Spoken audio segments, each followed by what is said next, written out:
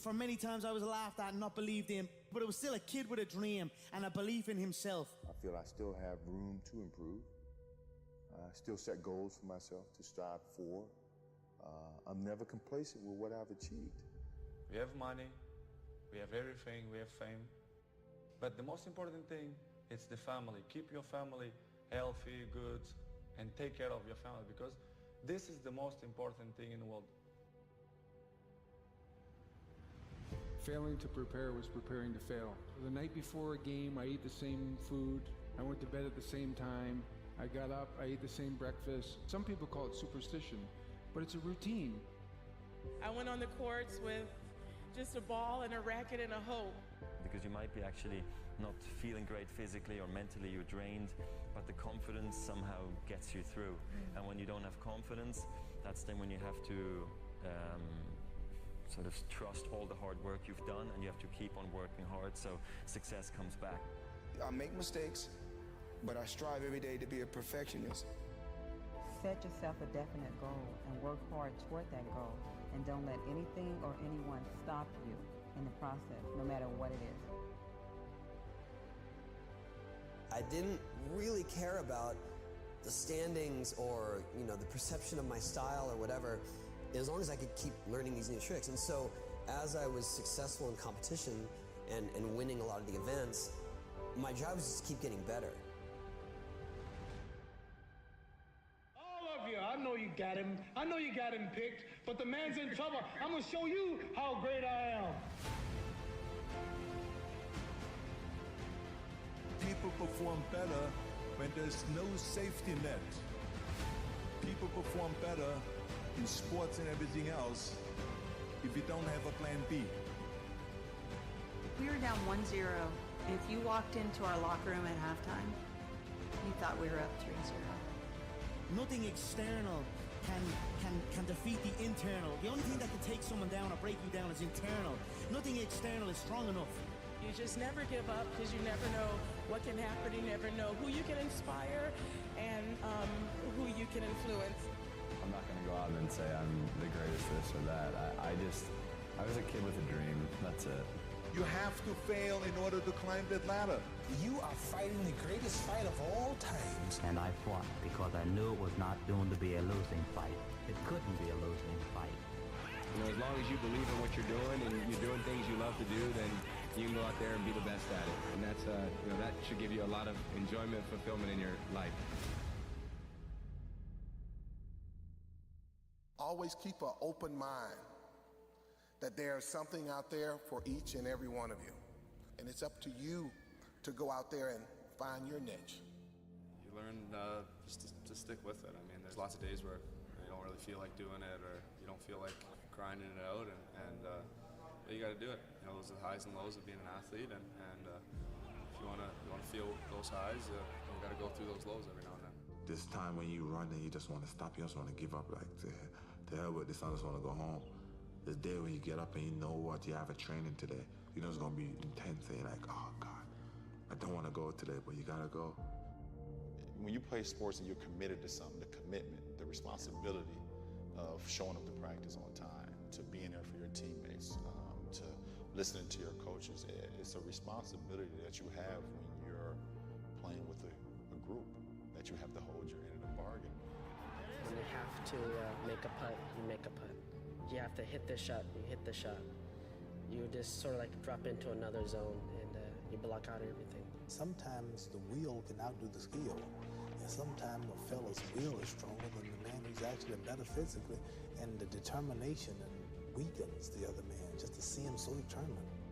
I still feel I have a lot to prove, not just as a player, but as a person, as a father.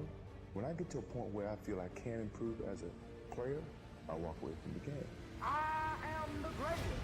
Hard f***ing work. You put it in, you believe in it, you will succeed.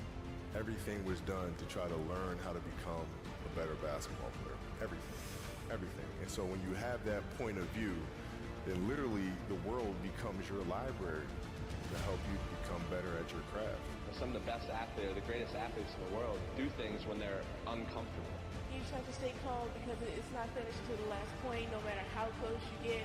I've been working so hard all my life to be here, and I was determined to get this. You gotta start from way down the bottom. You gotta let it grow up with you. And if you're successful and you try hard enough, you're bound to come out on top. Just like these boys have come to the top now. Mentally, we have a vision, we have a finish that we have to attain, and sometimes you have to do it when you're old and you're tired, and I think it's the test of your will to succeed.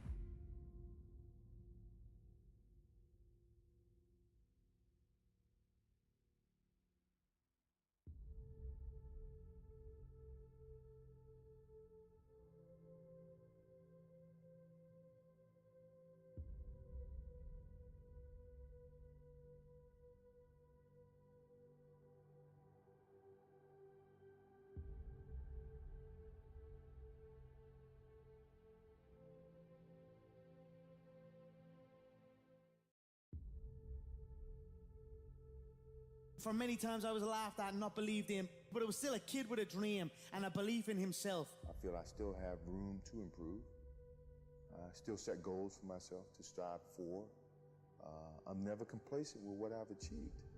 We have money, we have everything, we have fame. But the most important thing is the family. Keep your family healthy, good, and take care of your family, because this is the most important thing in the world. Failing to prepare was preparing to fail. The night before a game, I ate the same food. I went to bed at the same time. I got up, I ate the same breakfast. Some people call it superstition, but it's a routine. I went on the courts with just a ball and a racket and a hope. Because you might be actually not feeling great physically or mentally, you're drained, but the confidence somehow gets you through. And when you don't have confidence, that's then when you have to sort of trust all the hard work you've done, and you have to keep on working hard so success comes back. I make mistakes, but I strive every day to be a perfectionist. Set yourself a definite goal and work hard toward that goal, and don't let anything or anyone stop you in the process, no matter what it is. I didn't really care about the standings or, the perception of my style or whatever, as long as I could keep learning these new tricks. And so as I was successful in competition and winning a lot of the events, my job was just keep getting better. All of you, I know you got him. I know you got him picked, but the man's in trouble. I'm gonna show you how great I am. People perform better when there's no safety net. People perform better in sports and everything else if you don't have a plan B. We were down 1-0. If you walked into our locker room at halftime, you thought we were up 3-0. Nothing external can defeat the internal. The only thing that can take someone down or break you down is internal. Nothing external is strong enough.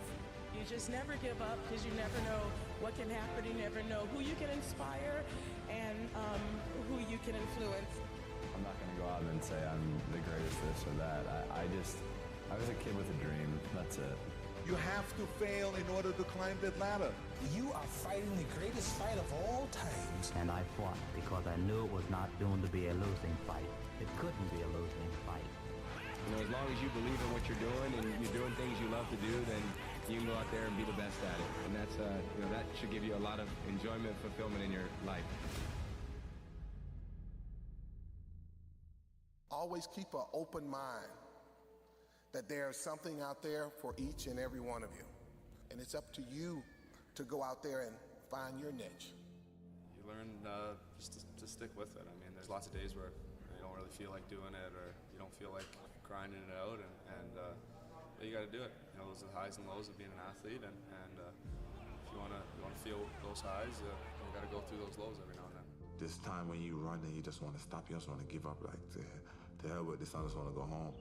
This day when you get up and you know what you have a training today, you know it's going to be intense, and you're like, oh God, I don't want to go today, but you got to go. When you play sports and you're committed to something, the commitment, the responsibility of showing up to practice on time, to being there for your teammates, to listening to your coaches. It's a responsibility that you have when you're playing with a group, that you have to hold your end of the bargain. When you have to make a putt, you make a putt. You have to hit the shot, you hit the shot. You just sort of like drop into another zone and you block out everything. Sometimes the will can outdo the skill. And sometimes a fella's will is stronger than the man who's actually better physically, and the determination weakens the other man just to see him so determined. I still feel I have a lot to prove, not just as a player, but as a person, as a father. When I get to a point where I feel I can improve as a player, I walk away from the game. I am the greatest. Hard f***ing work. You put it in, you believe in it, you will succeed. Everything was done to try to learn how to become a better basketball player. Everything. And so when you have that point of view, then literally the world becomes your library to help you become better at your craft. Some of the best athletes, or the greatest athletes in the world, do things when they're uncomfortable. You just have to stay calm because it's not finished to the last point, no matter how close you get. I've been working so hard all my life to be here, and I was determined to get this. You gotta start from way down the bottom. You gotta let it grow up with you. And if you're successful and you tried hard enough, you're bound to come out on top. Just like these boys have come to the top now. Mentally, we have a vision, we have a finish that we have to attain, and sometimes you have to do it when you're old and you're tired, and I think it's the test of your will to succeed.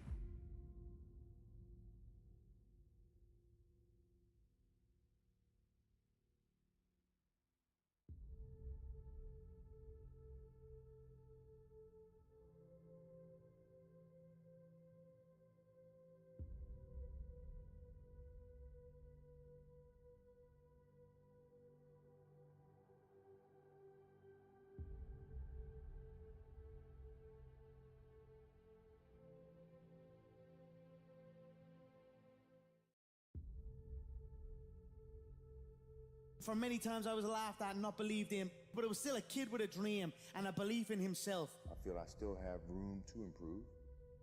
I still set goals for myself to strive for. I'm never complacent with what I've achieved. We have money, we have everything, we have fame. But the most important thing is the family. Keep your family healthy, good, and take care of your family, because this is the most important thing in the world. Failing to prepare was preparing to fail. The night before a game, I ate the same food. I went to bed at the same time. I got up, I ate the same breakfast. Some people call it superstition, but it's a routine. I went on the courts with just a ball and a racket and a hope. Because you might be actually not feeling great physically or mentally, you're drained, but the confidence somehow gets you through.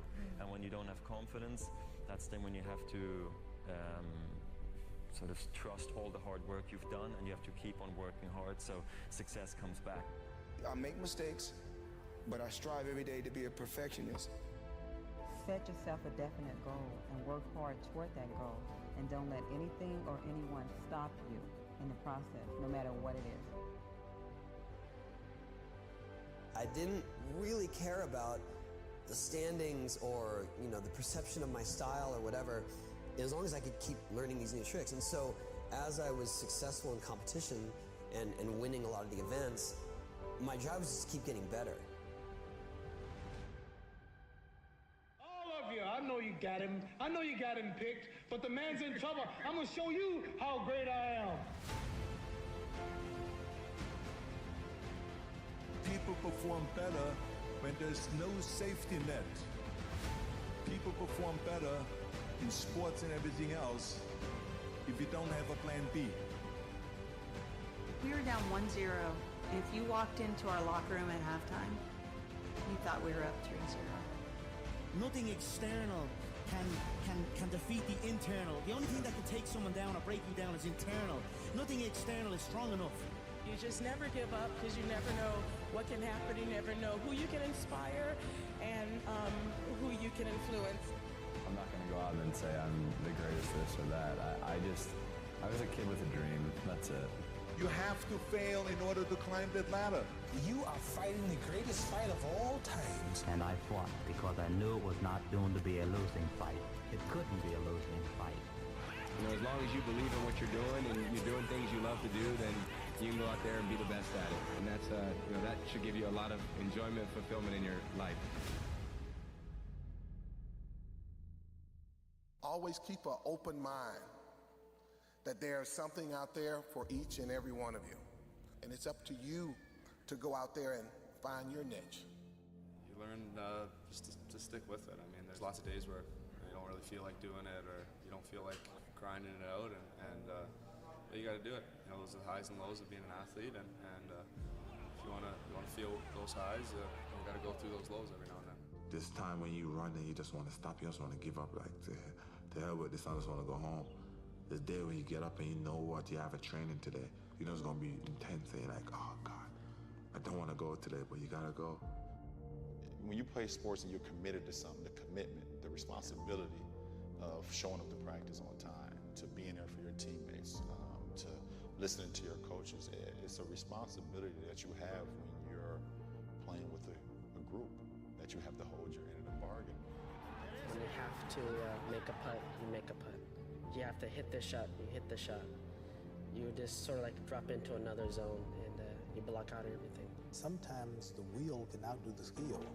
And sometimes a fella's will is stronger than the man who's actually better physically, and the determination weakens the other man just to see him so determined. I still feel I have a lot to prove, not just as a player, but as a person, as a father. When I get to a point where I feel I can improve as a player, I walk away from the game. I am the greatest. Hard f***ing work. You put it in, you believe in it, you will succeed.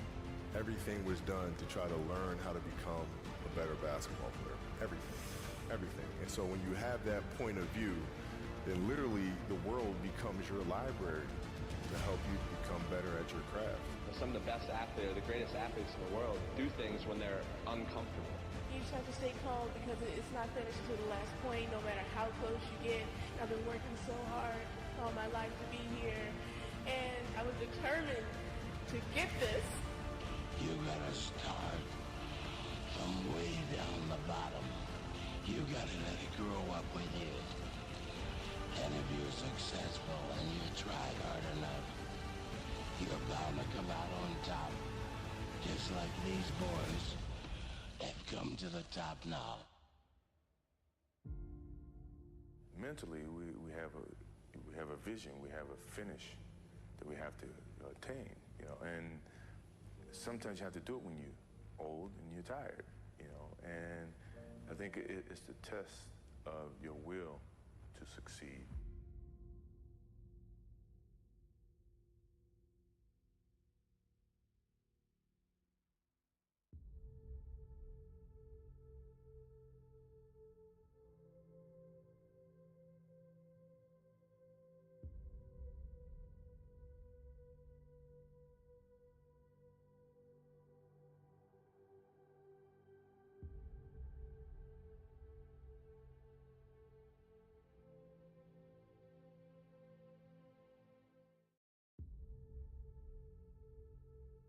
For many times I was laughed at and not believed in, but it was still a kid with a dream and a belief in himself. I feel I still have room to improve.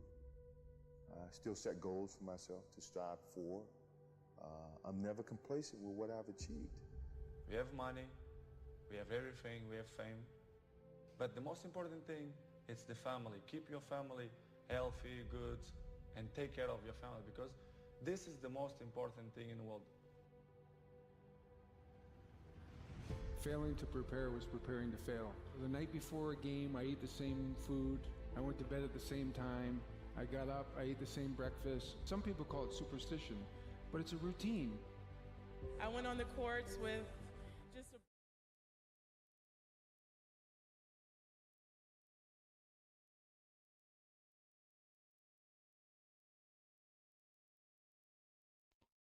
Hello everybody, this is Lance Lisciotti with the Make a Score Tour. Welcome to the 2025 Cooper Cup.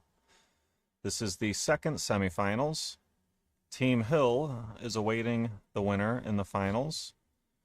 We have Ray Niederwerfer, the captain of Rainmakers, versus Kevin Bourn, the captain of Natural Born Killers.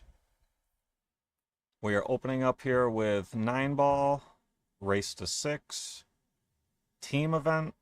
Every player will play 1 rack until a team reaches 6 games won.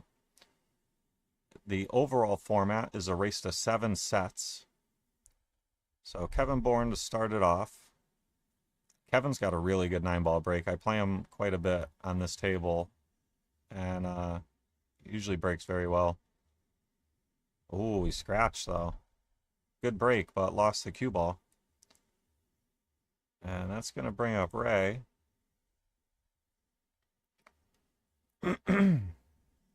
Ray's going to have ball in hand.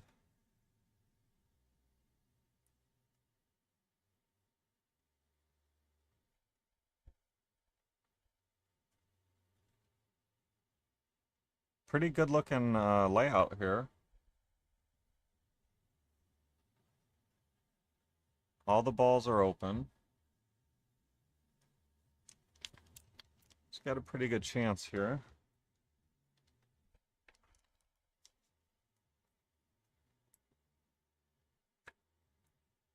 I'd like to get pretty straight on the 3-ball and have a good stop shot for the 4 next, or you can roll forward and use the short rail.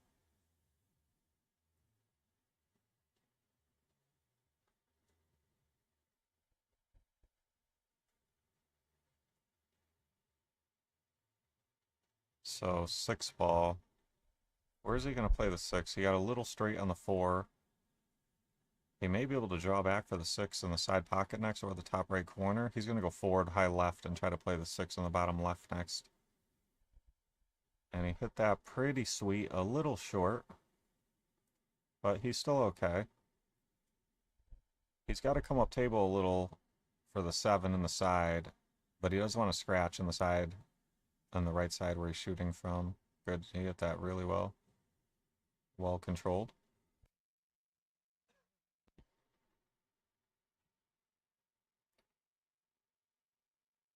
Ray looking to run these out and put his team on the board here.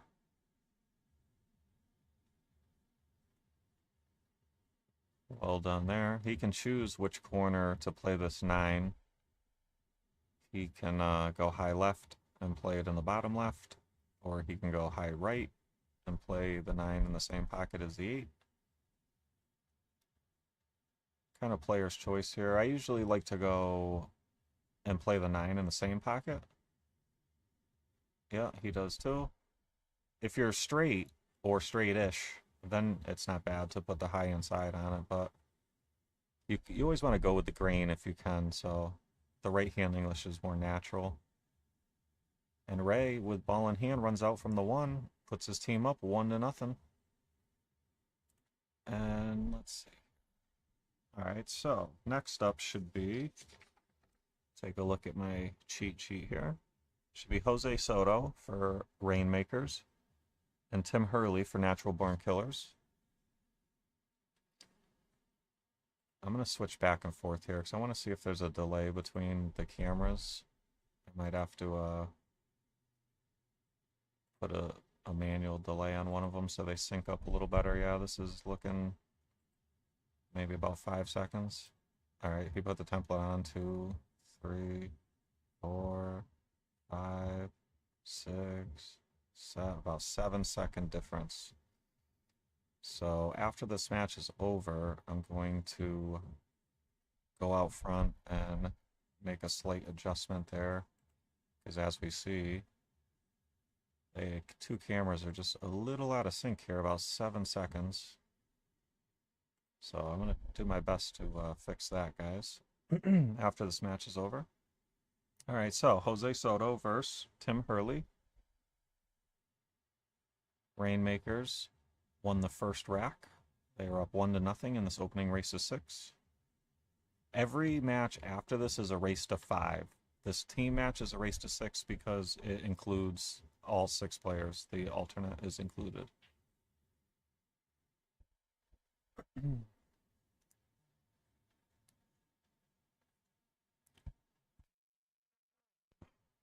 Ray probably can't hear me, but thanks for liking the stream. Nice run out, Ray, from rack number 1. That is a great start for Rainmakers. Sean, just remember, this is only 1 rack. This is the opening team match, and every player only plays 1 rack, and they keep it moving until a team reaches 6 wins. Yeah, this is not singles. This is the team match. The singles next will be Ray Niederwerfer playing. Oh no, I'm sorry. We'll have Scotch doubles next, 9-ball, and then we'll have singles 8-ball. Ray Niederwerfer versus Tim Hurley. In between the next rack, I'll flash the lineup. You can take a quick look at what we have to come. We will play 6 matches today. Oh, you know what, guys? I have a mic out there that I want to try to give you guys a little bit of tableside noise. Let me see if we can do this here.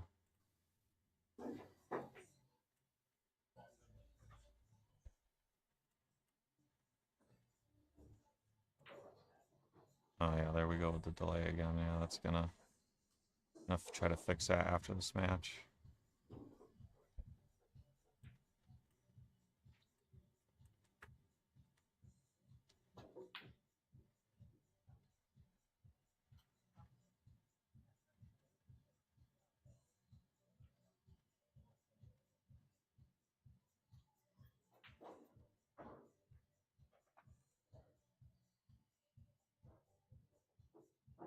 Just give me 1 second, guys.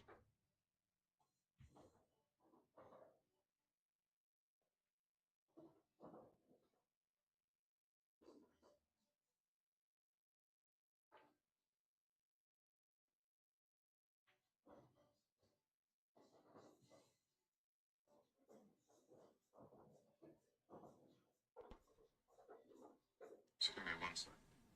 Alright, so I'm just not going to mess with that mic for now. It's not picking up the audio like I was hoping it would, but... Alright, so what do we have here? We have Jose Soto versus Tim Hurley. Looks like kick on the 2. And who was that? That was Jose. So Tim at the table. Good looking layout here. A little bit of congestion with the 5, 6, 7, 8, but definitely manageable. I mean, if you just get straight in on the 5 in the top right corner, you could play the 5, 6 in the top right, and then either corner for the 7. Uh-oh. Uh-oh. Oh boy. Tim finds himself stuck behind the 7 pretty good here. I don't see a great kick besides this top short rail. He can go 1 rail directly up to 3 or 2 rails at the 3. The problem with the 2 railer is the left side pocket is right in the way, so I expect him to go 1 rail here. If he was to miss it on our right side, he could hit the short rail and then hit the 3. So he's got a little bit of a 2-way here. It's funny though, you know, you're stretching with the bridge, and it's very uncomfortable, the shot. Looks like he may be trying to get the 2nd rail past the side. Maybe putting a little left-hand English on the cue ball. Oh, he checked it up with some inside a little too much. And Jose, who I like to call No Way Jose, coming to the table, ball in hand. He'd love to run these out and put Rainmakers up 2-0. And he's got a great opportunity. Falling on this 5 is pretty important. You want to fall good on this 5. So he chose to come back for the side. And he got on the right side of it. He would have liked to have been a little straighter. He may be able to roll it in, but if not, he can use the bottom rail. He could roll it in. And this is shaping up pretty good. Play the 6, 7 in the same corner, top right. And then maybe the 8 in the side or the bottom right corner. Depends on the angle on the 7 here, or if the 8 ball does go in the side. Ooh, that got away from him a little bit. A little quick on the backswing. But first match of the day, you will see, in my opinion, more uncharacteristic misses. Players are still trying to get comfortable with the conditions, and nerves are high. I think it's the conditions a lot of the times, because early in the day, the balls are usually freshly polished and a little tougher to control. And then as they get worn out through the day, basically dirtier, they start to play a little bit more predictable. The English grabs a lot better and less slide. This was a pretty nasty safe by Tim. You know, Jose can kick at it off this bottom rail, but the problem is it's hard to avoid the scratch in the side. You want to favor our left side of the 6, but then you have to worry about the 8 ball. I don't like this up table kick. You have to kick at this from the bottom rail. You just got to hope you hit it perfect. You'll probably slow roll it and try to just hit the 6 like right on the nose at the angle from the bottom rail. You don't want to favor the right side because you scratch. You don't want to favor the left side because you might foul and hit the 8. And that's okay because he didn't move the 8. This is not this is a tough ball, even with ball in hand. I mean, he's looking at it. Does it go down the corner? It looks like it does. Yeah, it looks like it does. So this is a great escape here, that ball goes there. I mean, he could have played it in the top right corner too, but it's a little tricky. This is way better.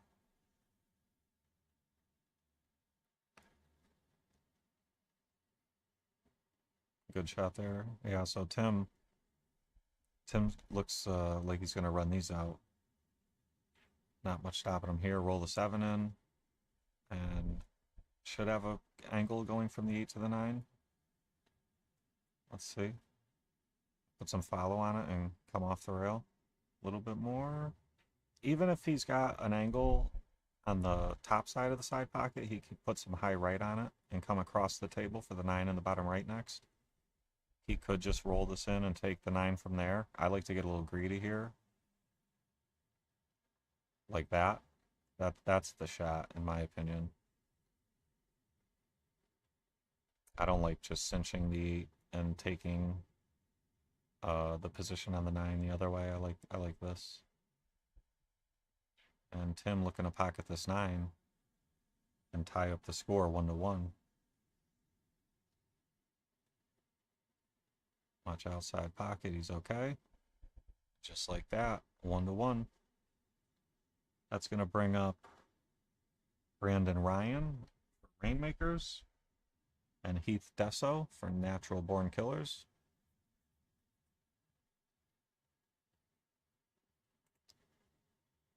All right, so this camera's ahead.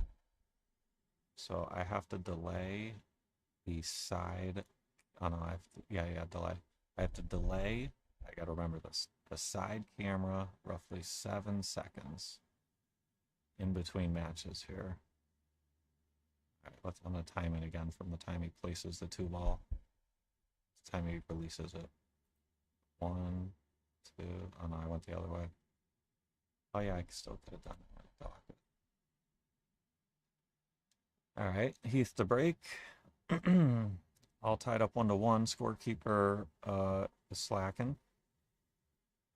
Let me see if I can make a manual adjustment here. Help them out. It's gonna take me a second to get the scoreboard up here.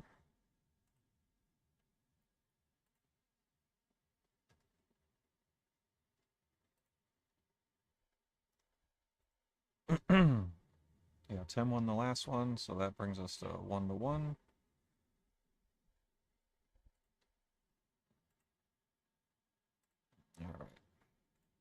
All right, Heath cannot see much of this one. He can see the edge. Gonna have to see a safety attempt here. Maybe try to use the 2 and the 7.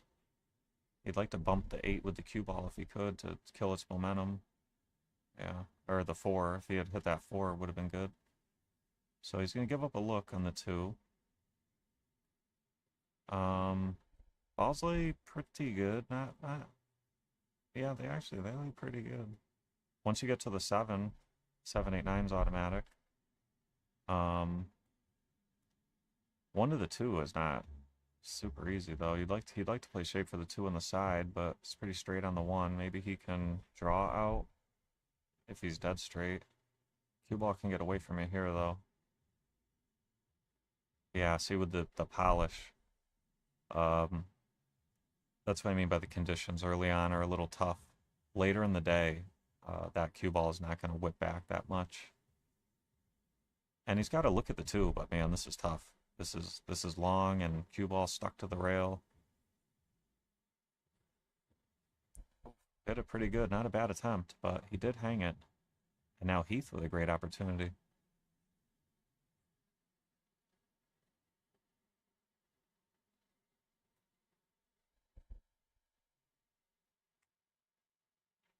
Ben, thanks for the share.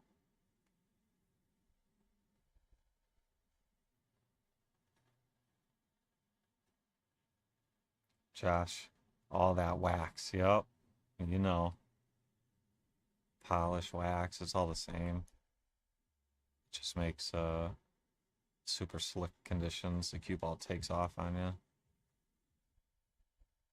But it'll get a little bit more manageable as the day goes on. Jason, thanks for liking the stream. Heath in business here. He needs to pocket this 5. He'd like to draw back to center table, if not even a hair beyond. Is he going forward? No, he's drawing it. Yeah. Oh, he found the side. Missed the 5 and found the side pocket, so miss hit that one. And now Brandon with a real nice opportunity. Same thing. He wants to draw to about center table or a little below. And then he's in business. Yep, he fell really good on the 7. Roll this one in. And pretty much stop shot city on the 8-9. And Rainmaker's looking to take a 2-1 lead.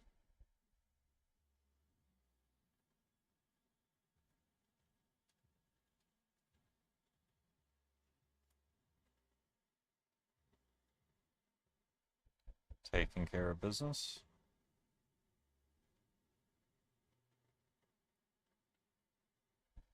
And looks like Rainmaker's headed for a 2-1 lead. This opening race is 6 team match. Next up, we're going to have Sean Robinson for Rainmakers and Paulo Faria for Natural Born Killers.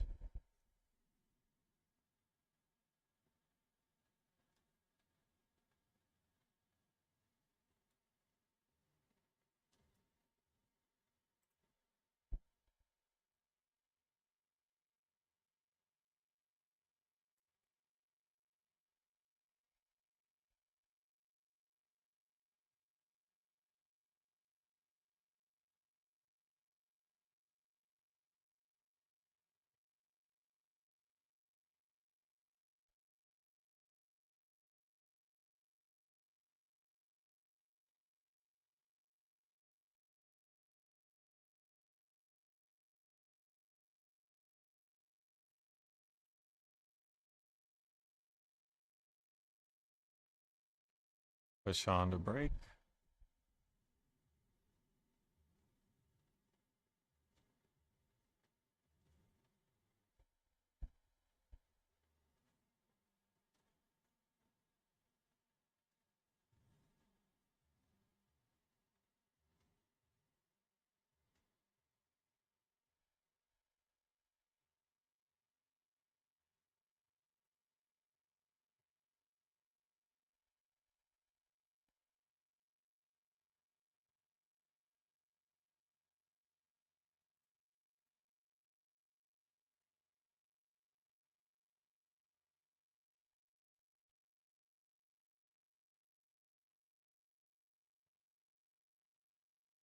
Alright guys, sorry, I was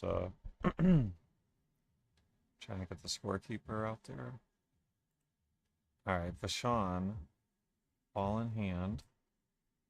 5-ball. May have to play the 5-7 combination in the bottom right. Elise, thank you for sharing the stream.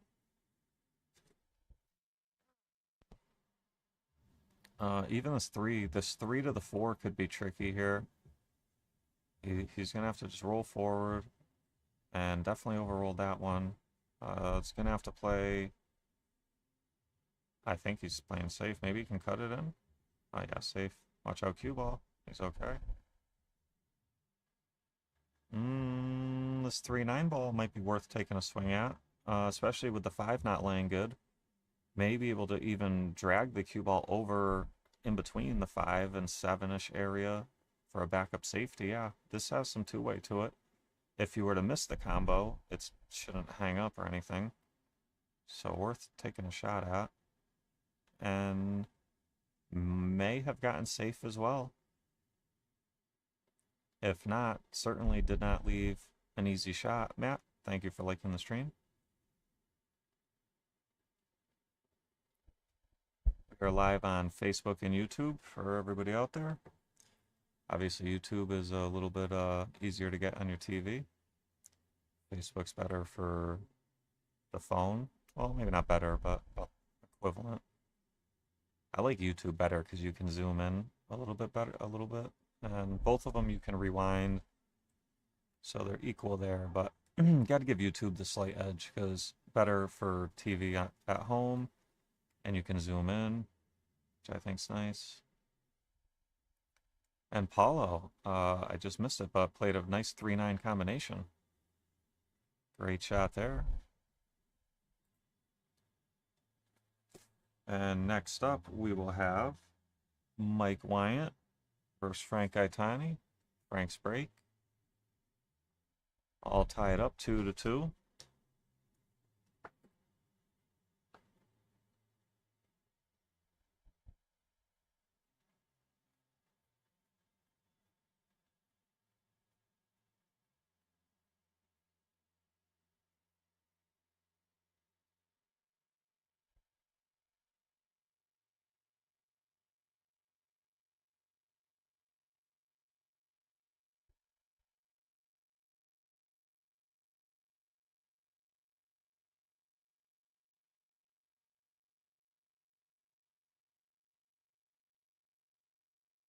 Here's a quick look at what we got coming up. Next match will be Sean Robinson and Jose Soto versus Tim Hurley and Frank Gaetani. Race to 5 and 9 ball. Scotch doubles. Alright, Frank to break. Watch that 7 ball. Flies right in, but does scratch in the side pocket. And great break. It makes 3 balls. So great break, but did lose the cue ball. And Mike Wyatt going to step up with ball in hand, and he's got a great opportunity to run these out. The 1 to the 3 are both sitting up table. The 4 kind of leads you to the 6 in opposite corners. And then I think after the 6, it goes straight to the 8 the side. And yeah, fantastic opportunity here from Mike. But Craig, thank you for sharing the stream. But can't take it for granted. Have to execute here. Can't get ahead of yourself.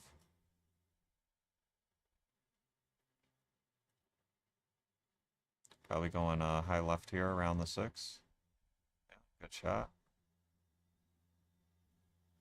Needs to be careful here he doesn't find himself on the right long rail behind the 8. He's either going to go to the rail and back out or hold it on the left side. Probably to the rail and back out with the slick conditions. Ooh.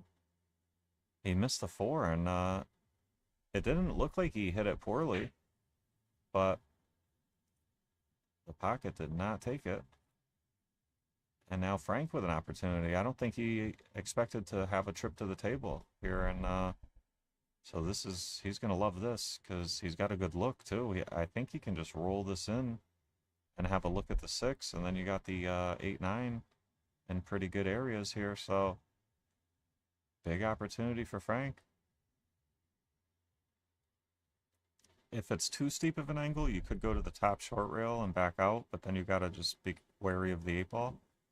It looks like it's straight enough to where you can just roll it in the side, but it's uncomfortable slow rolling balls.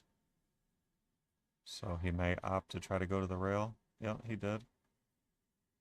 And fell just about perfect on this ball. It looks like he can nip draw it and stay on this left side of the 8. If it is steeper than it looks, he could come over to the right side of the table where he's at and play the 8 in the other side, but I think he can just hold it here. Just spin it in a little bit. Yep, just like that.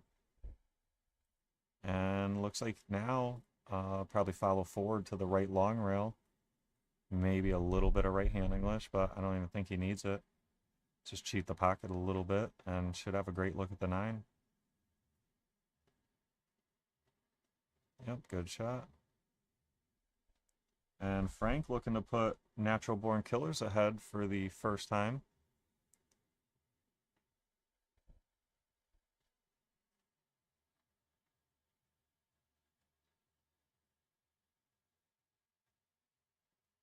And Frank takes care of business there, and Natural Born Killers takes a 3-2 lead. Next up here, we are going to have alternate Bob Poulin versus Kenny Hope.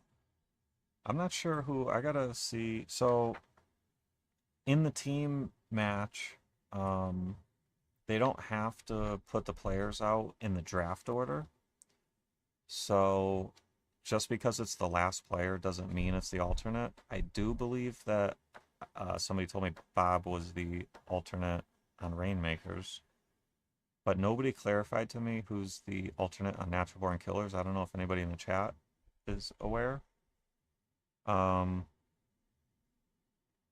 would either be Heath, Paulo, or Kenny. I'm just not sure which one it is.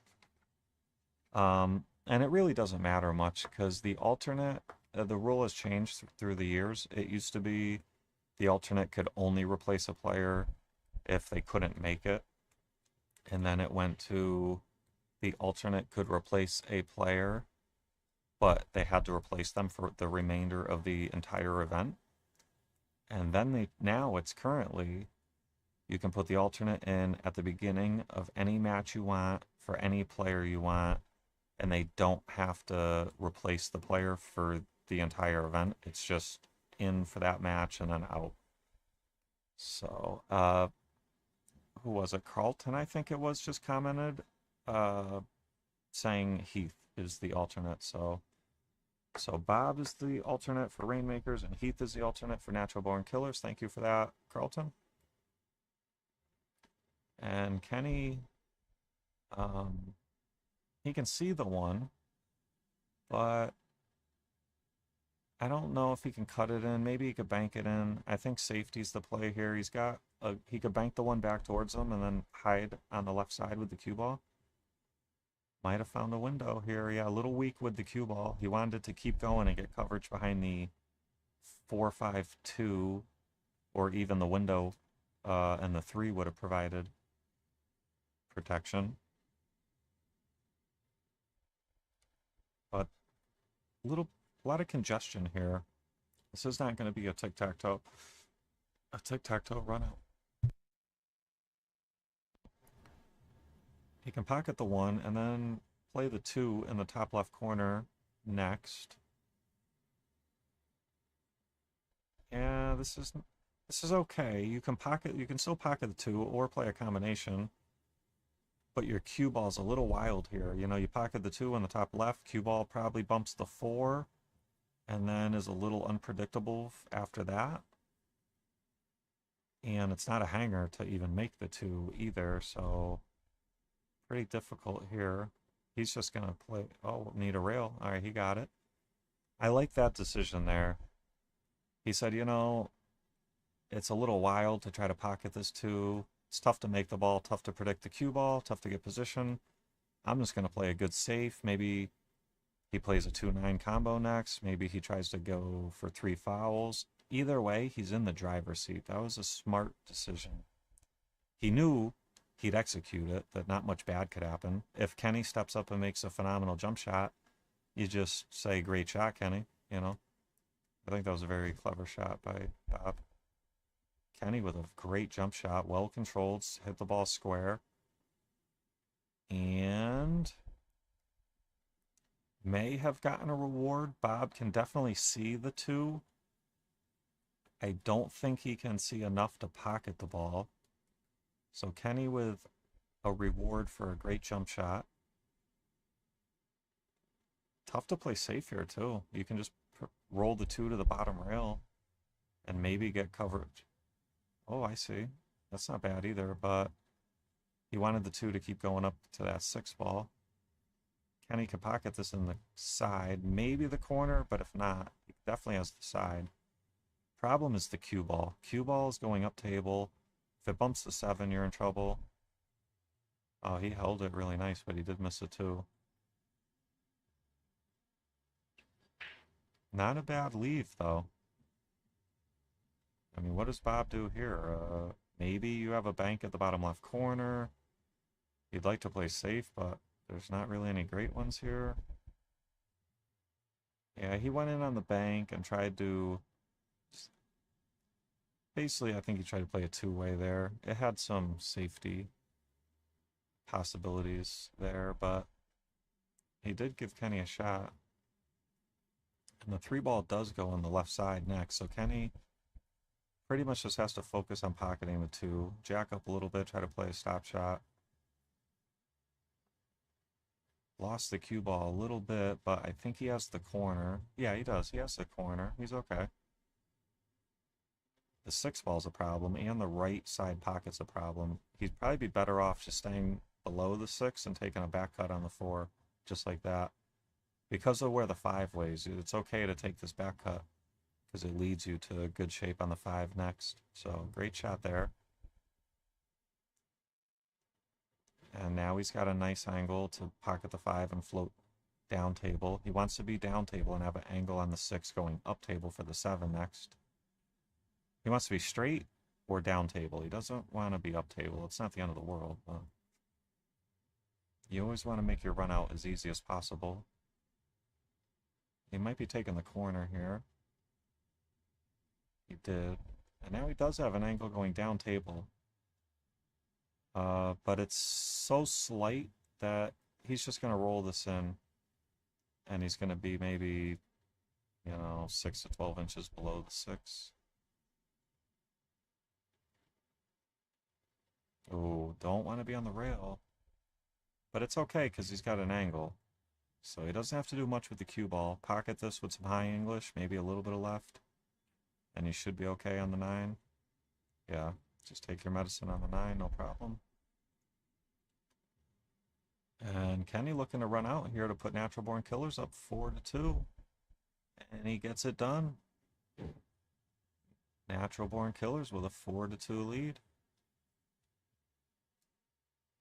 Next up, all right, so restarting the rotation. It's going to bring up Ray Niederwerfer versus Kevin Bourn.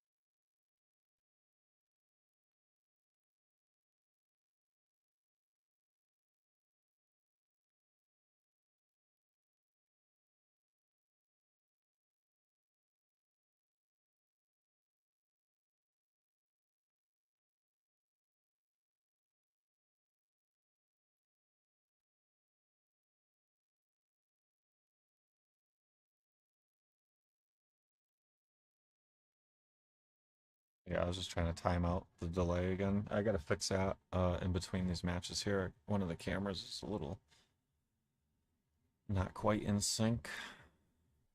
It's okay. I'll look to fix that. after this match.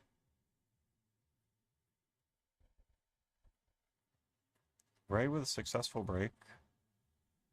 Pockets a ball. Has an opening 1-7 combination. Once 6 ball a little bit in the way, but I think he's okay. Just want to roll this one in. You don't want the 1 to go in as well. You probably won't have a good look at the 2.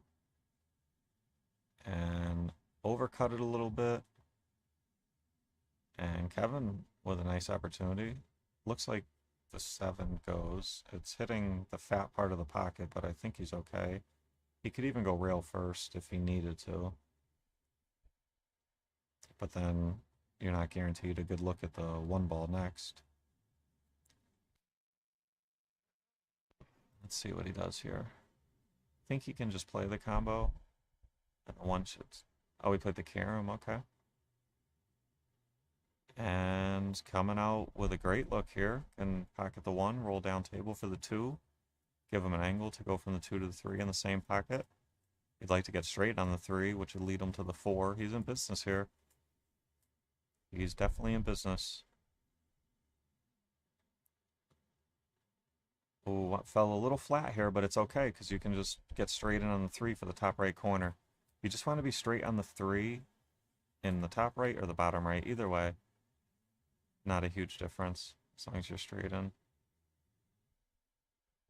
And a little funny here, angle going the wrong way. He would have liked an angle going the other way towards the right side. He may be able to kill this 3 ball. A little bit of hit it solid, full, with a little bit of low left. Let the spin throw the 3, which kills your cue ball. He chose to try to just power it in and go all the way across, which is not a bad choice either, but he did miss the 3. And that's going to bring Ray to the table. He's got options here. He could cut the 3 with some right and come down the right side of the table. He could spin it in a little with some left and try to... I don't like left because then you got to deal with the 8 ball. Yeah, I like that way, but did fall a little short. Still has a look though. It's not terrible. The benefit here is that if you do make the 4, cue ball's naturally going back up table for the 6 in the side pocket. And if he is to make this and get a good look at the 6 at the side, he'd be the strong favorite to run out. Dave, thanks for liking the stream. Needs that cue ball to keep going. I think he got just about there. If not, he does have a cross-side bank. But I think he can cut it and swing around 3 rails. Oh, we missed the 6. Oh, look at this roll, though. He got a great roll. This does not lay terrible for the kick, though. This is going to be... If he can't see it and he has to kick off the left long rail, Kev's got a good chance of kicking the 6 ball in. It lays pretty good. If he overcuts it, the 6 could even hit the 9 and go in off the 9. You should call the 9 somewhere, just in case here. But Kev might kick this one in. This lays pretty good. Alright, side pocket. Oh. And as long as it's not wired to that top left corner, not a bad leave. It does look like the shot may be on, though, or at least pretty close, where he just has to spin it or cut it a little bit. Let's see. He's not really aiming at it like he can make it, so he might just have to play a safe. Pat, thanks for liking the stream. Yeah, I think he's going to play safe and try to get the cue ball down tables behind the 8-9.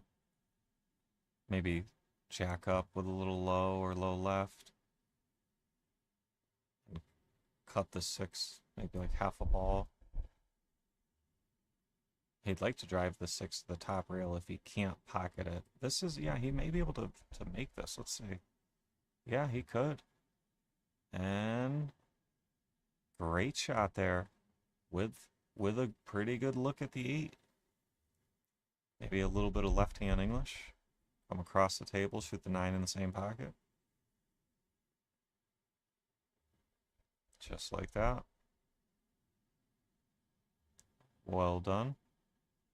And Ray looking to bring his team a little bit closer here to 4-3. And Ray gets it done. And that's going to bring up Jose Soto and Tim Hurley, Natural Born Killers, with a 4-3 lead.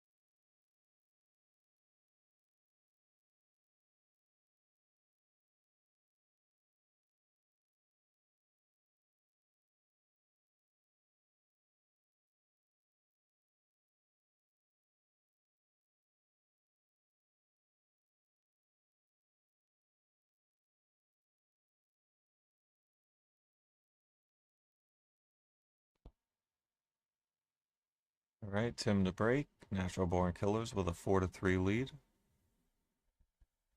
Watch that orange 5 ball at the bottom of the screen. Should fire into that bottom left corner. 1 ball towards the top side pocket. Maybe even in. 5 ball went right in. Makes the 6 as well. And may have a look at the 1. Yep, there is a delay, guys. I'm aware of it. I'm going to try to fix it in between matches in the cameras. About a 7-second delay.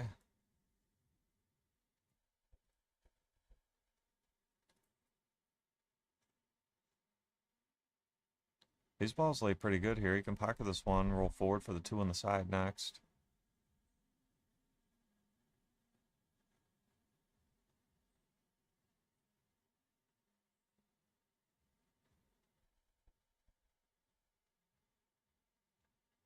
And now, let's see, maybe draw a little bit or roll forward and take the 3 in the top left corner. Next, he could draw around the 7, but then you don't have the greatest angle on the 3. Let's see what he's going to do. It looks like he is going to draw to the left. Oh, missed it too. I was worried about all cue ball. And Jose. No way, Jose. He's going to have a back cut on the 2. Could maybe swing around 2 rails for the 3 in the top left corner, the same pocket next. Maybe he could kill it. Yeah, I don't think so. I think he's got to swing around. Watch out, a little bit of traffic. And looks like he's going to... Oh, don't want to be jacked up over the 9. Yeah, he's going to be a little bit funny over the 9. It's going to make this a lot tougher. Position is a little sketchy too. Let's see what he's going to do. He could try to punch out, or he could roll it. Let's see what he chooses. He tried to punch out. Watch out, 8 ball. Okay. He's back. All right, so he's back in line now. I mean, this is still a little tricky, but way better than his last 2 shots. His last 2 shots were really difficult.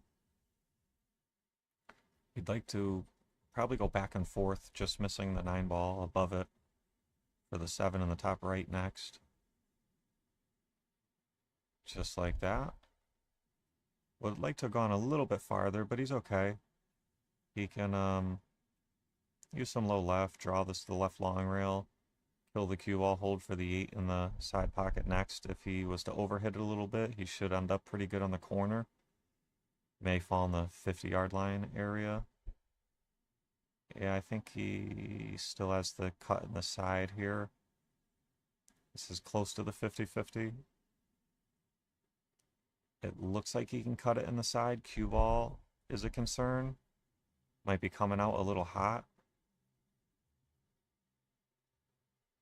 Let's see.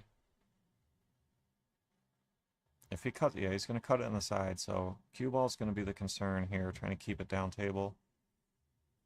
Would have liked to probably bump that 9, would have kept him down table, but you know what? This is not a bad look.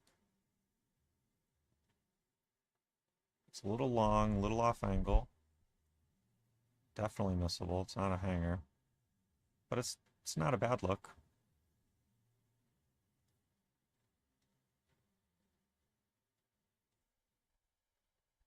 Jose most likely took his extension. Great time to use it. Cannot take it with you. He knows it's a pretty important shot here. This would either tie it up 4-4 or go down 5-3. And pockets it. And we're all tied up 4-4.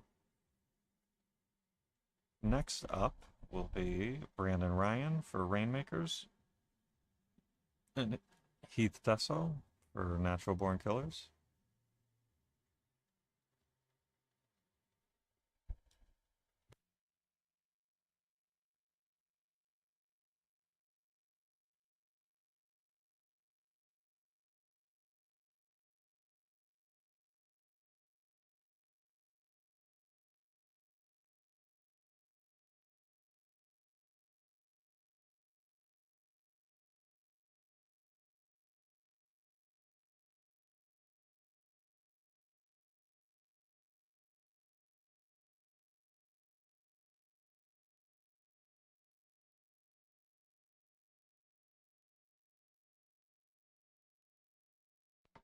All right, Brandon a break.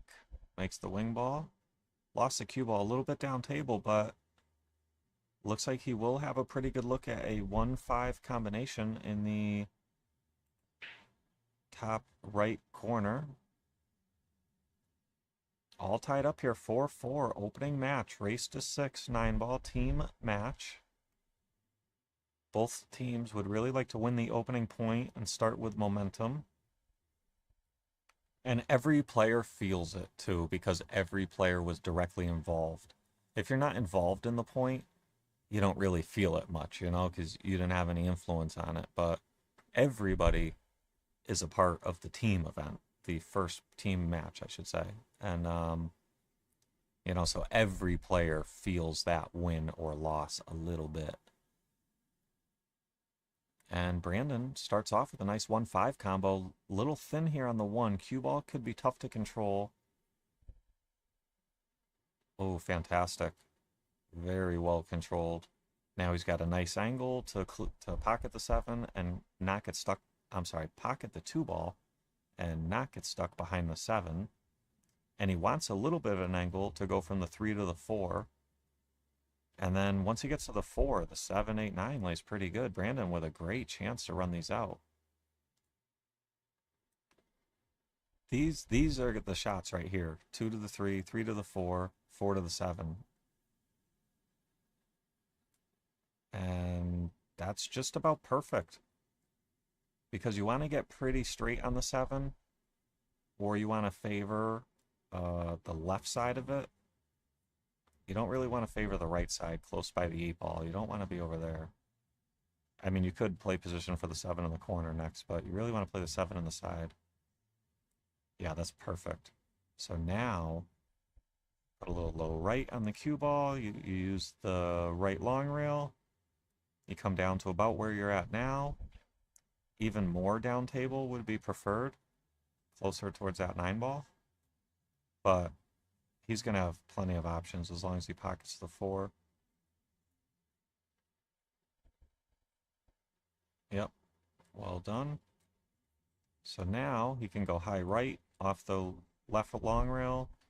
He can go low right and just draw it. I think based on this angle, you go high right or just high and use the left long rail. You go with the grain, just like that. And really well done. Looks like he can come across for the 9 in the same pot. He fell a little funny here, where you don't really want to hold it, and you don't have a huge angle to come across. So he could kill this. I think you're better off going firm and coming across the 9, but you can kill it. Yeah, he killed it. This is the only reason why the preference is usually coming across the 9, is because had he gotten a little closer to the 9, he's the favorite to make this, but it almost got a little funny. Yeah, good shot there. Nice break and run by Brandon Ryan. And that's going to put Rainmakers up 5-4 on the hill. So next up, Fashawn Robinson is going to try to close it out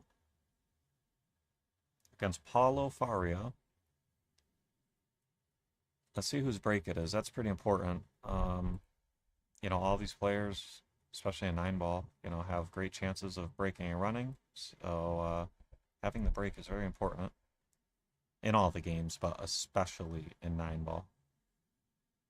So it is going to be Paulo's break. That's good for Natural Born Killers. We've had quite a few lead changes here. Rainmakers jumped out on the board first. I don't think it was 2-1. Then Natural Born Killers came back, something like 4-2, maybe 4-3. And now Rainmakers reclaiming the lead 5-4. So I don't know. It kind of feels like we're headed for Hill, but one rack at a time. There's been at least 2 scratches on the break so far. If I'm Paulo, I say, man, just don't scratch on the break. Take a little off, control the cue ball, anything to not scratch. And look at this break. 6 makes 2 balls and has a beautiful opening shot at the 1 ball. Yeah, these lay pretty good here. Let's see. 2 to the 3 is a little funny. 2 to the 3. 2 to the 3. That's the toughest shot in this run out, is the 2 to the 3.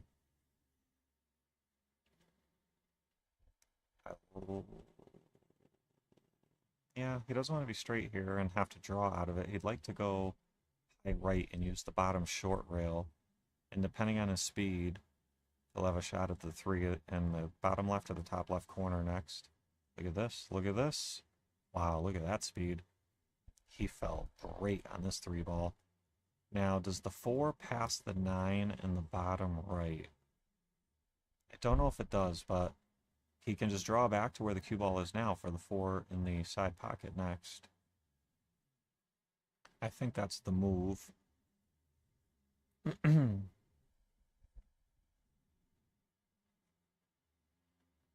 Good shot. Went a little bit more down table than he wanted, but his cue ball is going up table naturally towards the 5 ball next. He may have to roll this 4 in the side and play shape for the 5 in the same side pocket next.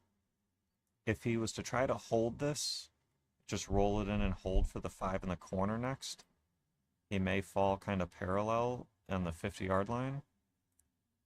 So he may be better off putting a little extra into it and rolling up table. Ooh, jacking up makes pocketing this ball a lot tougher, but I see what he's trying to do. Yeah, hold down table. And great shot to pocket the 4. Has a pretty good look at the 5. Position is not automatic, though. There does look like there could be a natural scratch in the top right corner he has to guard against. He may have to draw to the right long rail. Either way, it's going to make pocketing the 5 a lot tougher than it should have been. Yeah, see, he put a bunch of low left on the cue ball to guard against the scratch and get position, and that caused him to miss the 5 ball, putting low left on that 5 is very difficult to make the 5. You have to do what you have to do to avoid the scratch, though. It's no good to make the 5 if you're just going to scratch. So he gave himself the best chance. He had to run out. Bashan with a tough shot.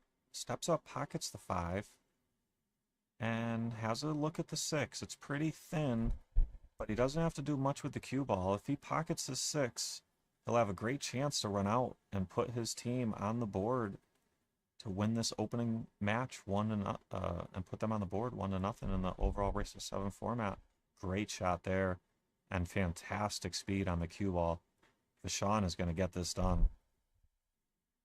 And Rainmakers is going to win this opening point 6-4. And they win the opening set. Next up, we are going to have Vashon, who just pocketed that set-winning 9-ball. It's going to be joined by Jose Soto, and they are going to be playing Tim Hurley and Frank Gaetani. And that's going to be race to 5, Scotch doubles 9-ball. We are playing 6 matches today. And actually, you know what? I'm not going to put that camera on, so I'm going to go mess with it real quick. But there's going to be a quick little 10-minute break in between matches. I got to fix that camera, or try to fix it at least, and we'll be right back with you guys for the next match.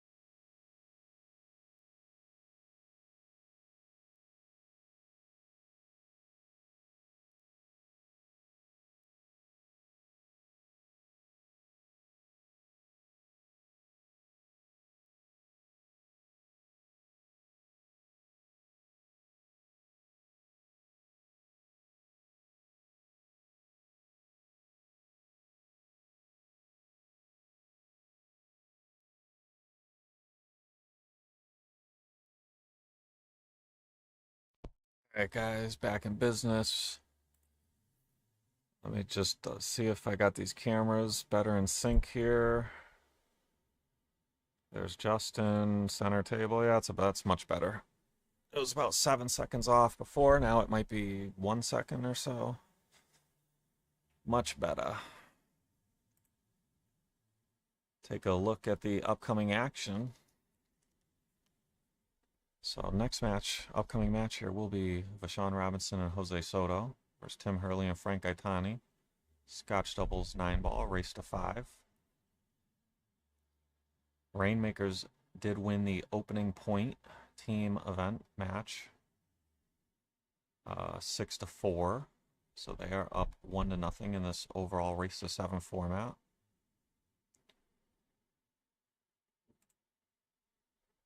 I believe we're just about ready to go here. I see Jose. I was just out there and saw Vashawn. Tim and Frank I actually didn't see. They're probably having a quick breather.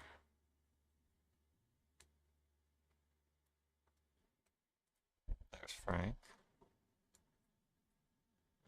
So, and there's Tim. Okay. So there's 3 out of 4, and I think Vashawn was already out there in the chair that we can't see.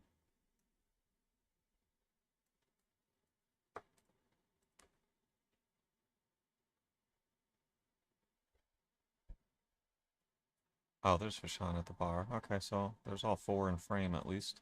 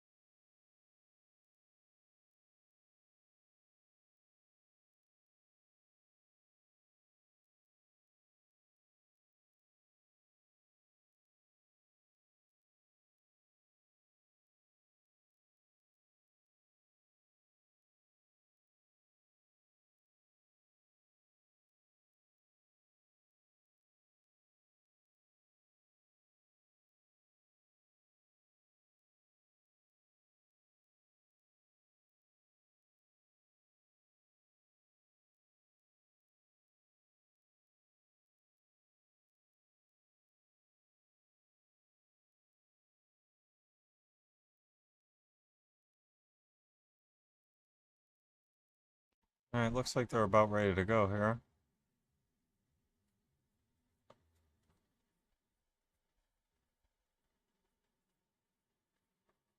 Alright, Jose and Frank to lag.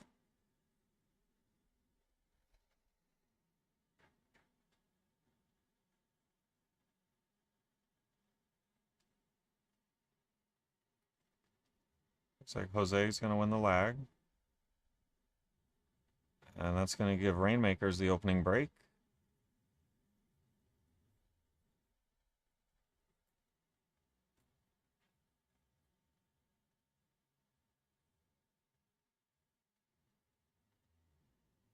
I like what Jose did there. I don't know if he was on the same page as me, but it looked like the cue ball he lagged with had some polish on it and came off the top rail a little weird.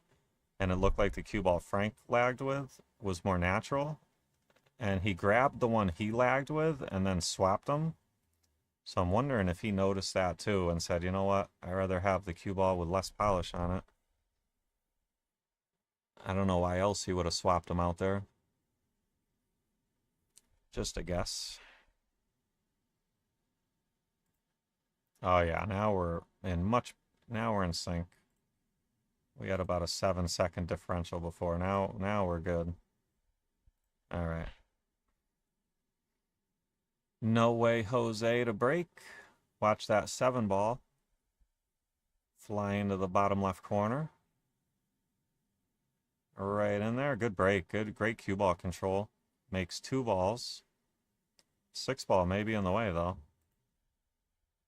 Yeah, that's 6 balls. A little tricky. He may be able to jack up and spin it in with some right-hand English, but cue ball is not going to a good spot. May have to just play safe here. Bank the 1 down table and leave the cue ball up table behind the 6-5-8-4. You have a lot of balls to hide behind here. Oh, a little helping kiss off the 3 there. He's gonna have good coverage. I think Tim can kick at the bottom rail here. Maybe some left-hand English. Try to kick the 2 ball up table. Yeah, so very severe. Is going to have to jack up a little bit. Makes a good hit. Is he going to get coverage? I don't think he got any coverage. I think Jose can see this ball pretty clean.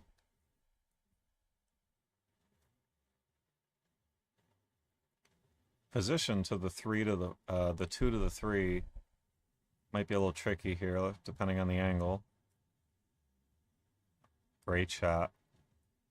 Very well controlled. And Vachon looks like he even has an angle to come out basically in between the 9 and the 5 where Jose's pointing. May have to cheat the pocket a little bit, but should be okay. I think he just got there. This is really close. I think Jose can make it, but it's very close. Vachon wanted it to go just a little farther.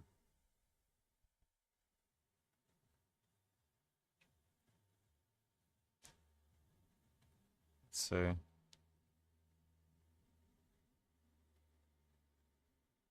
Had to play safe. And looks like he's going to get coverage behind the 9, or at least enough where Frank cannot pocket the 4. Frank's got a pretty good safe here. He could bank the 4 off the short rail, and then the right long rail back up to where he just pointed on the rail. You bank the 4 up table by the chalk, and you leave the cue ball down behind the 9. Even if you don't get coverage behind the 9, you have the 6-5-8. And even if you leave a window, as long as you execute the 4 ball properly, you leave, 5 feet of distance. But he got a double kiss. And Vachon with a pretty good look here. 5 position is going to be a little tricky, though. He could try to jack up and stay on this left side of the table for the 5 in the top right next. If the 5 clears the 6, he could just go forward to the right side of the 9. Yep, that's what he's doing. He's level. So it looks like he's going to go to the right side of the 9. Put some inside on that, too. And if that goes past the 6, Jose, he fell perfect on it for Jose. We're going to find out. I don't know if it goes. Jose might have been down by now. He could roll up on the 6. If it doesn't go, he could just play safe and roll up on the 6. Or at least use it as coverage. So it's really close, or he would have shot it by now. He's probably got like half a pocket.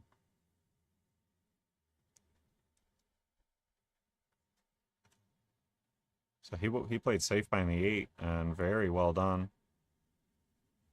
Tim can kick 1 or 2 rails at this 5 ball. Normally it's nice to kick 2 rails. This one I may kick 1 rail and try to put the 5 on the bottom rail and leave the cue ball up table. If he kicks 2 rails, cue ball does stay up table if he hits it full or the right side of it, and he might get coverage by in the 6-8.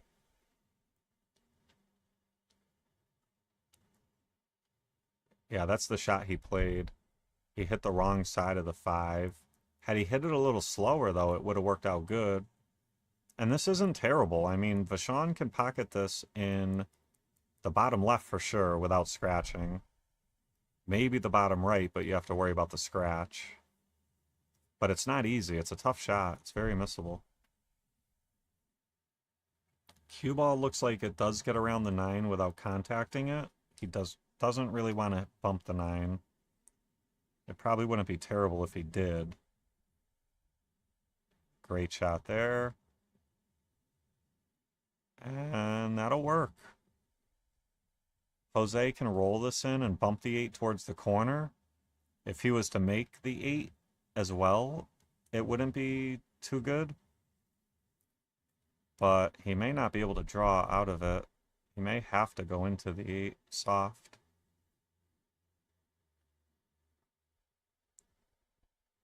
That'll work.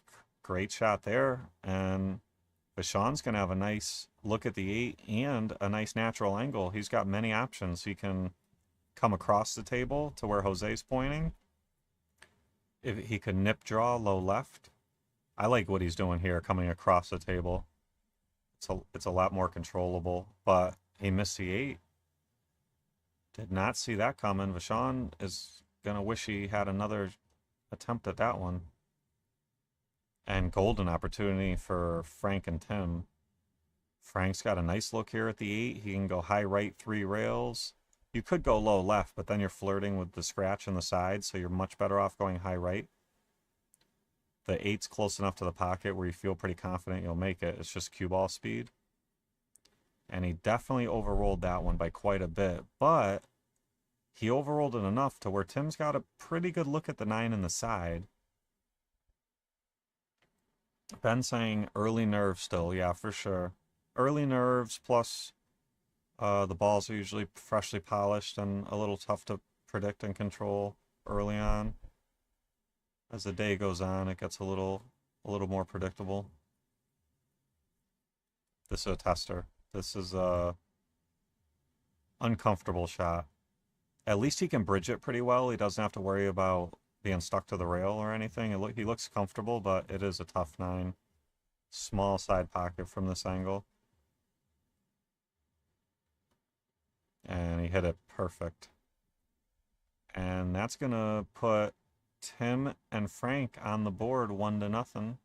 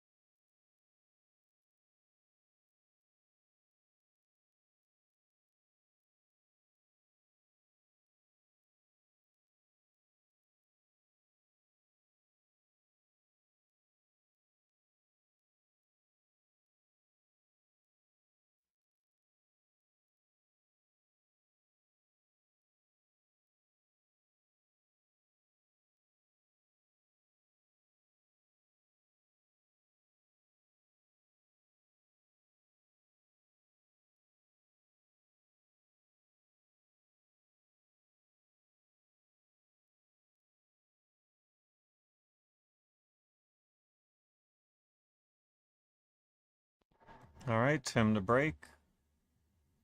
And they have a 1-0 lead in this race to 5.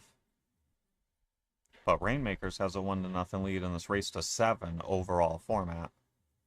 That's the real number you want to be winning at. So they'd love to win this point and tie it up 1-1. Rogers in the chat. How we doing, Rogers? He says, great matchup today. Completely agree. And he pockets 2 balls.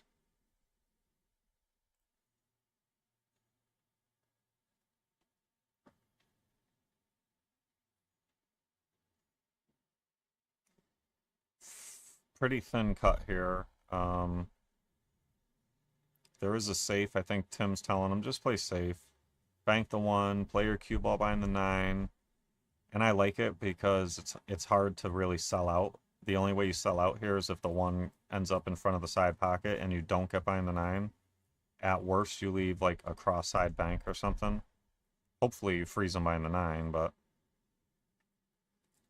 good shot there. It's an easy kick, but you know, he had a really tough shot. It wasn't really worth shooting. So, you know, might as well play safe. He's hoping Jose kicks at it and sells out. Oh, he can see it. Or go rail first, I should say. Oh, he could see it directly. And does not get coverage behind the 3, but leaves Tim really tricky. I don't know if... Sometimes you can back cut these. Yeah, he may be able to back cut this. I think that's what he's looking at. Cue ball is running into the 7 and wild, but he has to do something. He could maybe thin it and play safe, but the problem with thinning it is you might make it. So you might as well just make it. 3 ball lays in a good spot, where if you do make it, you should have a look. Yeah, maybe, I don't know if that could have been either one. That could have been a safety attempt, could have been a try to pocket it. Jose and Vachon are going to hope this 1 is wired off the 3 in the side. Or it might just be able to, just cut it in and it still bumps the 3 and goes right in. 3 ball is going to go up table, so you'd like to roll this 1 in and bring the cue ball up table with the 3. He hit it with a more random approach, but it came out perfect. Look at this. This is perfect. Couldn't ask for much more than this. Yeah, you just make this draw back a little bit, and Vachon will have a nice angle 4 to the 5. Yeah, perfect. Now you bring the cue ball basically back to around where it is now. You want an angle to go from the 5 to the 6. You do not want to be straight on the 5. But it's not even the end of the world if you get straight, because you could draw up and around the 9. Yeah, this is like perfect. Yeah, they're keeping their angles really nice so far.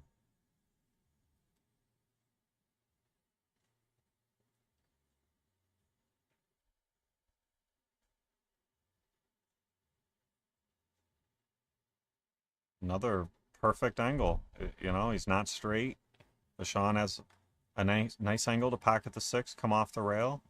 You want an angle to go from the 7 to the 9. So yeah, they're running these balls really well. That was a little flat there. Jose would have liked an angle to come around naturally.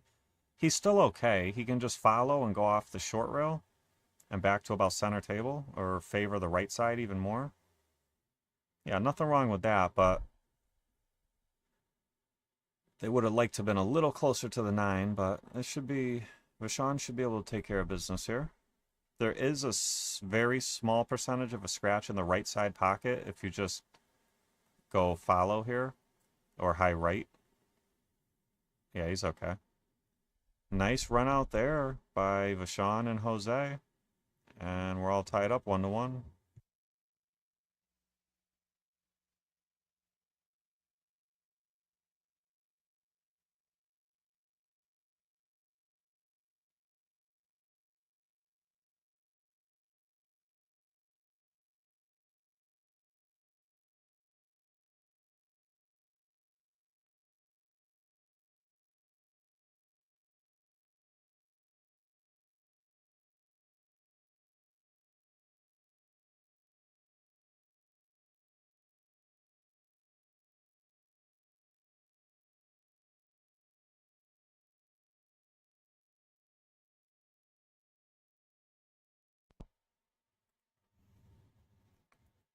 All right, Vashon to break.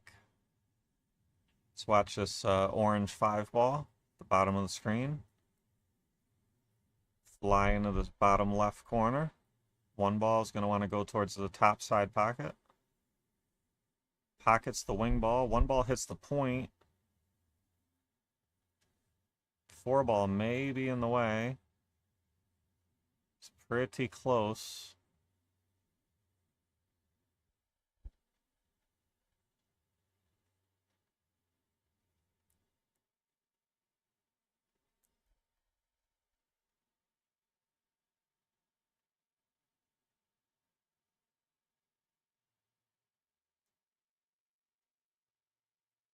Yeah, you can see it, but can he might have to play safe, thin it, and bring the cue ball back up table just like that.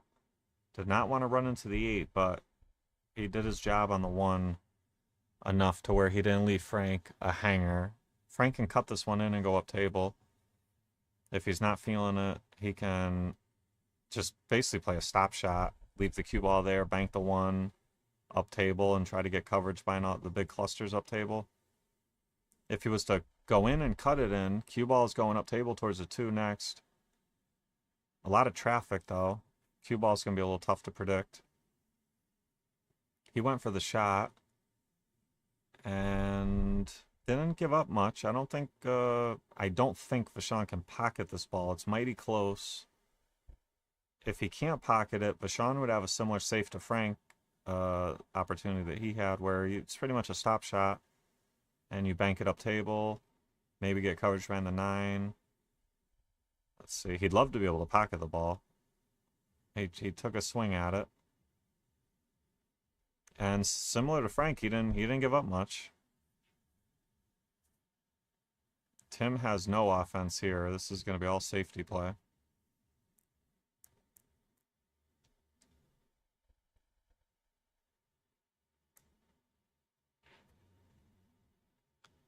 He can bank the 1 ball up table, or he can bring the cue ball up table as well. He can choose here. I think he's going to bring the cue ball up table. No, yep. Didn't want to bump the 6, but that's why he played it like that, because he knew the 1 was just going to sit on the rail. So even if he didn't get coverage, he's not going to leave a sellout.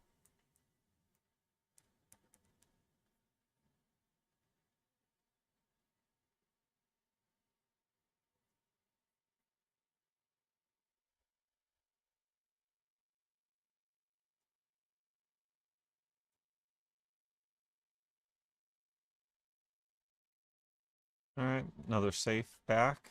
Safety return here. Wanted to get coverage behind the 9, but didn't really give up much. Frank could cross-side the 1, but it doesn't really lead you to the 2, so I think we're going to see another safety attempt here.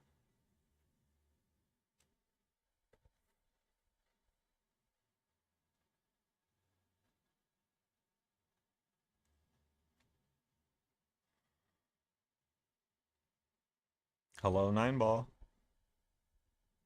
Great shot there. Vashon can kick off the bottom short rail. I don't think there's a scratch in the side. I think the cue ball hits the point.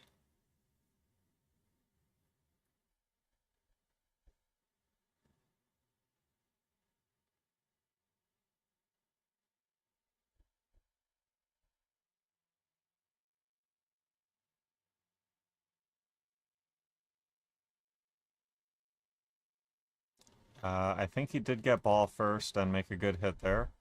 Had he gone rail first, it would have been a foul, but I think it was clean. Ball first.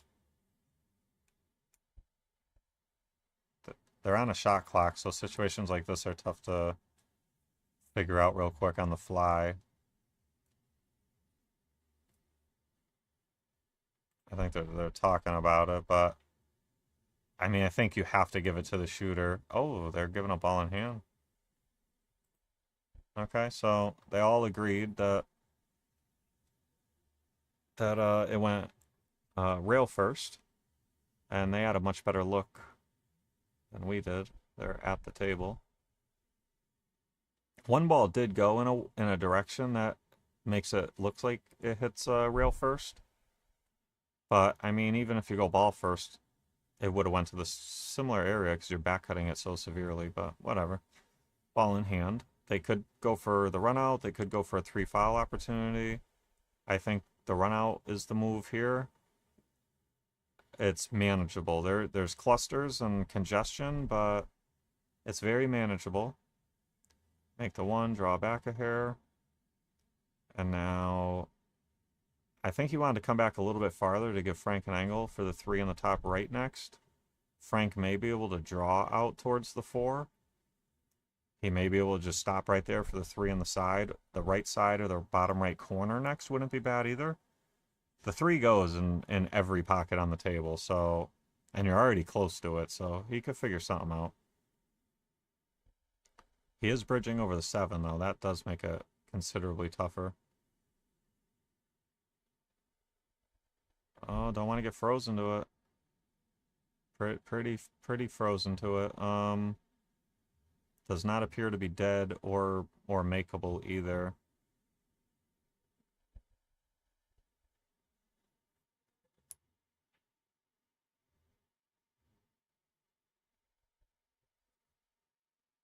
Tim going to bring the cue ball down table, 2 to 3 rails. Using all 3.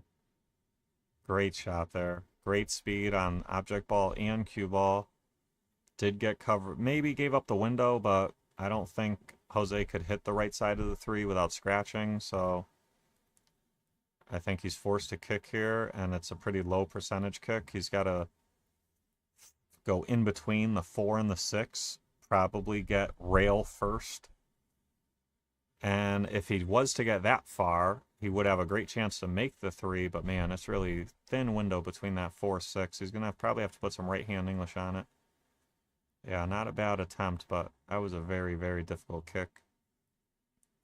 And that's going to bring Frank and Tim to the table, ball in hand.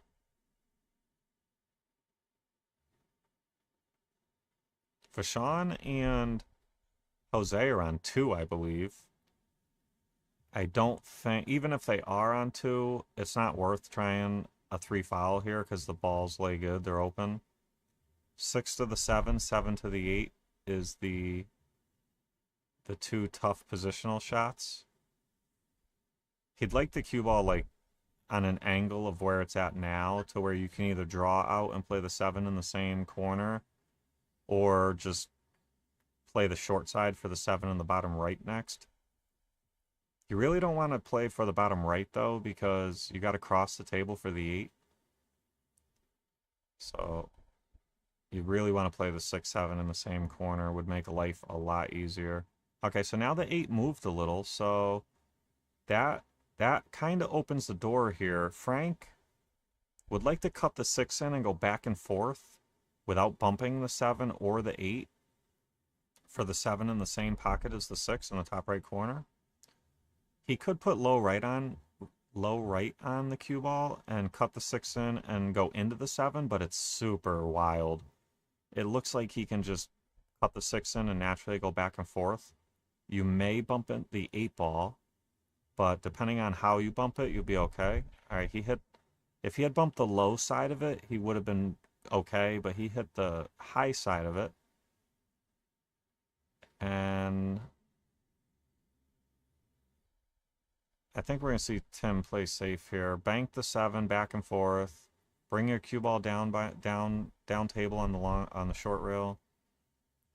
Just thin it and go back and forth. Yeah, like this. So that's the second time we've seen Tim play that shot this rack, and he hit it like perfectly.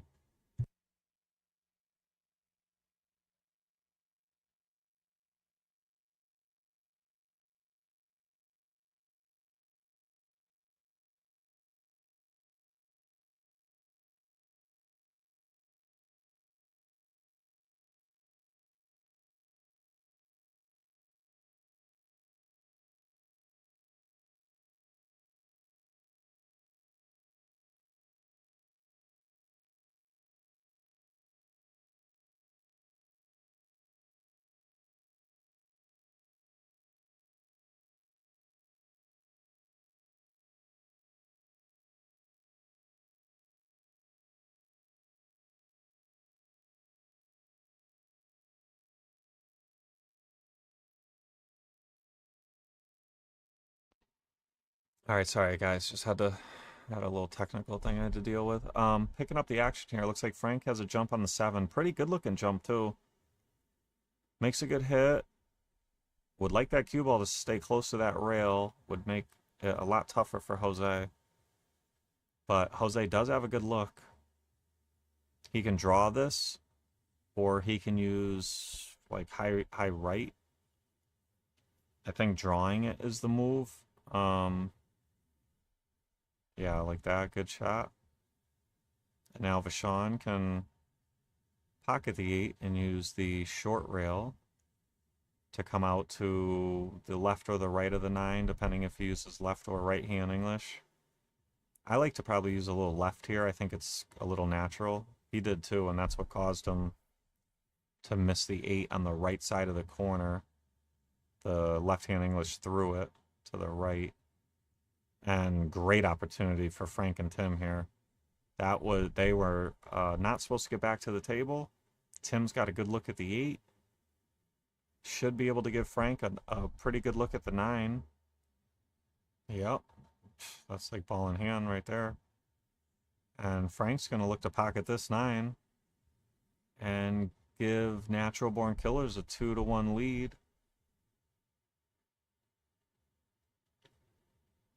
And just like that, Tim and Frank, 2-1 lead.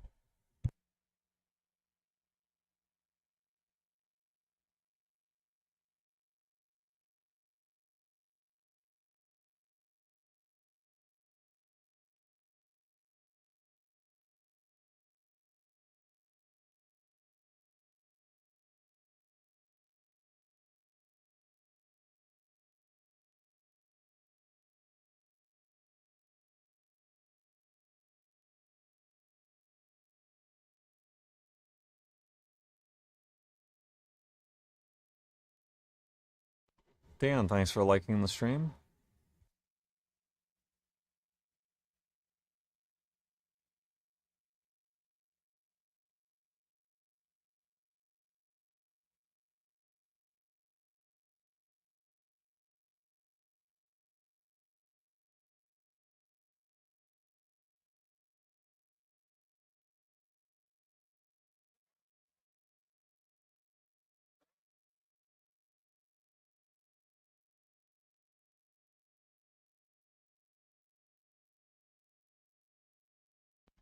All right, Frank to break. I think Frank was one of the players to scratch in the side in the team event. Yeah, that was really good. Cue ball stopped almost on a dime. So much better break that time. And if Tim can see the pocket the 1, I think he can. It's close. If he can see this 1 ball, they got a chance to run these out here, break and run.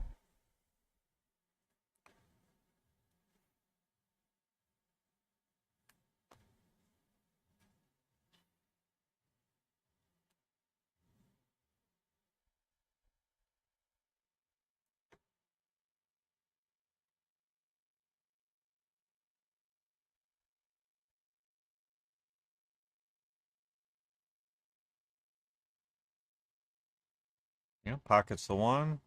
Gives Frank a good look at the 2 on the side. He could. So Frank has 2 options here. You either play the 2 in the bottom left corner with some low right, which leads you to position.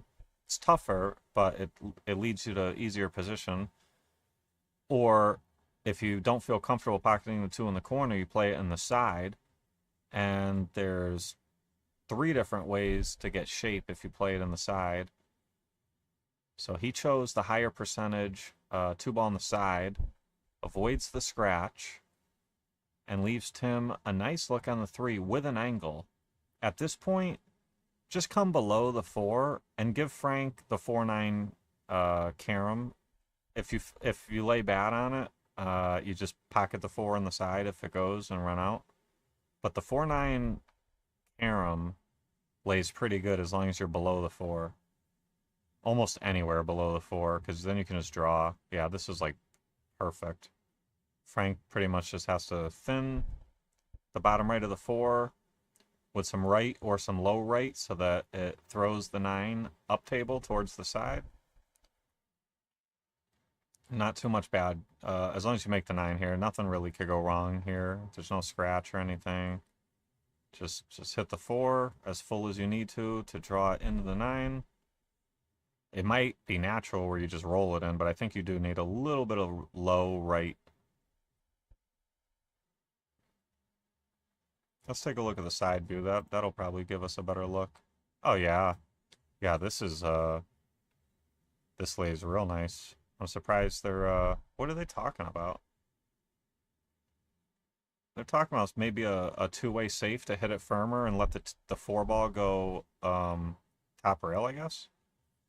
But from this angle, it looks pretty automatic, but the monitor can be a little funny sometimes. Yeah, he's got draw on the cue ball here, so let's see. Oh, so they just said, you know what, let's run them out. And looks like they're out from here. I mean, Tim can use low left. He can use high left. He'll probably use low. And just leave Frank like straight in stop shot on the 7. And then the 9's right there in the side pocket. So good decision. They're going to run these out. Or they're the strong favorite, I should say.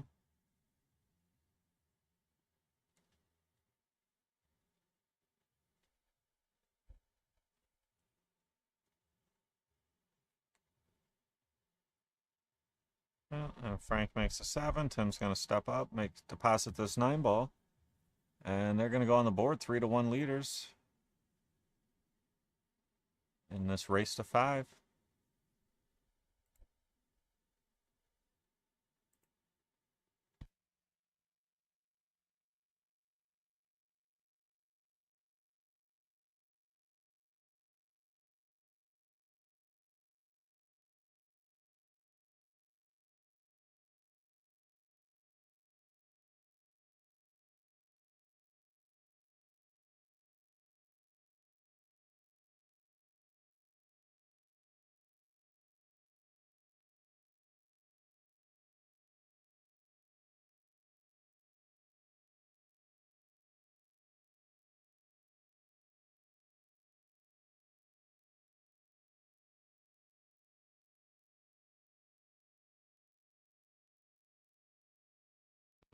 All right, no way Jose to break.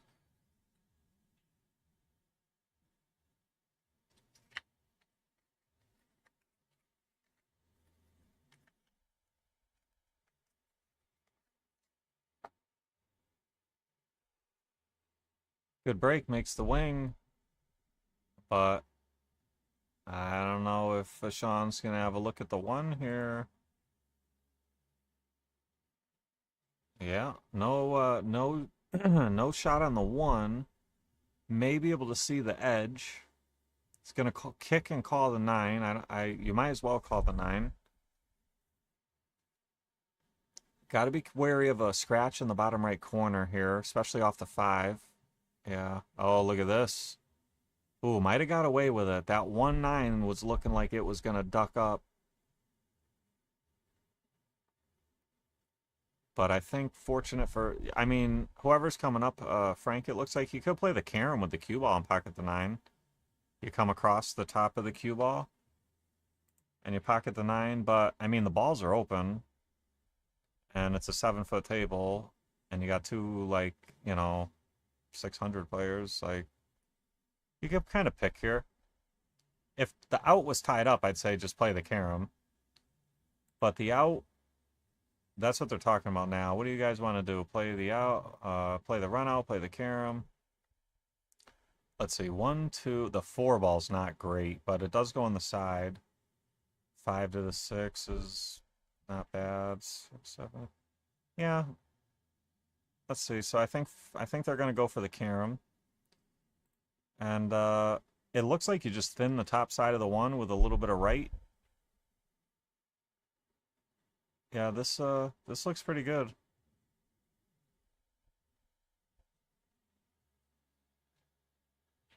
And great shot there. It's always nice to get a quick win. And that's going to put Natural Born Killers up 4-1. they're looking to win this set and tie up the overall score 1-1 in the race to 7 format. That's funny because from our view at least, it looked like the carom the rack before was like way easier, and they went for the run out and they got it, so that's fine. But then this one was harder and they went in on it. So either way, they ran out last rack and made the carom this time, so can't knock the decision making, right? They executed both of them perfectly. And that's going to bring Tim up to break. And they'd love a break and run here. Try to steal a momentum back from Rainmakers. Great cue ball control. 6-ball may have foiled their plans of a break and run.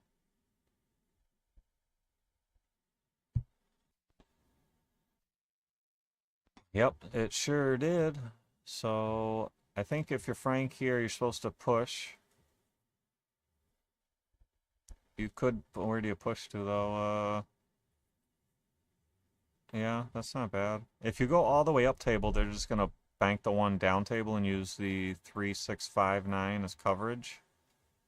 I don't like going this way. Yeah, I don't like this. I like the first one Tim pointed out. I'm not in love with this one. Because now they just roll the 3 in and they could run them out. I mean, yeah, I don't agree with this push. I like the one Tim showed before where at most you leave a cross-eyed bank, cue balls flying around the table, and 3-ball is not in a great spot.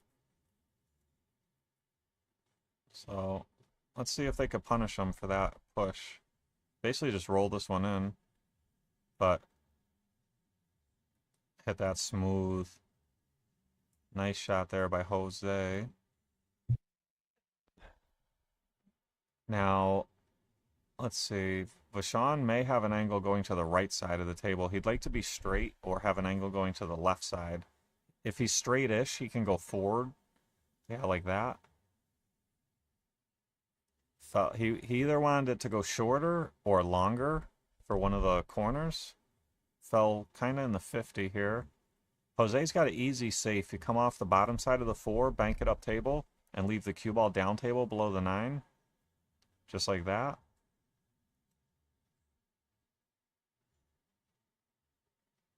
Might have given up the edge, but did not give up a shot, so he did his job. It appears, at least. Tim may be able to jump over the edge of the 6 or something, but maybe jack up with left. Try to swerve around it.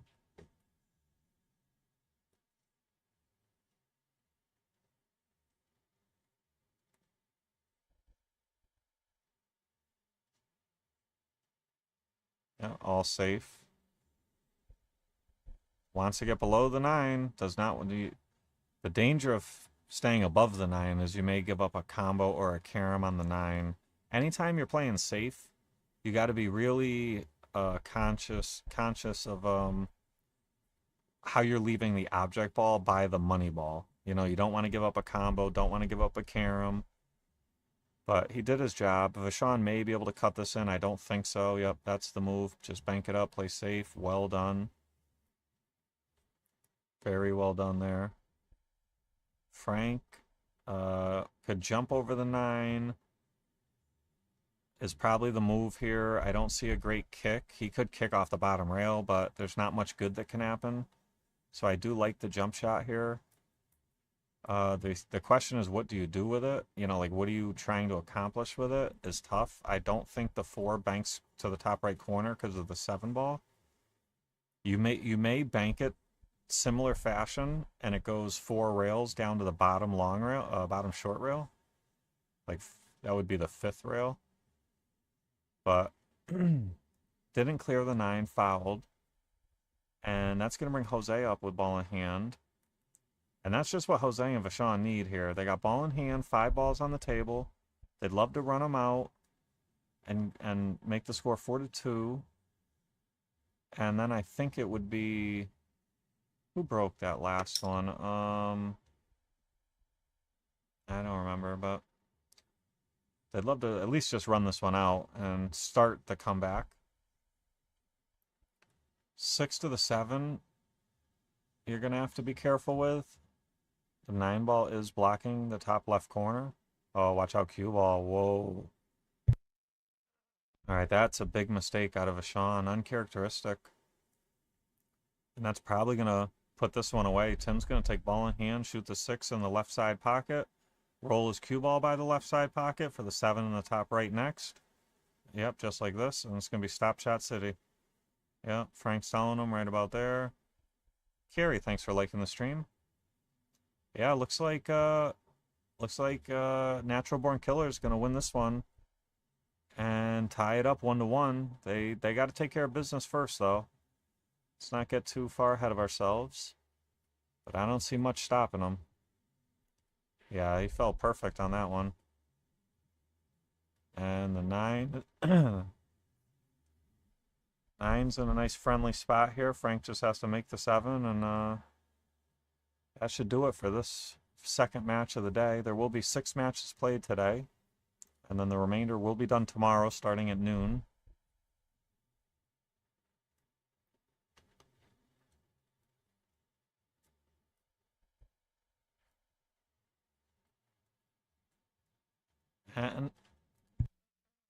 And Tim and Frank are going to take care of business. They're going to win this one 5-1. And that's going to knot the score up 1-1.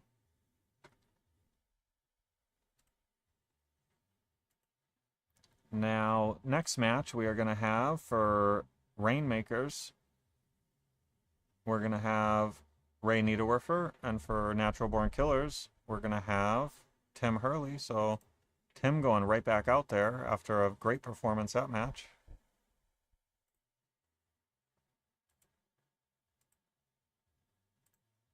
And we'll be right back with you guys about 5 to 10 minutes.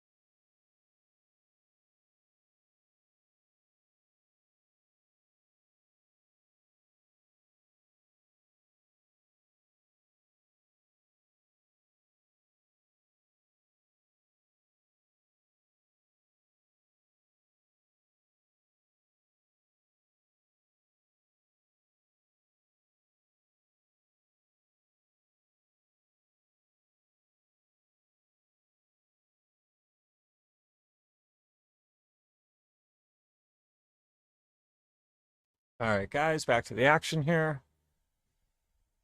We have for Rainmakers, Captain Ray Niedorfer and Tim Hurley for Natural Born Killers. We just saw Tim get the win with his partner, Frank Gaetani. They won the last set 5-1, I believe was the score. They took care of business pretty good. And rolling right along here, we got it's going to be singles 8-ball, race to 5.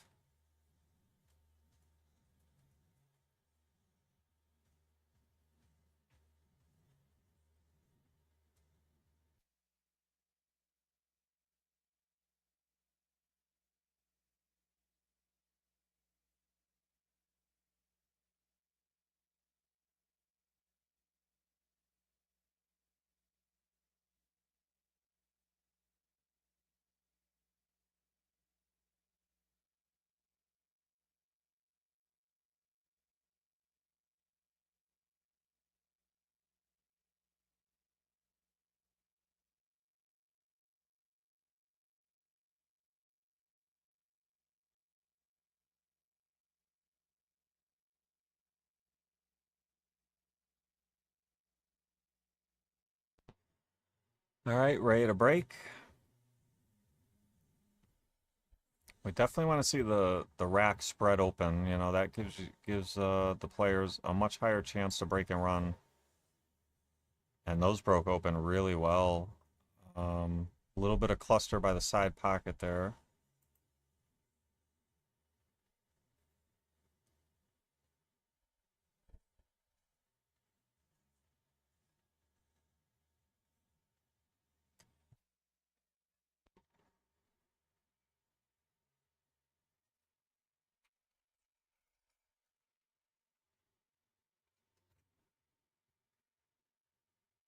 Rob, thanks for liking the stream. All right, so looks like Ray's eyeing up the 2-ball. The 6 appears to go on the side. It could be used to break open the 5. Oh, we rattled the 2. And that's going to bring Tim to the table.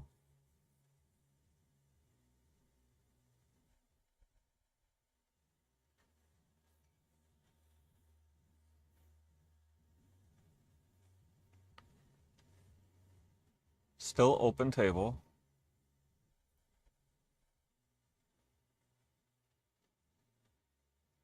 Looks like he's going to eye up the 4-ball. Yeah, stripes, solids is better because the 9-ball's in a terrible spot for stripes. Oh, both players hanging an opening ball.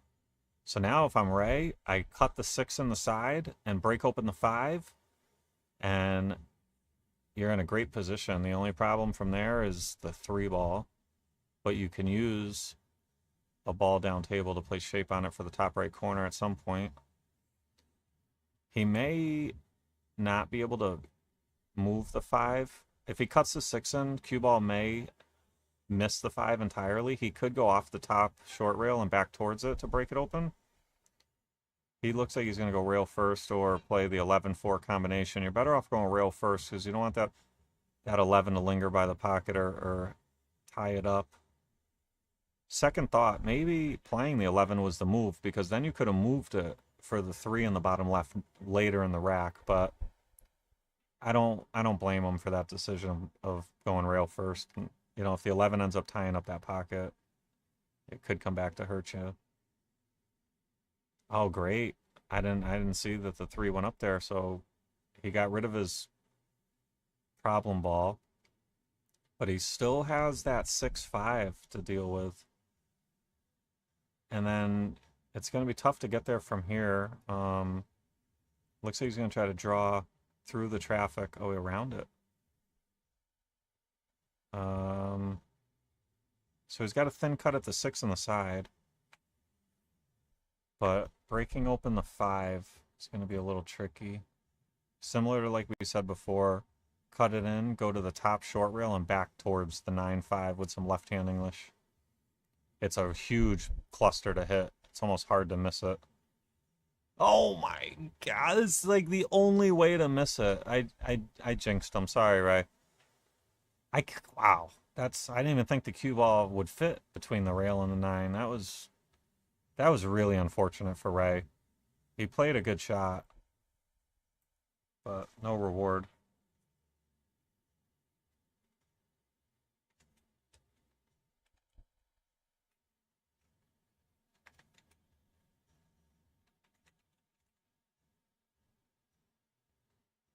So pretty much tactical play here. He didn't really have any opportunity.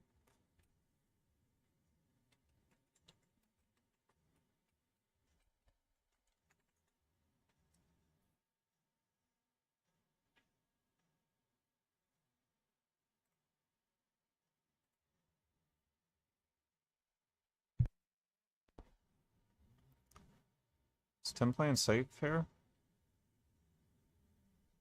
Yep, sure is. Ray can see the 7, but I don't think he can make it. And even if he could, that 5 ball is jammed up.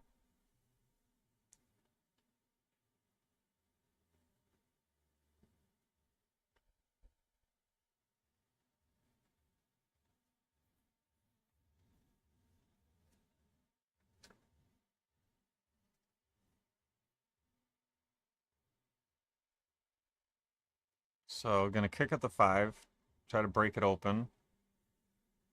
All right, good shot there. Makes a clean hit. 5 ball is now open, but Tim has a bunch of different starting shots. The 9, the 15, the 13, the 14. He's gonna start with the 13. I like it. I actually may start with the 15 here, but it doesn't really matter because of the 9. I mean, he's got so many options here. He's going to have to free up that 14, which he could use, or I'm sorry, what is that, the 12. The 7 ball's in front of the 12 on the bottom right side of the table. He could maybe do something now off the 14.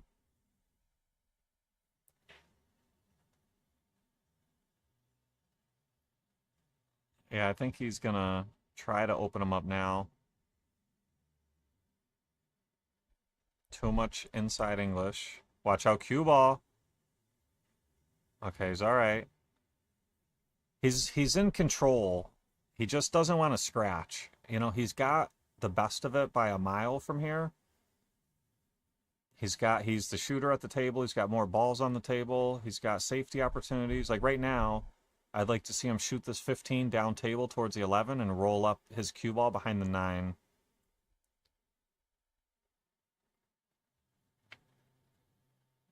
He may be playing the 15-9 combo in the side.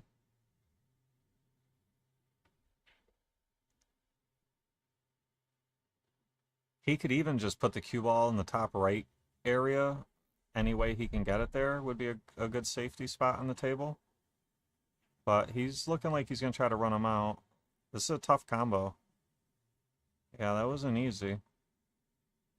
Now, Ray could definitely pocket the 7, but he is going to have some work to do to get a good look on the 5 and run these out.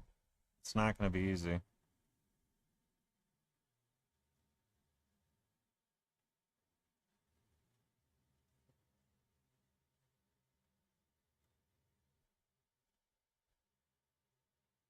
Probably have to run into the 15. Oh, he stayed above it. Wow, look at this. That was well controlled. He's in the driver's seat now, but position on this 8 ball is going to be tricky. He can play for the cue ball where it is now, or he can put high left on it and play for the top right corner. I don't think that's going to work. Yeah, I think he would have been better off staying to the left side of the table to play the gap in between the 10 and the 15, but it was a small gap. He might be able to make this, but I don't think so. It looks like he may be glued to the 15. He might be able to see the edge of the 8, but maybe not enough to make it.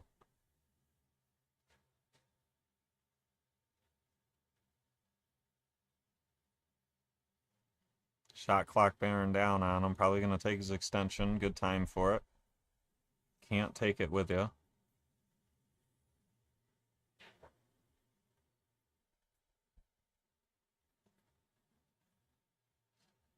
Could he cut this in the left side pocket? I don't think so. Oh, he tried a bank maybe? I mean, you got to try something. He was in a terrible position.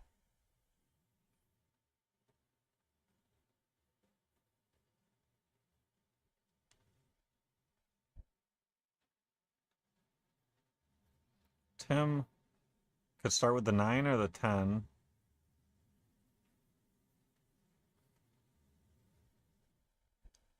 He'd like to get rid of that 15 ball as soon as possible, so you could go 10, 12, 15, or 10, 15, and then 11 or something. Yeah, he's going to go 15 next. Yeah, 15, 11, 9, 12, 8. Looks pretty good from here.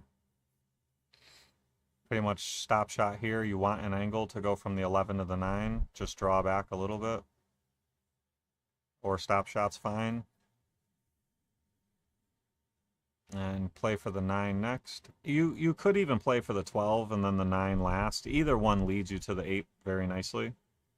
The only issue with the 12 is if you get dead straight on it, you have to roll forward and play short side for the 8. If you save the 9 for last, that's impossible. That'll never happen.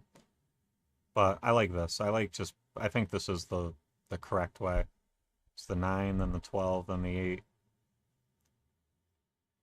Looks like with this angle, he's going to draw straight across. Use a little bit of low left or just low.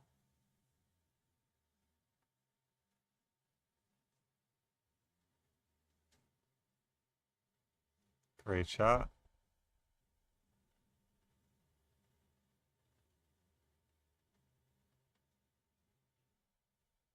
So this is what I was talking about. If you fall straight on the 12, you have to follow forward and play short side on the 8, which is not the end of the world. For these players, it's very, very doable. Yep, nothing wrong with that.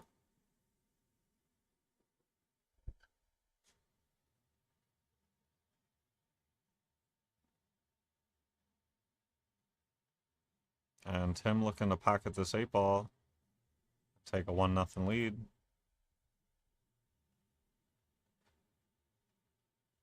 And no problem. Tim Hurley striking first.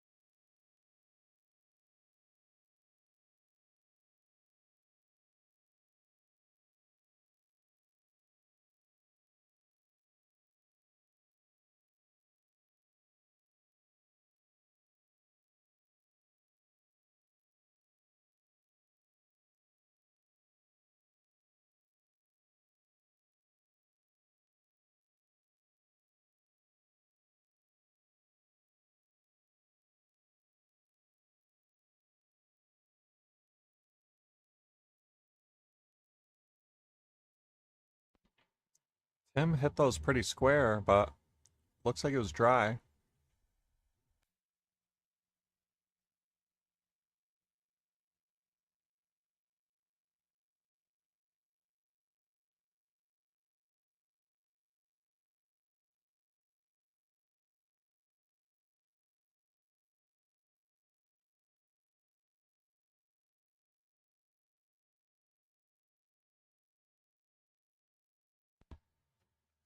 Alright guys, sorry about that.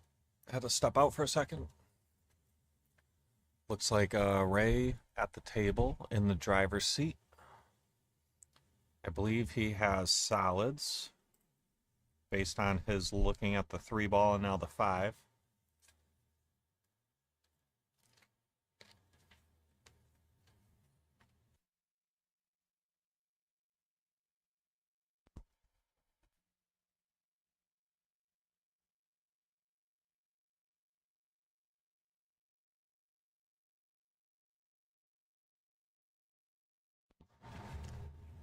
Problem with solids is the 7 ball. And I don't see much to break the 7 ball out with besides the 4 ball. If you were to get about center table to come across and break him open, he's in big trouble now. Yeah, very tough to get out from here. That's 7. Now it's time to play safe. It is no longer in your best interest to run balls here. But he's going to keep swinging. Maybe there's a bank on the 7 I'm not seeing. I don't think so. I don't... Maybe he could play it rail first off the 14 in the bottom right corner and play the positional gap in between the 12 and 13. That's all I see.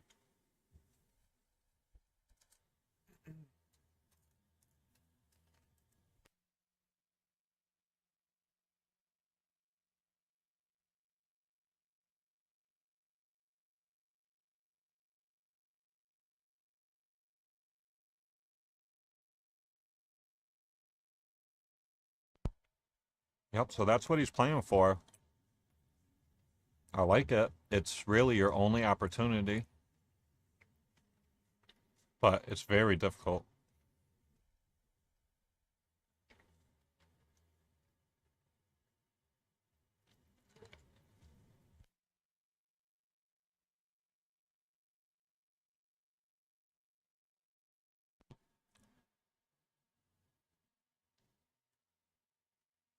And that's going to bring Tim to the table. Stripes are not easy, though. He'd like to start with the 10 ball.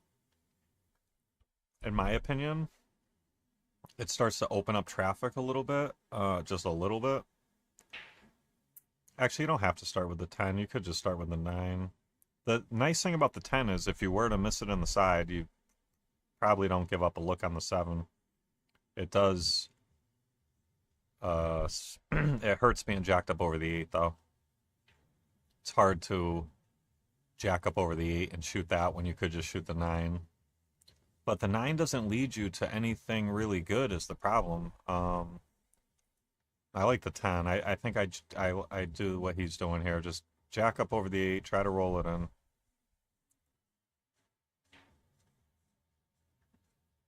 Great shot. Now, oh, we called safe. Or he fouled and hit the 8. Okay, so Ray's not taking ball in hand, so he called safe. That's interesting because, you know, he made it, and he could have shot the 12 ball next, and then the 14. He could have ran out from here. But he didn't want to take any chances, so I don't blame him. It's a great shot to maintain control. But, you know, had he tried to make the ball and missed it and left the cue ball right there, he still would have been safe. So, whatever. It's just, if Ray was to get up and kick that 7 in like that, you know, then you're kind of kicking yourself for playing the safe, right? So Ray makes a great kick shot on the 7, but still has a very tough shot on the 8. I think he can cut it in the bottom left, which is now our top left. It's thin, and you do have to worry about a scratch in the side pockets. Great shot. Great shot there. Ray kicks the 7 in, makes a tough 8 ball, and that's going to tie it up 1-1.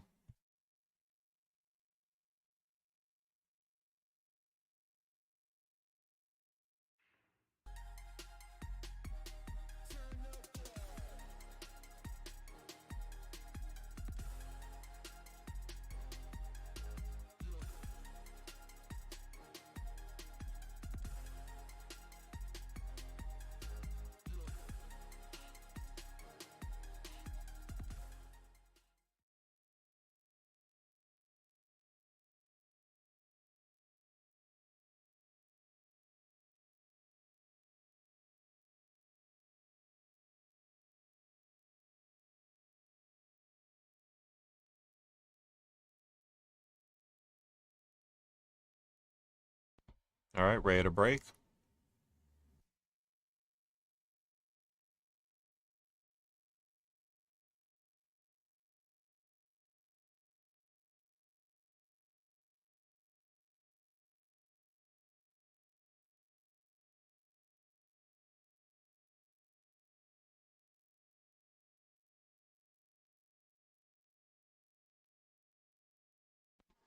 I think I think he miscued.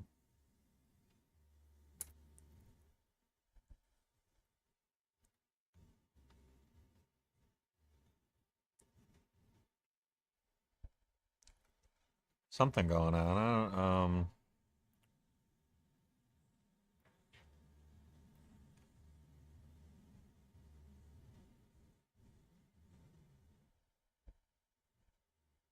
He made 2 balls on the break, but Tim's to the table. I have no clue what's going on.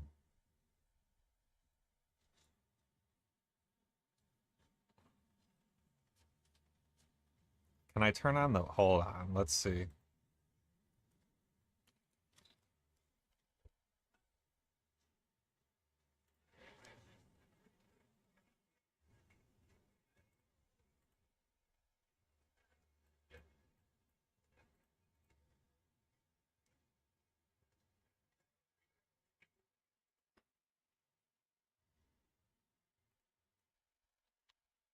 All right, I tried to tap into a mic out there, but it's not working. And I'm guessing I see Kev on the phone. He might be calling Pete. Maybe Pete's not here. Maybe asking him for a quick rule thing. I don't know.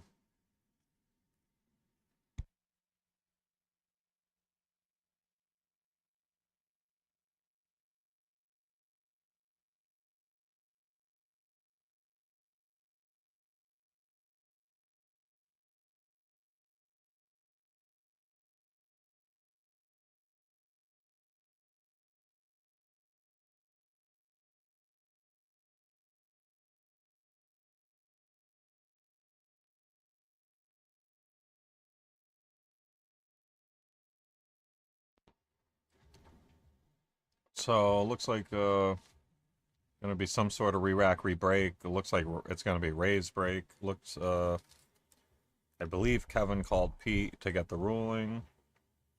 I'm kind of surprised that it would be Ray's break again, but I also don't have a clue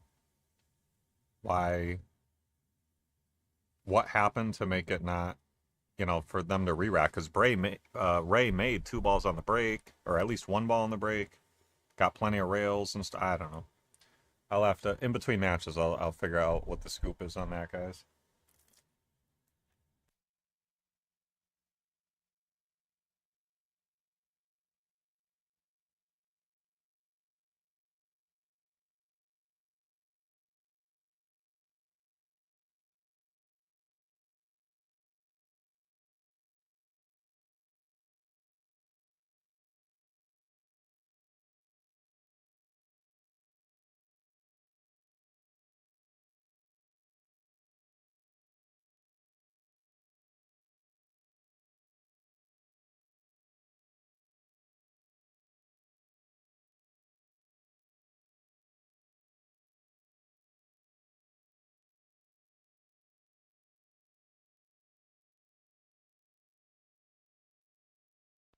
All right. Looks like we're about ready to resume. Ray to re-break, and the ball does not lie, so no offense, Ray, I'm not trying to dog you there, but I feel like it probably shouldn't be your break one way or another there, so the pool gods were like, you know what? We'll let you break again, but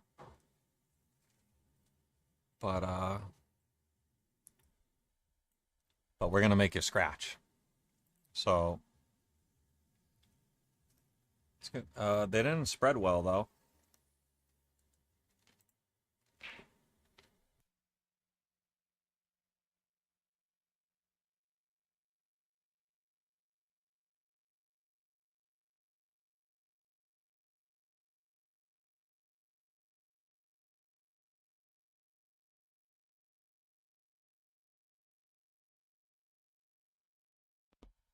Tim's gonna start with solids.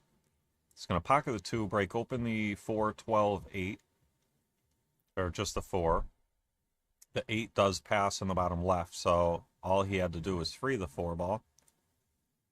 He only has what looks like the 1 ball next, and he's got 3 balls up table, so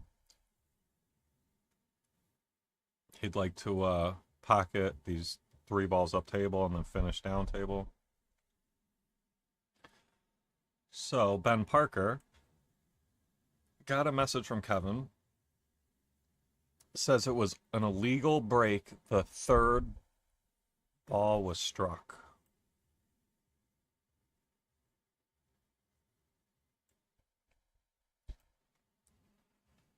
So I guess I think Ray miscued there. I think he was aiming for the head ball, miscued. And then I mean, it's pretty hard to say he hit the 3rd ball. Nobody's really looking for it. I'm not saying he didn't only hit the 3rd ball, but it's pretty tough to make that call without...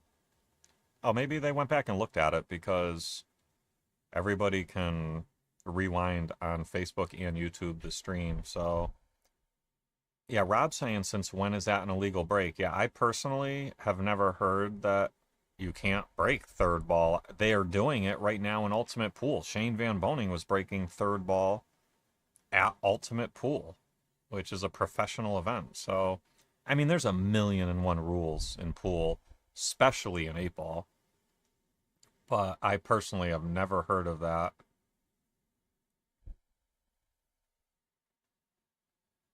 And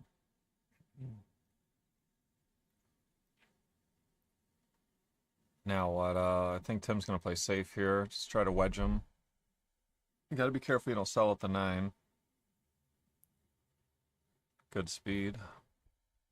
Maybe gave up the 11.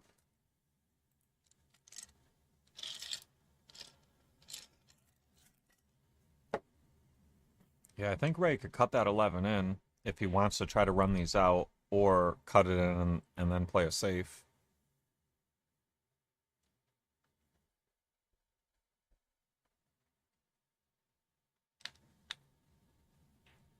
That's not bad. Hanging the 11, too. Now he controls a pocket. Pete, thanks for liking the stream. The second you left, of course, there has to be a rule question. That's like standard for if you walk out the door. Something's got to happen like instantly.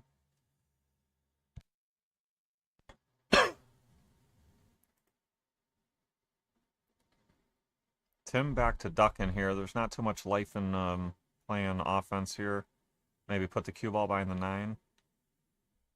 It's a good shot. And those are clustered up more now, making Ray's life more difficult.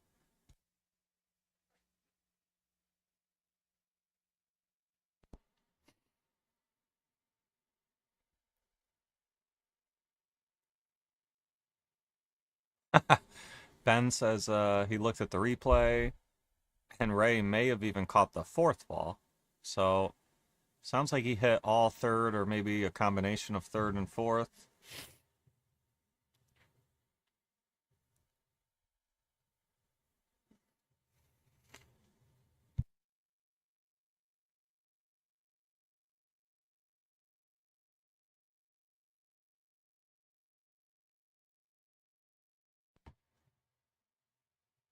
Oh, Tim really wanted to make that 11 ball.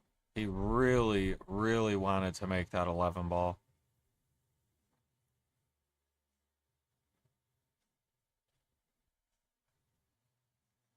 Ray needs to open up this cluster a little. I don't care if you're playing a ball or playing a safety, but he's got to get these open. He could play off the 15. Bring, oh no, the 5 ball's up table. I didn't see that 5 ball. That works. Let's take another look at that one. Did I catch it in time? Yep. So he's going to play the 15-14 combo, and the cue ball breaks open the other balls. Great shot there. And he's off and running now. Now he's got a great chance to run out. I don't see too many issues here. Now, does he play the combo next or the 15? I like the 15 next. Well, this could go either way. He's probably going to go 15, then 11, then 12. Or is he's going to play shape for the combo? Now, this is a little sketchy if he plays the combo, because if both balls go in, you better play your cue ball in a spot where you're going to have shape on the 8. And the two most natural pockets, the top right and the right side, appear to be blocked. Karen, thank you for liking the stream. So, and if you were to just soft roll this one in to protect yourself from making both balls, you might hook yourself behind the 4. So, I don't know. I might stay away from the combo here. It's just dangerous. Like this. See, he hooked himself behind the 4. And even if the 12 went in, it's a pretty good look at the 8, but it's no hanger, you know? So, I think the combo there was a little dangerous. I think he's going to grab his jump cue. I think that's what he just went to do. This is not a bad jump shot. I don't know how well Ray jumps, but this one's not bad. Keeping the cue ball on the table might be tricky. Great shot. Great shot. That's about as good as he could have done there. And he's going to have a look at the 8 bottom right. May have to worry about a slight scratch in the bottom left. If he makes the 8, I think the cue ball gets to the bottom rail. He's just putting follow on it, yeah, so I think he can get cue ball to the bottom rail. Great shot there by Ray.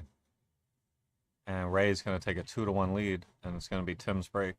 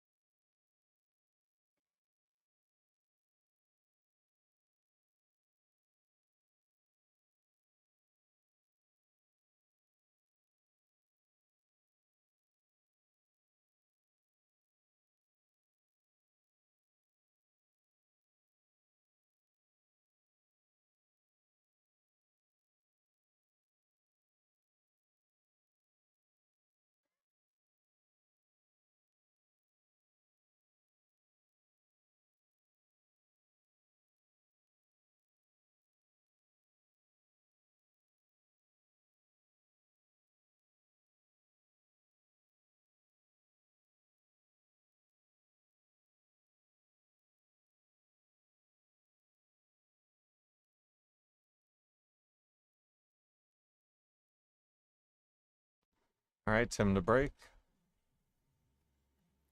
Trailing 2-1.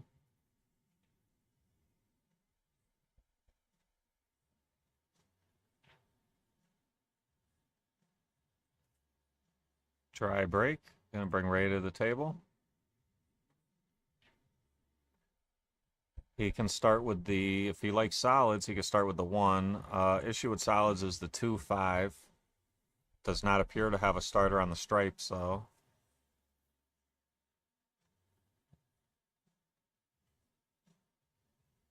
What's up, Kyle? How you doing?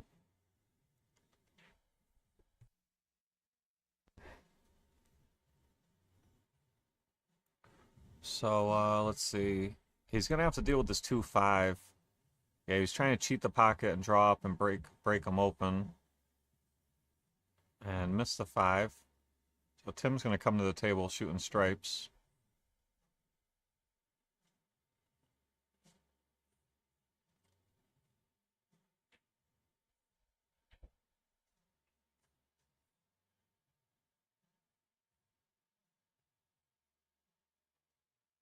Pockets the 10. Tim, stripes don't lay too bad, but the 8 ball's in a bad spot. He'd like to move the 6 by the time he gets there to the 8. Can he go 15, then 14? The 15, 14 are his two biggest problems right now. Oh, watch out. Oof, just loses weighty a little bit. Scratches in the side.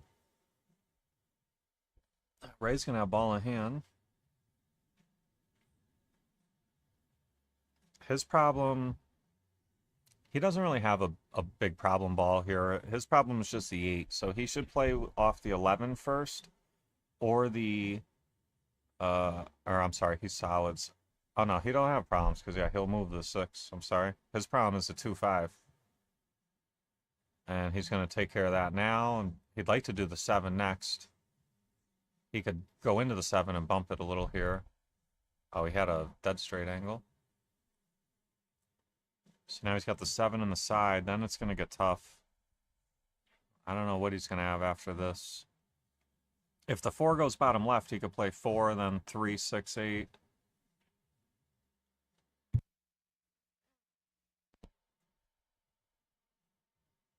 Alright, so he's going to roll the 7 in, but then what's he going to play shape for here? Alright, so the... Oh, he came out for the 3? Yeah, good shot. Good shot. Nothing wrong with that. He can go 4... I'm sorry, 3, 4, 6, 8. Ideally, he'd really like to go 3, 6, 4, 8. The 6 to the 8 is not great, so you want to take care of the 6 now. You want to go 6, 4, 8 from here.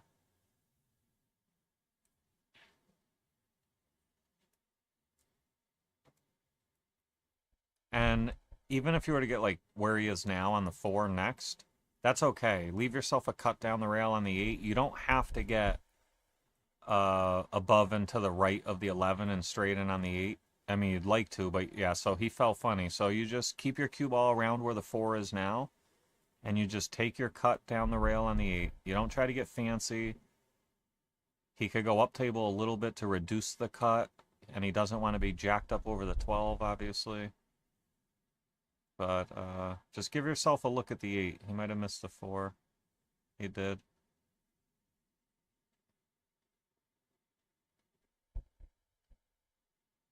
All right, Tim with a good opportunity.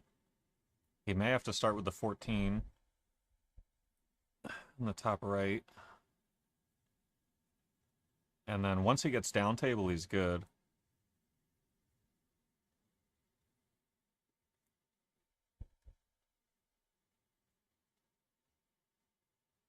So now he's going to shoot probably the 11 in the corner or the... I think that's the 13 ball. I mean, he could shoot the 9, but... Yeah, there's nothing wrong with the 9, because that leads you to the next 2 balls on the side. He's just a little steep on it. He just doesn't want to be on the right long rail. Anywhere but there. Oh, yeah, I thought he was much steeper than that. Yeah, so now you take care of the 11, and the 13, and the 12. Or the 11, 12, 13 in that order. Either way. He's in the driver's seat looking to run this out and tie it up 2-2. I think you probably go 13, then that leads you up table, and then the 12 leads you down table, and you finish with the 11 and the 8. But there's so many ways to do it from here.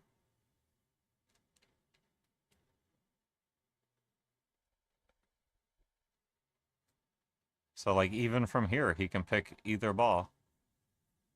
I'd probably pick this 12 in the left side and save the 13 for last. Actually, you know what? I'd probably go 13. Because, just because if you fall high or low on the object ball, it's going to be easier to just swing around 2 rails off the 12. 2 or 3 rails. But this is perfect. If he can roll it in, or if he's got enough angle, he can go up and down, but coming back towards the 8.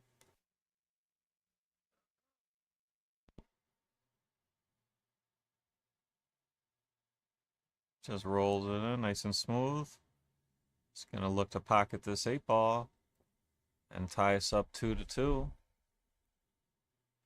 We are all tied up 1-1 in the overall race to 7 format. And Tim looking to make this 8 and tie it up 2-2, and he sure does.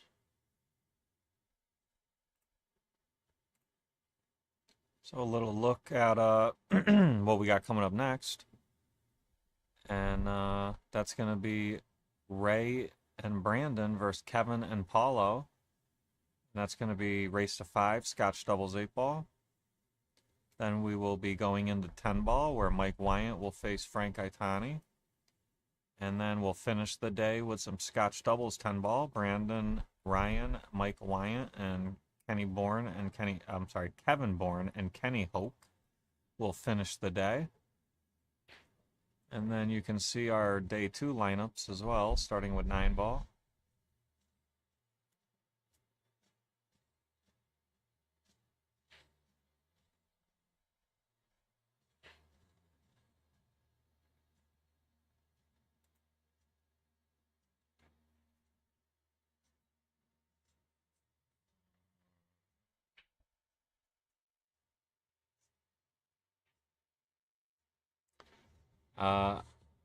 Don't think those were racked the best I've ever seen. The bottom side, the cluster just didn't break open well. He hit them pretty square. Just I think the wasn't the greatest rack there.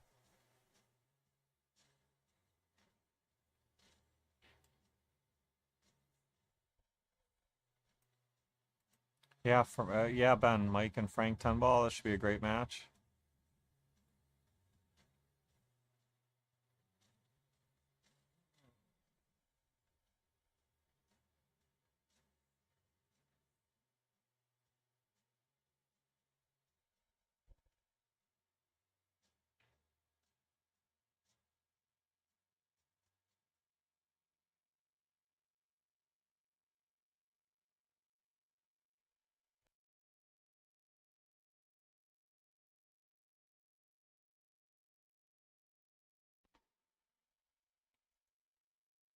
Oh, need a rail. Need a rail. Did not get there.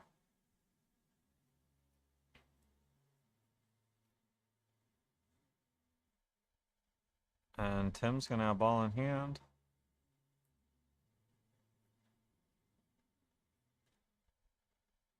Got to get this cluster open. And right now with ball in hand is the time to do it.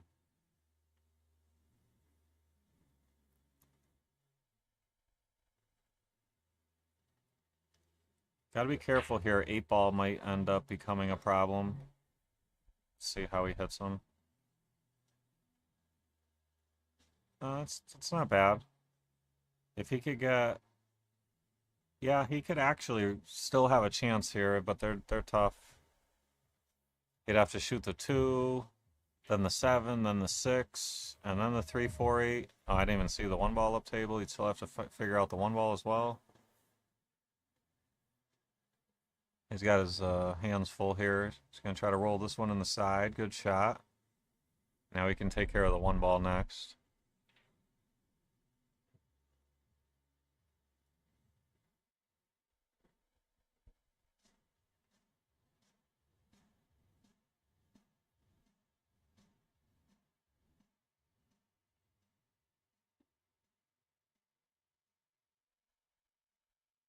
Well, long stretch here. Pockets the 1. So looks like the 6 next, which is nice because he'd like to take care of the 3, 4 after the 6. But if he ends up hooked on the 12 or something, he'll have insurance with the 7-ball. So I like what he's thinking here.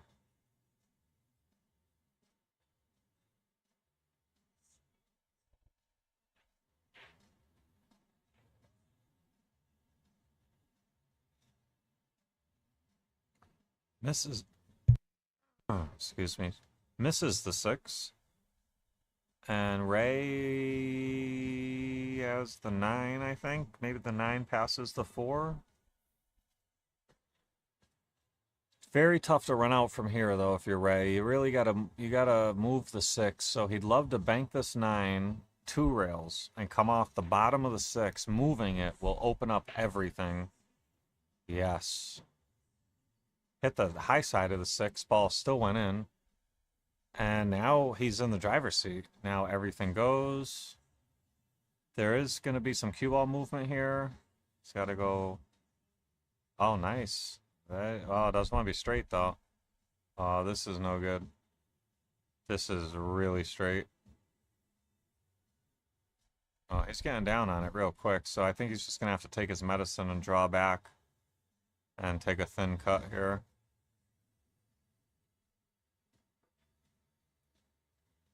This is tough to keep the cue ball up table here above the 8. The cue ball is begging to go down.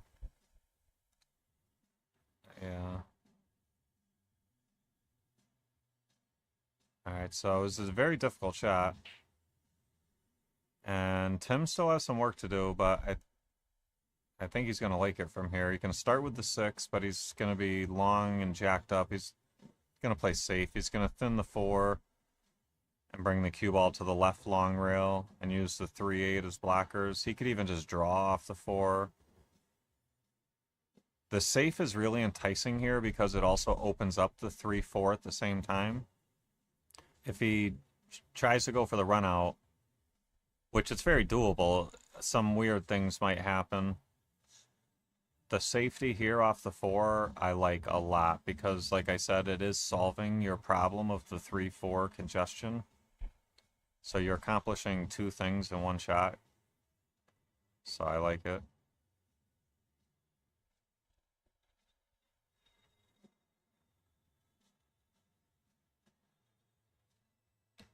Good shot. 4 balls in a great spot later on. Great insurance ball.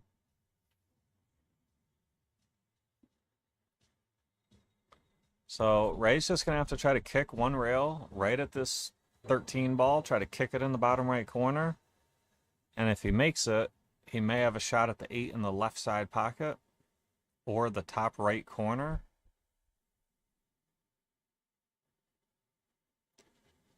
And runs into the 7, and that's going to cluster things up a little bit for Tim. Now, Tim can take ball in hand and solve this cluster, but it's going to be a little wild.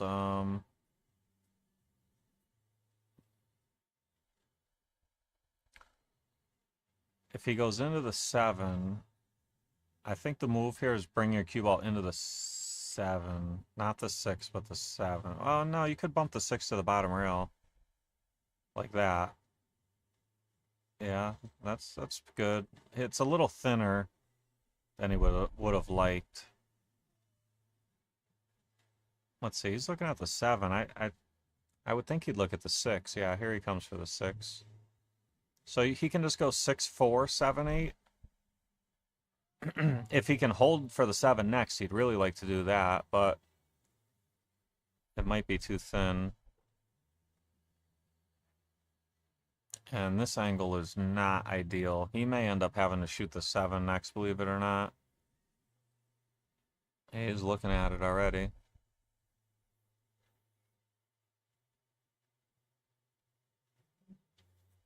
The question is, what does he do with his cue ball? Does he go in between the 8 and the 13, going straight to the top right corner but falling short, or does he put right on it and come to the left side of the 8? He puts him right on it and bumped into the 8, and this is not great either. So he can shoot the 4 top left corner, but where's he going to play the 8? He may have to he may be able to draw right at the 13 right now. No rails or nothing, just draw right at the 13. The angle looks pretty natural. Basically, you aim to just to bump the 13. And that should leave you the 8 in the corner or the side. Just like this. Great shot. 50-yard line, probably see him play the side. But the corner is a much bigger pocket. And you can put some speed into it. The side is steep, so you're just going to roll it. But I think we'll see him roll it on the side here. Looks okay. It's missable, though. Great shot. Good shot there. All right, so Tim reclaims the lead 3-2.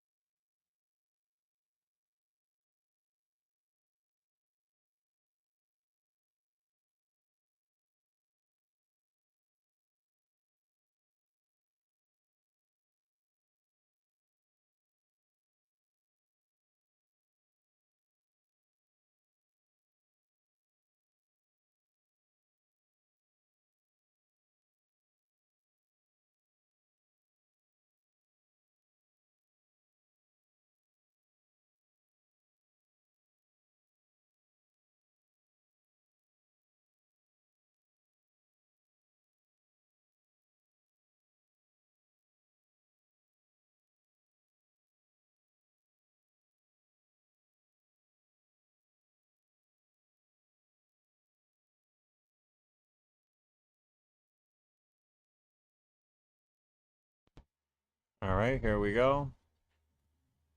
Tim to break, leading 3-2. All tied up 1-1. The overall race to 7 format.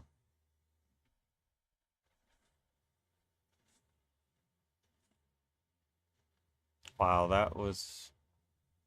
They spread great, but like with low speed, the balls all were like kind of softly moving around. But look at the spread. I mean, that's a great spread. But unfortunately for Tim, he broke dry. This is just what Ray was looking for. He's trailing 3-2. And stripes lay really nice, except for the...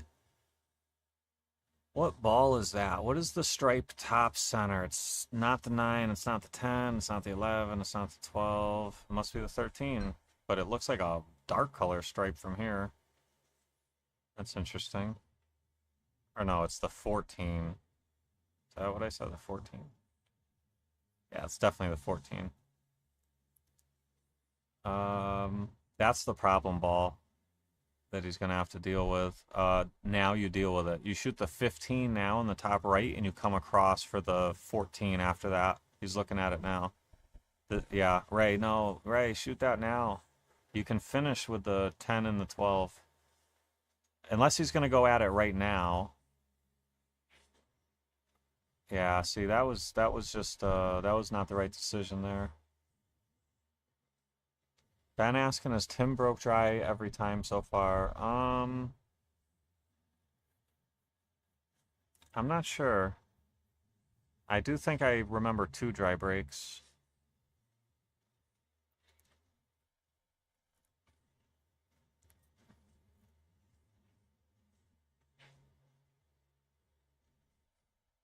But I'll tell you, if your opponent doesn't run out from your dry break, you're probably going to win that rack like 90% of the time. So he's got that going for him.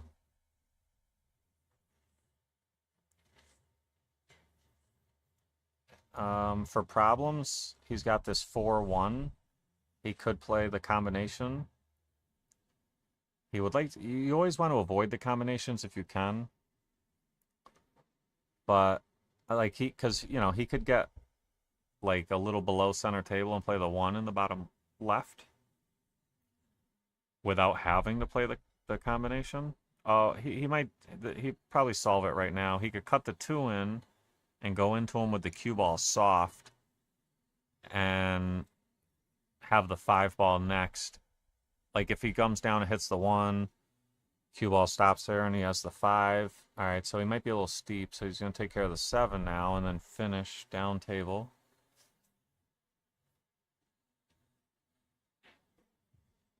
All right, so now I think he's looking for the 1, so he doesn't have to play the combo, or he's going to roll up on the 2 and then play the combo. So he looks like he's pretty focused on the 1 here, yeah. He's going to take care of this now. Let's see what he plays shape for. Is he going to come across for the 5 or go back and forth? Came across for the 5. Good shot there. Wants an angle. Doesn't want to be straight.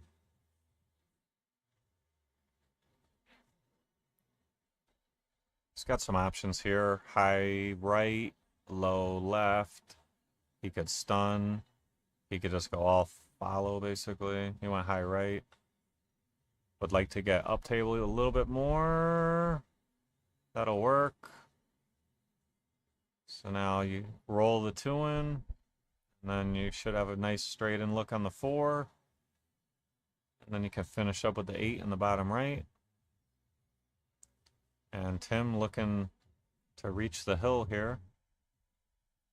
Don't see much stopping him.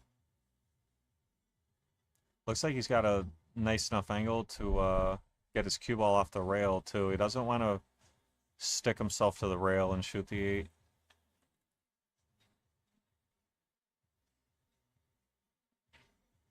Yeah, that's good. You just need a little gap, you know? You just don't want to freeze yourself to the rail. He's even got the 12 ball, makes this a bigger corner if you were to miss it on the high side.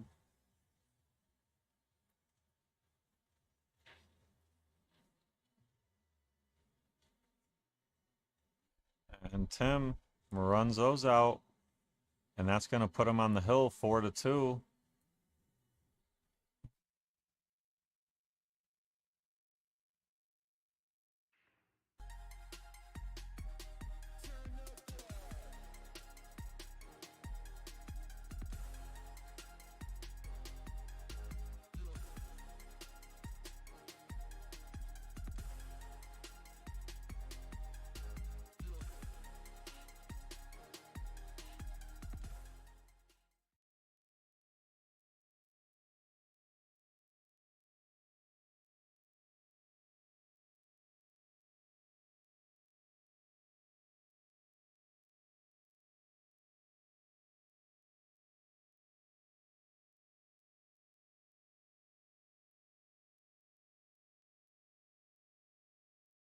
All right, Ray to break.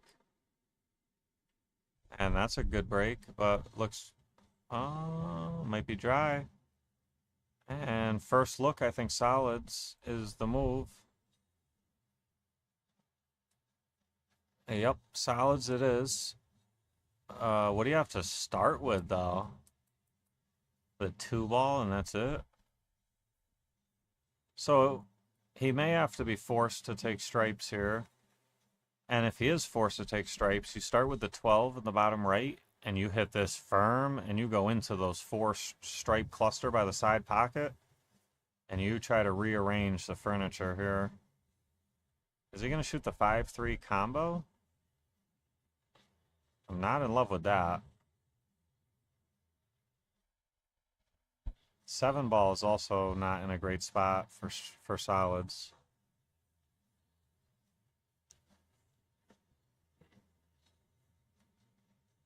So he did go after the combo. Makes it. Great shot there. So solids, 7-ball. He may be able to play it rail first off the 12 in the bottom right corner.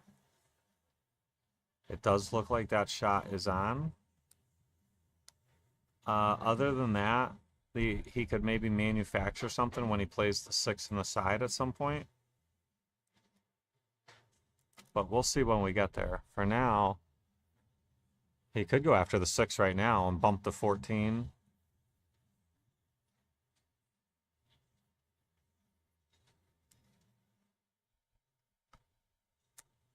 All right, let's see what his plan is. Going to roll forward for the 4 on the side next. Yep.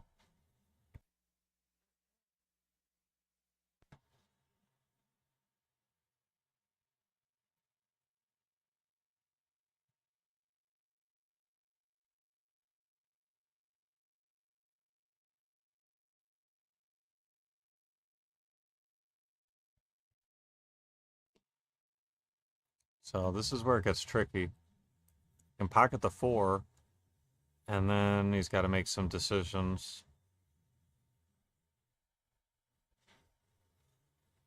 So now I think we're going to see him go after the 6. He could shoot the 2 in the bottom left and then take the 6, but you don't really want to save the 7 for last in case you don't end up with a look on it. You could have the 2 as insurance.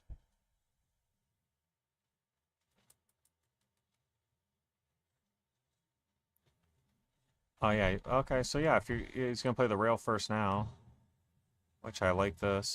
Yeah, nothing wrong with that. And now the 2-ball, and then the 6-8, and this would be for the win. Tim Hurley looking to run out and put Natural Born Killers up 2-1.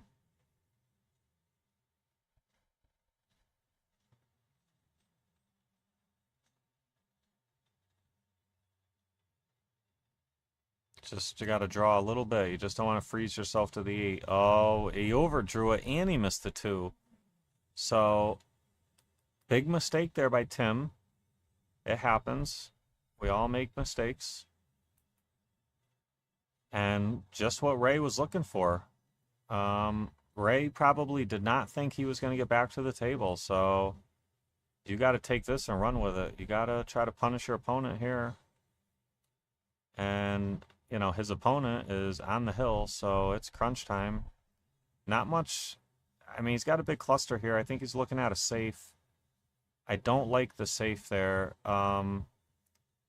it's okay. It looks like it's going to work. But with that 2-ball hanging in the corner, you know, you got to be careful. With those balls down table, he did have, you know, balls to manufacture breaking open those 4 stripes.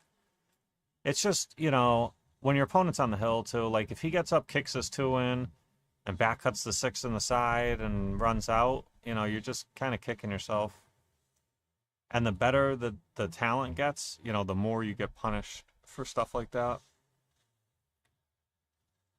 And Tim with a good effort there, but that is going to give Ray ball in hand. So he still has issues. You could just shoot the 10 now and then go down table and break them up with off like the 12. You could play the 14 in the left side and free the 9 right now, and then they're all pretty much open except for the 15's just in a bad spot. It's got a lot of options here. Yeah, that was not the greatest one, but he's okay because he's got insurance balls like everywhere. So now, all right, I don't know what his plan is from here. There's just so many ways you can go with this. All right, so he's going to slow roll, stay down table. Now he has a nice angle on the 12. So now's when you're going to go into him off the 12. He could aim straight for the 15. He could aim for the 9-6 area. Let's see, 15, yeah, very good. All right, now they're open. And he can easily shoot the 11. Let's see, 11, and then probably 9 in the side. And then the 14 or 15, depending which you fall better on. But 11 and then 9 is where you should start. Oh, he went up for the... Actually, I didn't even think the 15 went. I like that, knowing that the 15 goes. Or no, he's shooting the 9. And then the 15. Oh, now the 14. Yeah, see, there's just so many ways to run out an 8-ball. So yeah, this is coming together pretty well. 14, then the 15. And then probably the 8 in the corner. See, like, what corner? It could go in the bottom right, could go in the bottom left. He could swing 1 or 2 rails for the side. There's just so many ways. I think he's going to go 1 rail and play it in the bottom right. Okay, went 2 rails, and yikes. That is... He better hope he's got a decent look at this corner. Yeah, he called it quick, so he's definitely got to look at it. He's going to have to put a little low left on this.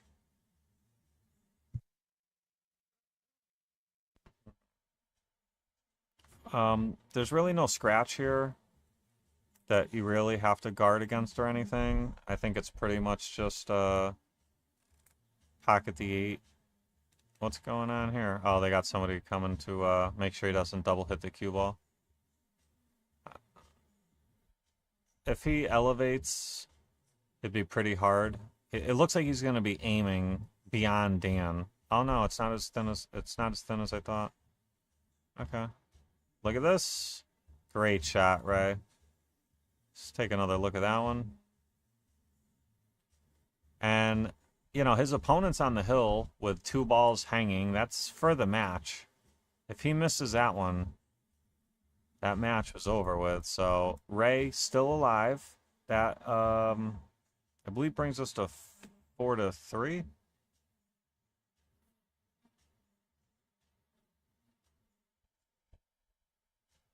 Let's take another look at that one.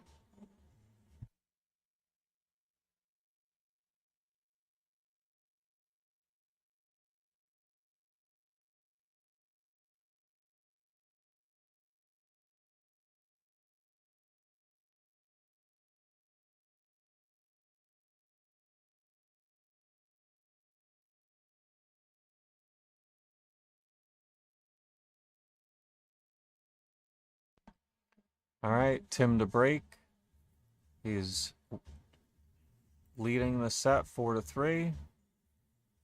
Race to 5 games. We're all tied up 1-1 in the race to 7 format.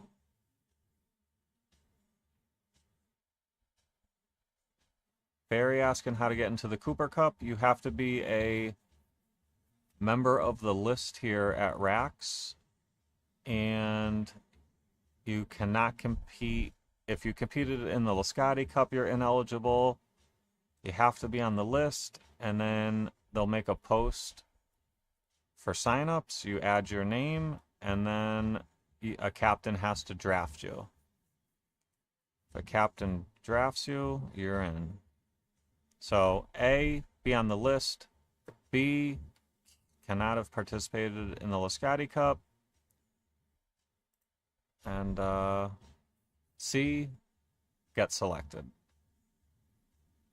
Ray, shooting solids here. I don't see too many problems, assuming the 3 goes in the side pocket. Let's take a look at the side view. Yeah, I think the 3 does go in the side. May have to spin it in, but I think it goes. We're going to find out now.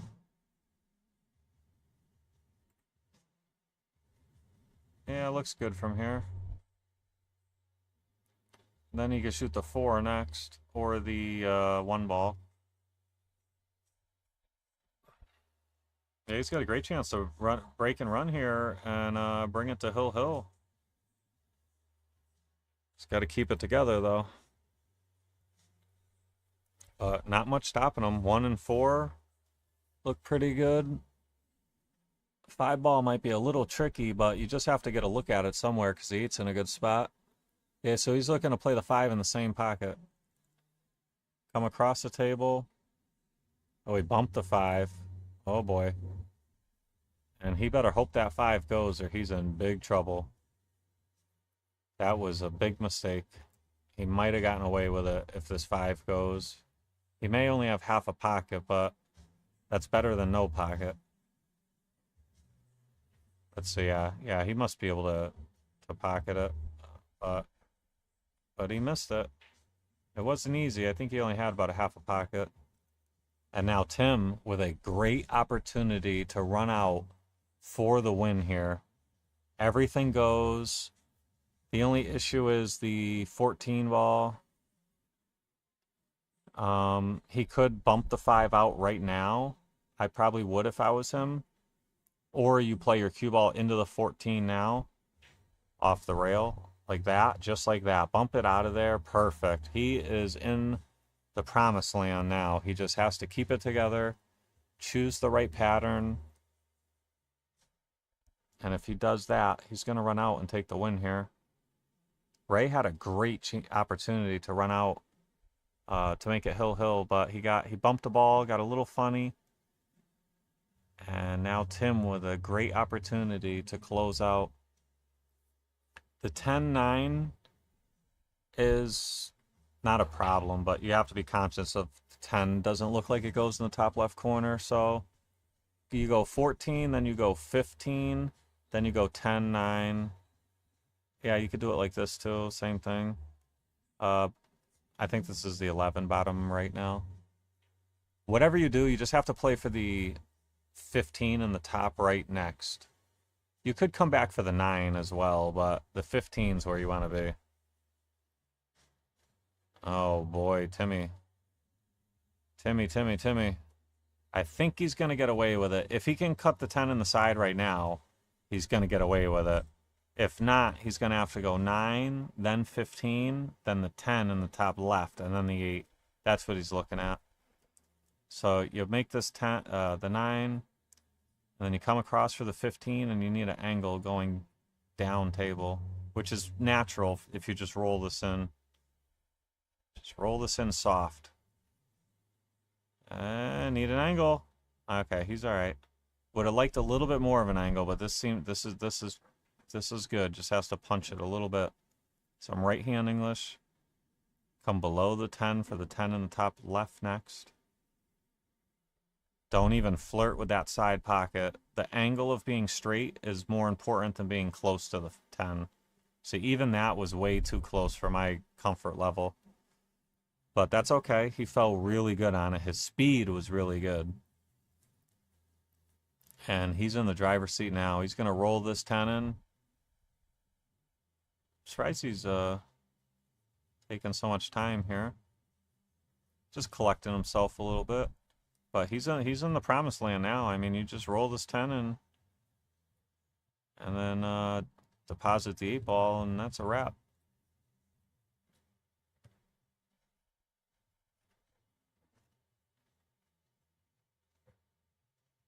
So just got to keep it together here. Good shot. And looks like this is going to do it. Tim Hurley going to run out here and defeat Ray Niederwer for 5-3. And that's going to put Natural Born Killers up 2-1 in the overall race to 7 format. Our next match for Rainmakers is Ray and Brandon versus Kevin and Paulo for Natural Born Killers. That's going to be race to 5, Scotch Doubles 8 ball. And we'll be right back with you guys, about 5 to 10 minutes.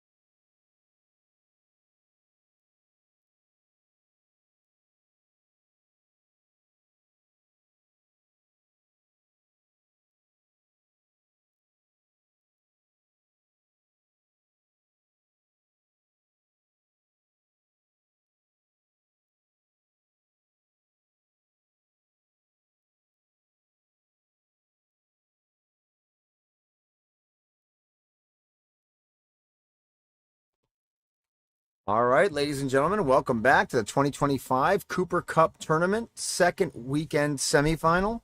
My name is Dan Usello, and I'm here joined by Eric Sikowski. Eric, how are you? Pretty good. Excited for this double set. I think this might be the closest matchup-wise we've gotten yet today for doubles. And how do you mean by that? Player-wise, stacked pretty evenly. Like Ray and Brandon, super strong. Same with Kevin and Paulo. I think we're in for a really good 8-ball set between them. Yeah, it really should be. And the fact that Kevin Bourn and Paulo Faria are both Masters teammates probably lends a little bit of familiarity. I don't know that I can give an edge to them, but if there was going to be an edge, it's nice to know your partner as well as they do. I agree with that. Yeah, it's they definitely know what each player does well. But I mean, all these guys have played each other so much. It's kind of a given. You know this person, this is their strength, and vice versa. So I think this is the big part of this match is who's going to break the best. Because if they get the good spreads, you're going to see, a lot of racks being run between these guys. Right. Ben Parker, thanks for joining us. Or you might have been with us the whole time, I guess. Yeah, that's right. Great work out there for me. Is that for Dan? Dan Usello? Mr. Slota, how are you? Rob Slota, how are we? Talk about Masters teammates. There's my Masters teammate. All right, so Paulo went with that second ball break. He did drop something, so it's open after the break. You definitely kind of see that cluster on the right-hand side, which we know with the second ball break you tend to get. I do like stripes here, but Kevin doesn't have an opening shot. So I think he's going to dirty combo here. Yep. Oh, yeah, he did. That was beautiful. Nice shot. And all of a sudden, stripes do look to be the favorite. The 11, I believe, goes by the 7. Yeah, it's close. If it doesn't, I think Paul would try to address it here. Like, shoot, kind of either come off, most likely stun off the rail and try to kick out the 7 a little bit. Yeah, not a lot of problems to solve here. Just got to make sure your cue ball's okay. The 15 does appear to go by the 10 in the corner if they needed to. That's a nice shot by Paulo. Very nice. All right. So he left Kevin a touch weird. I'm guessing Kevin's going to shoot the 10 and try to come around a little bit. I don't know that he can back cut that. That's it's thin. That's a super thin. But even if he tries and he misses, I mean, worst case, what you right have the pocket. Yeah, I like what Kevin's about to do. He's going to play safe. Yep. Just roll the 10 back onto the cue, and essentially dare the other team of Ray Niederwerfer and Brandon Ryan to, open up the 1-3. And they don't look to have a makeable ball here. Yeah, that one's super thin. I mean, I think if you wanted to go offensively here, you could definitely throw the one up in the corner. I don't know if you get a lot of reward for that one, but, I mean, Kevin put him in a really good spot where I don't know what else you really have here. Yeah, if I think this is Brandon Ryan up to bat here. Yeah. Well, it's open now. So yeah, it looks like Brandon's going to be choosing. Oh, okay, so he's just going to kick up table at the 5. I like that. I don't mind it. Yeah, I don't mind it. I think we might see here if the 11 goes. Well, I think Paulo's going to pick up the 14. His cue ball's going to run. He's got a lot of angle here. Ideally, he would make the 14 and leave Kevin for the 11, but I don't know that he's going to have that option. Yeah, I think I see what you're saying on that. Even if he tried to hold it with like some inside or a little bit of bottom right, he's going to have to either bump into the 4 or really slow roll it. Oh boy, wow. Did he get nice it? Touch. Well, he said, "Dan, hold my beer." That's fine. That was a really nice slow roll. And now they look the favorites to get out of this rack. Yep, nice little bump there. Okay, this is a little tricky. So he's got to cut the 15. He's going to use the 3 as a break. Yeah, the 3 should hold him pretty well on this one. But what happens with the 3 and the 1 in the queue? I mean, that's the $64 question here. Yeah, because looking at the view, I mean, the 8-ball also does have plenty of pockets afterwards, but you do have to get good on it, so... Ooh. Yeah, tough. He wanted to make sure he didn't get caught behind the mess. Yes. But, he's inadvertently given up a decent runnable spot here. If Ray can pocket the 7 ball. Which it looks like, yep. And I believe he can in the side pocket. Yeah. Oh, he's going to go for the 6 in the corner. That looks even... That means I like that even better because you get better. the 3 afterwards, and the 3 is probably the problem ball of this rack. Good shot by Ray. Oh, very nice. How's he going to bump that 5? Plenty good. Brandon good. Plenty good. Brandon's got to like what he's seeing here. And now it looks like dink and dunk stuff. I think the 4 ball is relatively accessible. I don't think the 5 is completely on it.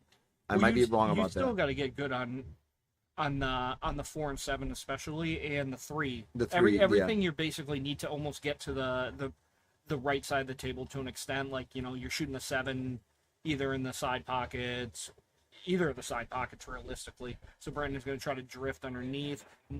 Oh boy, tough little nudge there. Yeah, I'm not sure I'm a fan of going that way, but we see what he was trying to do. Mm-hmm. The 3 ball is the question mark ball for them. Well, now they've got a few more question marks. So Ray can see the 3. I'm curious what he's going to try to do. Oh, is he going to try to play the combo into the 15 and kind of take it over there? If Ray can make this 15 and get behind the pile. Well, I'll tell you, he did get good on it. That was a pretty good shot by Ray. Travis Cromwell, thanks for liking the stream, and we love the fact that folks are liking and watching the Make a Score tour here, brought to you by Lance Lisciotti, and bringing you a lot of high quality tournament action and a lot of high quality money action. I hear that there's a big money match coming up this Friday. Yes, it's Sean Dixon and Evan Moreau, correct? That's right, on the Make a Score tour. I want to say it's for $2,000. Oh wow, that's definitely the biggest money that's been thrown out. Good for them. It's going to be a multiple set race, but it's going to be for $2,000. Wow, nice shot, what Kevin. a shot! I love the way Kevin kicked that. That 2 rails, because if he goes in the 10 full, he still makes it. If he skirts the backside like he did, he develops it this way. So now Apollo's just looking at, just a little stun off the rail. Just pocket the ball. Don't get too crafty. Just pocket it. Just like that. And Kevin takes this nice, easy back cut. Yeah, it's been a minute since Sean was on stream. Was his last match against Kevin or Frank? Because I want to say he played Frank Gaetani for a relatively high amount. And it was also on the Make a Score tour. Nice shot by Kevin. Very nice. The team of Bourn and Faria take a 1-0 lead. Maintain serve. Yep. And So- now we will see Ray need to work for the break. But yeah, getting back to that. Well, I know Sean has played both of them because I think Kevin, I can't remember if it was a scripted match or Kevin subbed in kind of last minute that Sean had someone lined up, but I know he's played them both here. Right. But yeah, Sean's a fantastic ball maker. I'm definitely excited for that one. And Evan, I think, is one of the top up and coming, young. I say younger, but in kind of our near vicinity. Right. It was Frank. Yeah. Yeah. Well, Evan Moreau, that apple didn't fall far from the tree, did it? We were actually just talking about his dad's win at the Super Billiards Expo. Okay, 2 Ryan years ago. Lynham, yep. Ryan Lynham. Fantastic shot. All right. So Zoe Kleiman, thanks for liking the stream. Folks, make sure to like and share. So Ray to break. If I'm Ray and Brandon, I'm not crazy upset after that first rack. I don't feel like they really got a lot to get them going. Yeah. Like they were dealing with something right off the get-go. They, lock up safe and then a tough run out from there. So. And to be fair, Kevin came with a really nice shot to get out of that trouble. Well, there's a reason he's held the championship multiple times. Multiple times. All right, so kind of an ugly rack to navigate here. What do you like better? I probably like solids because I like the opening shot. I like that the 3 and 6 are kind of open, but I mean the 2 and 5 kind of mashed in there. I think Kevin's going for another dirty combo. Yeah. Wow, he hit that good, didn't he? Man, he's seeing the table very well right now, and that opened up a lot for Paulo. Definitely has the 11 ball here. I'm colorblind, so I can't see the one in the top right, but obviously that's like the easy duck shot. I would figure Paulo's coming for the 11 here and might try to sling around a little bit. I'm giggling a little bit because our sideline reporter Ben Parker is letting us know that he's got to make some dinner for his kids. Thanks, Ben. Good luck making the dinner. We hope it's tasty. Also, fantastic showing last weekend, Yes. Ben. You played incredible, my man. He really did. Very, very happy to see that. He gave us everything we wanted and more. All right, so Paulo just threw that a little bit thin. So Brandon Ryan's coming to the table with a great opening shot. There's two balls here you got to navigate. You got to navigate the 1 and the 3 ball. Yep. Which, I mean, I think the 1 ball in the long run might be a little bit easier. You got 4 ball to use on it. You're going to have some options. So I think Brandon right away is looking, what can we do with this 3 ball? He may try to. Well, he was looking at it a little while, and I thought maybe he might try to pocket the 3 and make it pocket the 11 and make the 3 as well. But it's touchy. Well, I think that's what he's leaving his partner for. I like this a little bit more. I think he had a little bit too much angle to really hit it like full and firm like he wanted. Yeah, if I'm Ray, I'm calling both of those. I'm calling that 3 ball into that corner, and I'm driving the bolt in. Yeah. It's a tricky shot based on the angle, but I think it's productive. Yeah, and that looks like that's what he's going to do. Yeah, he's going to try to depending make on it. how he hits it, I don't think, like, even if he leaves the 3 hanging, I don't think Ray's going to, give up a lot here, even if he misses. Okay, so he just went for the simple make the stripe. Don't worry about the 3. Yeah. And he's forcing Kevin to shoot all the way up table if he wants to pocket a ball. Oh, interesting. He might be able to back Carom this. 14. Yeah, off the 9. Carom 14. Wow, we must not. Sometimes the TV gives you a little tricky angle here. Yeah, it's seen. We have the side view up on the other screen. You can kind of see he's got a little bit of it. This would be one heck of a shot if he can make that Carom 14. Yeah, it's tough. It's tough. Oh boy. Oh boy, the one thing Kevin didn't want to do. The one thing, because now if I'm the team of Ray and Brandon, I'm addressing that 1 ball as quickly as possible. And after that, I mean, you really don't have a problem once you clear out the 3. The 2 would have a home in the corner. I mean, it also has a home in the sides. Everyone goes. The 1 ball is the tricky guy. And whether or not they try to take it with ball in hand or try to open it with ball in hand. Yeah, they're going to open it. I think Ray just said he didn't like played the off angle, the 10. how Brandon was going to have to shoot it. I would take a little more angle than this to really make sure I pop the 10 out of the way, but... Well, he might be trying to do it with the cue ball and come off, like this, where he develops the 1 up. Yeah, I got to play with Brandon last year in the Cooper Cup, and he definitely... He prefers to move things with the cue ball rather than, like, play him off with the object ball. Right.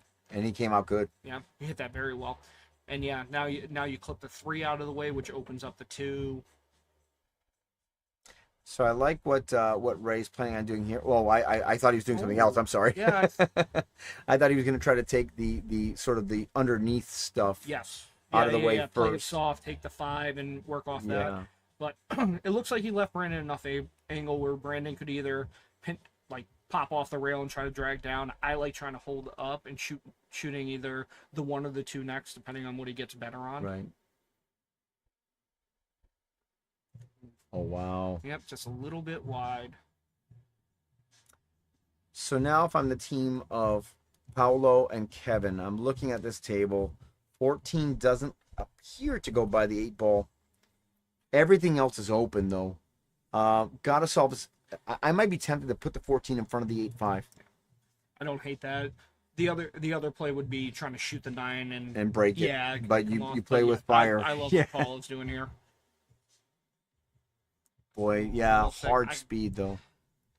He might have thought he went and was trying to get out for the leave on that one. Right. So again, in the booth, we can only see so much. Yeah, some of the angles in here are tricky. He didn't miss bad here. I don't like shooting the 5 because that 8 ball might get big. Right. I don't think the 7 goes up table, so that leaves you a thin cut on the 2, like trying to back cut it. How about that 7 side? Although if Ray is passing it up, there must be a reason. Yeah. There must be a reason why he's passing up the 7 side. No, I think he's shooting. Oh, is he shooting? Yeah, he's shooting. Okay, Yeah. okay.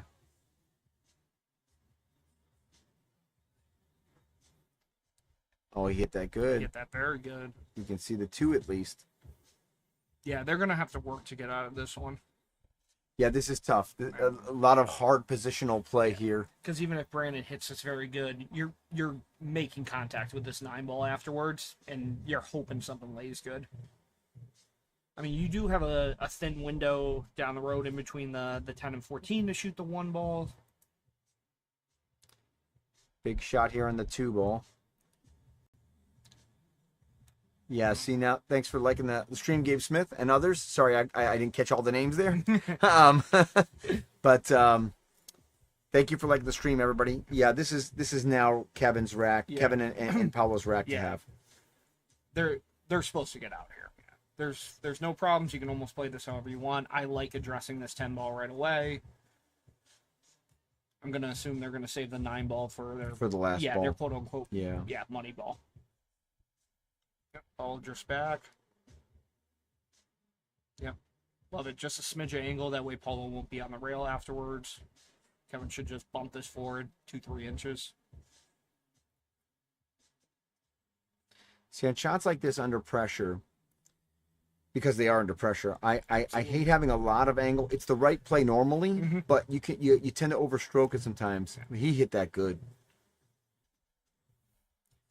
That is one thing about Paulo's game that's always impressed me for, obviously all the highlight shots we've all seen, but his touch shots are very good. He's got a lot of confidence playing in pocket speed.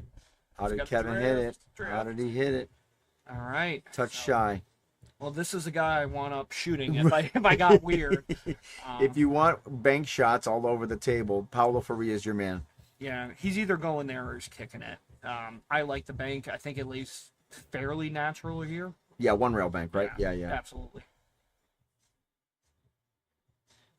How'd he hit it? It's got a chance. It's gonna come up short. Big turnover. Yeah. For the team of Ray and Brandon. You can take this over. Oh yeah, you have to. And I don't see anything in their way. Yeah. All 4 of these guys, they're not going to give you too many mistakes. You Right. you need to make sure it hurts when they do. It's a little close to his work, but he's fine. He's fine. I don't mind that from Ray, because even if he sat a little closer on the 2, okay, take the 1, just drift me Right. over, I'll shoot the 2. The 8 ball's a hanger.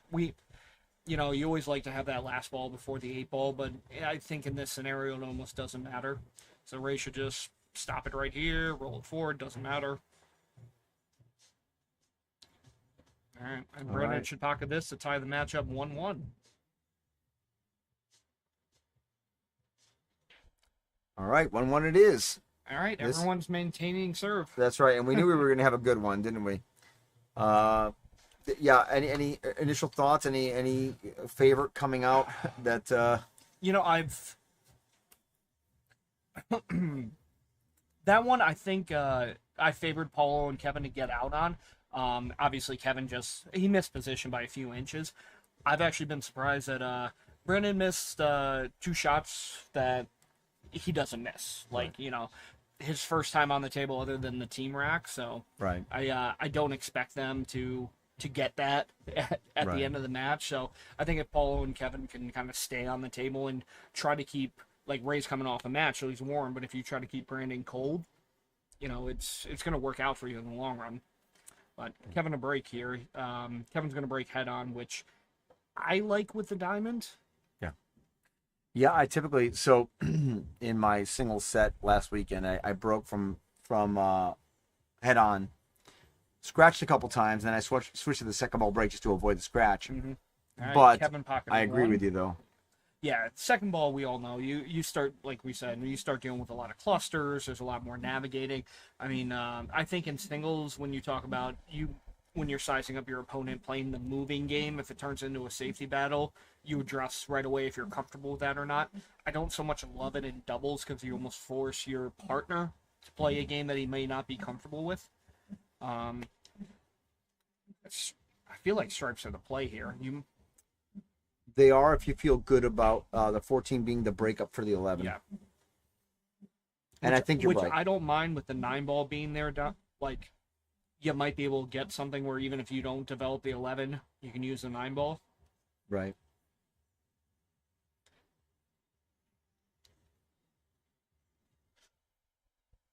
I think Kevin's looking at setting up Paulo for a 3-ball combo. If I'm not mistaken, he's looking at the 14 4 11 combo. With the angle he left him, that's definitely. I wasn't sure if he was thinking the 14 went and he was trying to kind of get him underneath so he could just play top and run into it.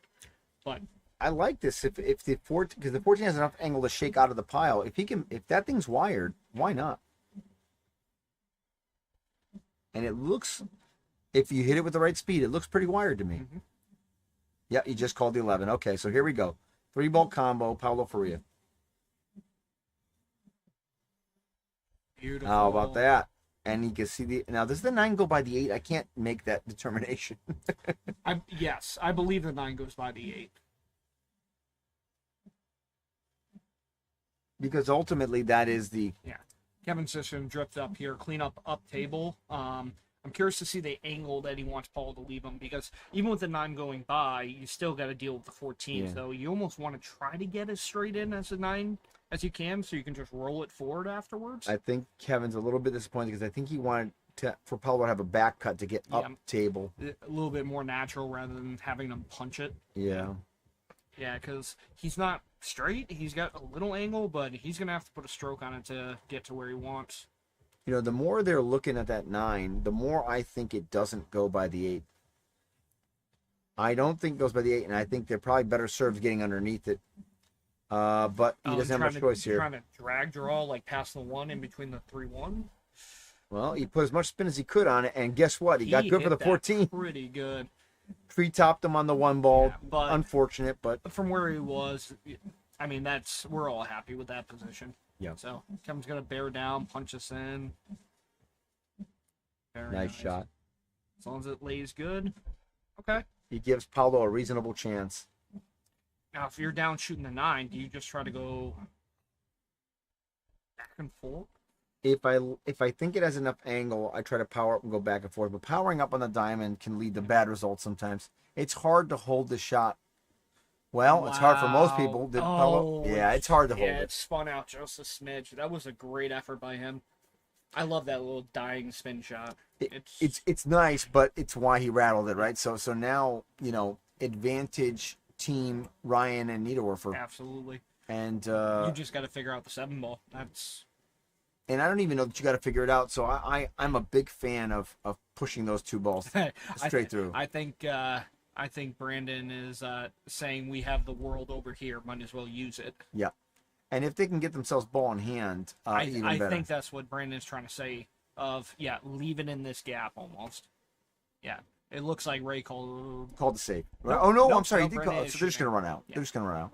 And I'd prefer that because God forbid Kevin Bourn gets up and drains a jump shot. I was going to say, even where, like, if you called safe there, granted, it's probably a rail first jump at the 9. Okay, then the cue ball is going to move around. They have a chance at it. Might as well keep control out of their hands. Yeah, if I can keep Kevin in his chair and Paulo, I'm going to. So Brandon's going to just kind of drift back up here. Oh, he's trying to get towards that 7. So with where he hit the bottom rail, he must have had right-hand spin on it, I'm guessing. Mm-hmm. Yeah, because that really opened up. It really opened up, and I wasn't expecting that to go towards the side pocket. But, man, that's unfortunate for Brandon RayN. I also love what Kevin's going to do here. They just said, just bring it back a smidge. Yeah. Don't do anything too fancy. Oh, boy. A smidge was almost not a smidge. Yeah, he definitely hit it a little bit more right than he wanted on that, but he left Paulo the 8. Beautiful. Good shot. I love just keeping it simple on that shot, because if you try to move it around, there's a lot of ways that could go wrong. For sure. All right, so 2-1 lead. Again, that was their break, so... Yeah. They hold serve. Yeah. They hold serve. They hold serve, as they say in tennis. And as we sometimes say in pool. Yeah. I'm expecting Brandon might hit this break a little firm. Yeah. Let it all out, you think? That's a mountain of a man As right Nick there. Provo once said, mountain of a man, right? Yeah. And it's, Brandon RayN, seasoned veteran, plays auto snaps typically. Him, Tim, and Mike Ash, and Jocelyn actually just took second down at the Masters at the Northeast Challenge. That's right. They lost to Ryan Lynham, Karen McCullough, bad team from Rhode Island, And that team was stacked as well. I mean, that's basically almost all 700 Fargos. Right. That's hard to beat. And Brandon RayN has been in this event before. Yep. All 4 of these players have been in this event many years. And I'm trying to. There actually is a couple newbies. Obviously, you have Mike White, you have Vashon, Bob Poulin. Frank has played in it before. Right. Yeah, so a couple new faces, and a lot of the Vashon.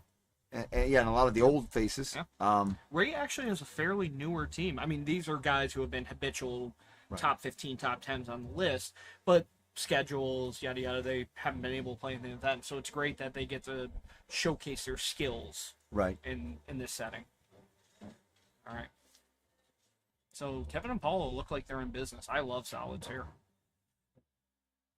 The 7-4's a little bit weird, but Yeah, that's my big question mark is because I don't want to play that combo. I want to stay away from that combo as much as possible. even if you get on it, I don't like that the 7's going to drift towards the 10. You could put the 10 in front of the 8. I so love Kevin just that goes, shot. I'm going to go underneath it. I love that shot. Get a big bump. If Paulo can come with a shot on either the 6 in the top right corner, I would love or if you the could 2 shoot in the the bottom 2. left Yeah, corner. If you can shoot the 2 here, because then you could float a little bit, but I don't know if he got it. I think he might have to throw the 6 in the top. This is one of those where I think they're going to use their extension up and really talk about. This is the big shot. This is the shot of the rack right here. Yeah, you can see Paulo looking at the time. Oh, I think he's playing safe here. Okay. Which I don't mind. If you don't like the run out, stop making balls. Stop making it easier for Brandon and Ray. They have a couple clusters. The 10 really doesn't have a home. Make them navigate a rack. And I'm looking at that 10 ball that he just sort of scooted behind the 8. I don't think it goes into the bottom right-hand corner anymore. So that's good news for both Paulo and Kevin. That was actually a touchy little safe that Paulo played there, because it would be very easy to tie up that 4 ball that now I have to develop it again. Right. You getting all this in your scouting report for the finals? I'm so some might ask, why are you down there, Dan?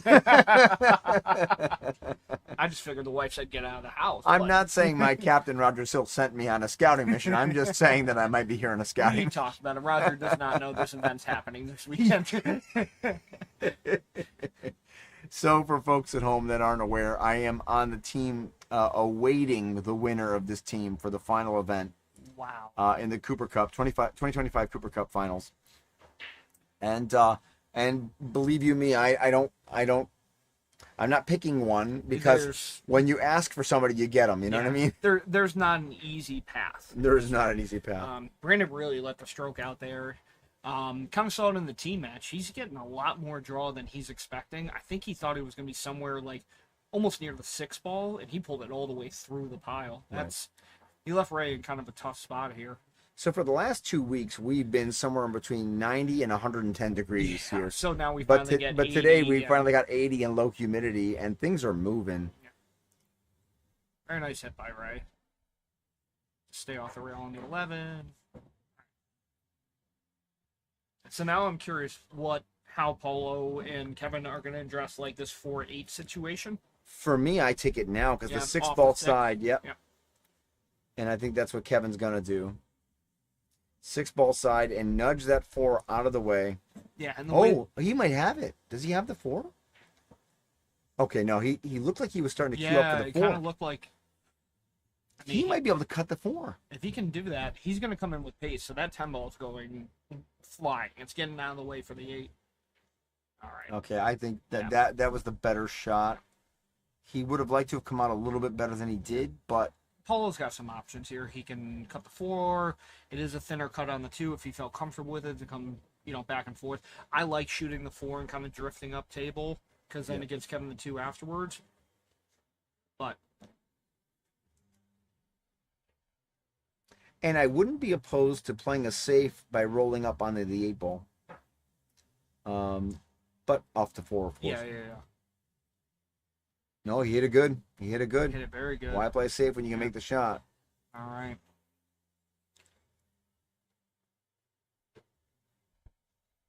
And if I'm Kevin, I'm going forward 2 rails underneath the 7. I'm just going to say, Paulo, pocket the 7 up table. I'm going to try to give him a little bit of angle. And then I'll make the 8 in the same corner. Yeah, exactly. Okay, he tried to get around it for the corner. Did he get there? He's giving him a chance. It's a chance. He's giving him a chance. Yeah. I think that this sits. He's probably like a 75-degree cut. I think this sits better than you think it does. The TV's a little bit. Yeah.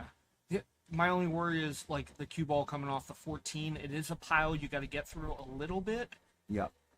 He's gonna power up. Yeah, he's gonna draw out of it, which I love, because that way, it was always gonna drift that way. If he cut it a smidge thinner, he would have ended up well past the pile. I mean, it was a tough bit on that shot. Yeah. Difficult to do it the way they did it. Now the question is, can the team of Brandon Ryan and Ray Niederhofer maneuver around this 14, 15, 10 cluster down on the middle right hand? I think Brandon's looking at the safe play right here. He's gonna like graze the 14 and stick it back on the pile or on the rail, just like Not that. bad. Did he marry up on the? Yeah. Oh yes, he did. Yeah, that's close enough. Yeah, and there's not a great kick opportunity for Kevin here. I mean, I think he's got to go past the 14 up and down. Yeah, he's looking at the one rail kick Yeah. for the 7 in the bottom left hand corner. I don't know that he's got much else. This is tough. It was a very smart play by Brandon. Instead of like just plucking the 14, 11 and then trying to figure Right. something out, just locking them up. You know, Looks I like think. he's trying to go a couple rails. Oh wow! Wow, nice What shot, a hit! Kevin. I thought he was going to get the reward, and the 7 was just going to nudge in front of the cue ball. What a hit! The 3 rail hit was nice. That's not an easy shot to pull off. There seems to be some discussion with the So players. I understand what it is. So when Kevin shot that, his cue definitely like touched the 14, which in normal bar box rules would be ball in hand, but it has been made clear in this event that is not a ball in hand. Right. They're only doing cue ball fouls unless you move multiple balls, and then it's rack over. Automatic loss Yeah. of rack. Right. All right, so Ray played this pretty decent. I think. Testing the jump shot ability here. Paul's going to the jump cue. Now, I don't mind Paul on the make here. The leave is going to be everything. Yeah, if I'm Kevin Bourn, I'm saying if you can make the shot, I don't care where you're leaving. Yes. Right? Yeah. I've seen Paul jump enough that I'm never betting against him on things. Yeah.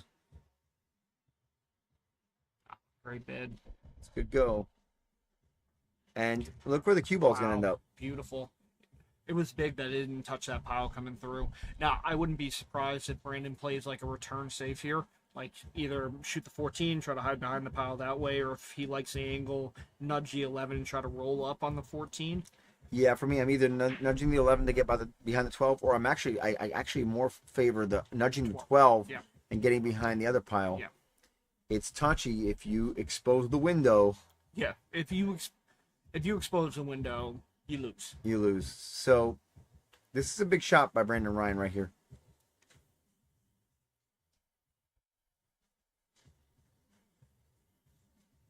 Looks to be good speed. He hit that good. He hit that good. And unjumpable from this distance, that's for sure.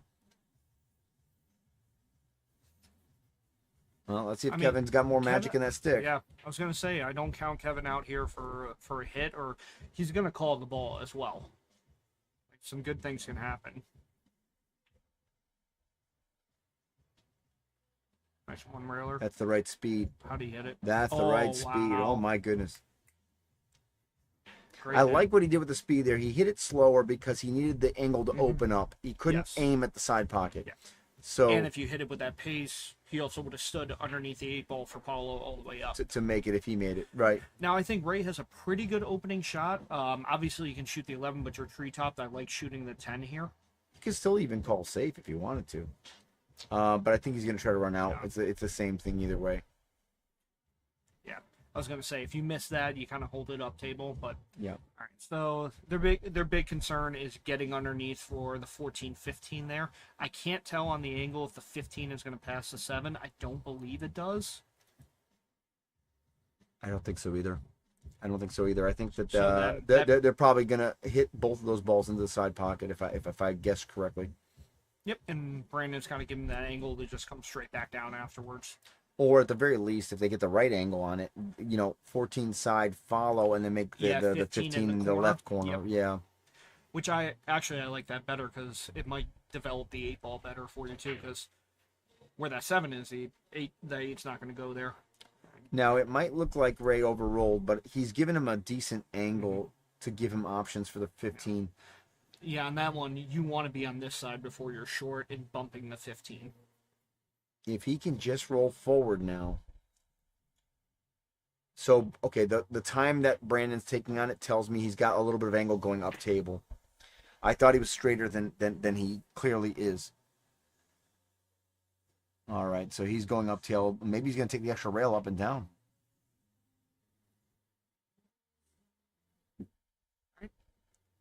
He just took his medicine and said, look, I'm going to roll you a little bit, and whatever it is, it is. I think, yeah, Brandon's coaching into a safe that will, like, stun off the rail and tuck on the 8.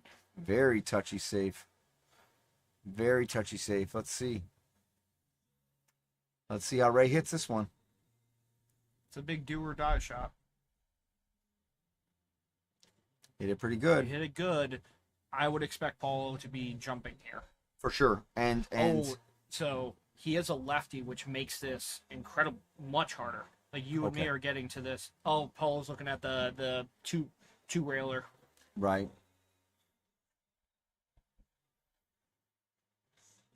Oh wow, it opened up a lot more than he thought. I think that's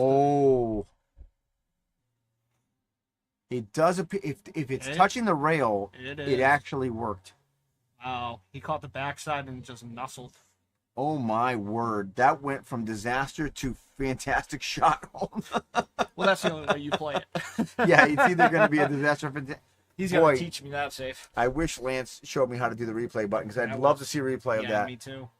Because it must have just nudged the rail. I mean, that's you put them in death here. That's I don't even. What do you try to 2-rail underneath it? I'm trying the 1 rail, and you're just trying to make a hit. You're not trying to. You don't have to. You know what I'm saying with 2-rail. Like if you had some angle to like come out by the diamond and try to backside it, but you could try that. But yeah.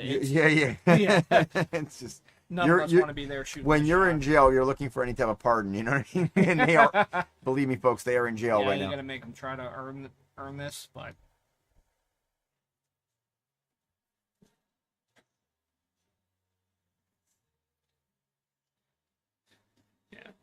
Brandon definitely used the extension here, which I do not blame him. Oh, if he can get up that way, that makes it a little bit better. Right.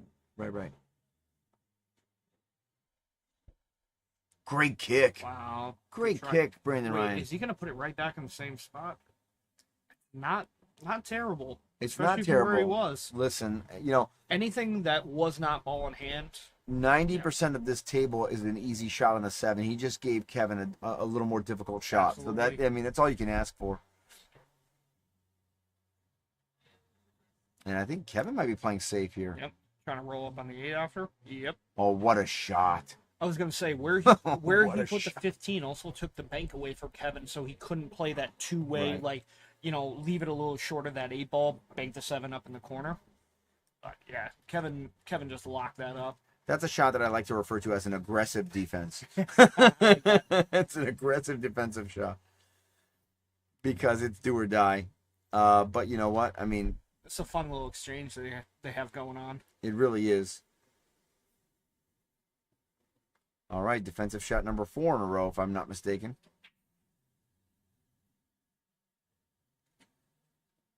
Well, did he get to a rail? Yes, he did. Yeah. Well, it's hard to be too mad about it, No. right? You haven't given them much angle. They're I was gonna have to say work. Polo's pretty straight on here. I don't think you want to try to slam this with draw, and try to bring it back up and over. But depending on how I feel about the angle, and it's hard to tell unless you're up at the table. Kevin may be telling him here, just stun it out. Give me the cut. I'm gonna make it. Yep, and I like that. Give your teammate confidence. Like, don't worry about me. I've got it. Just pocket the ball because this is hard enough. Yeah. Make the ball. Give me something makeable.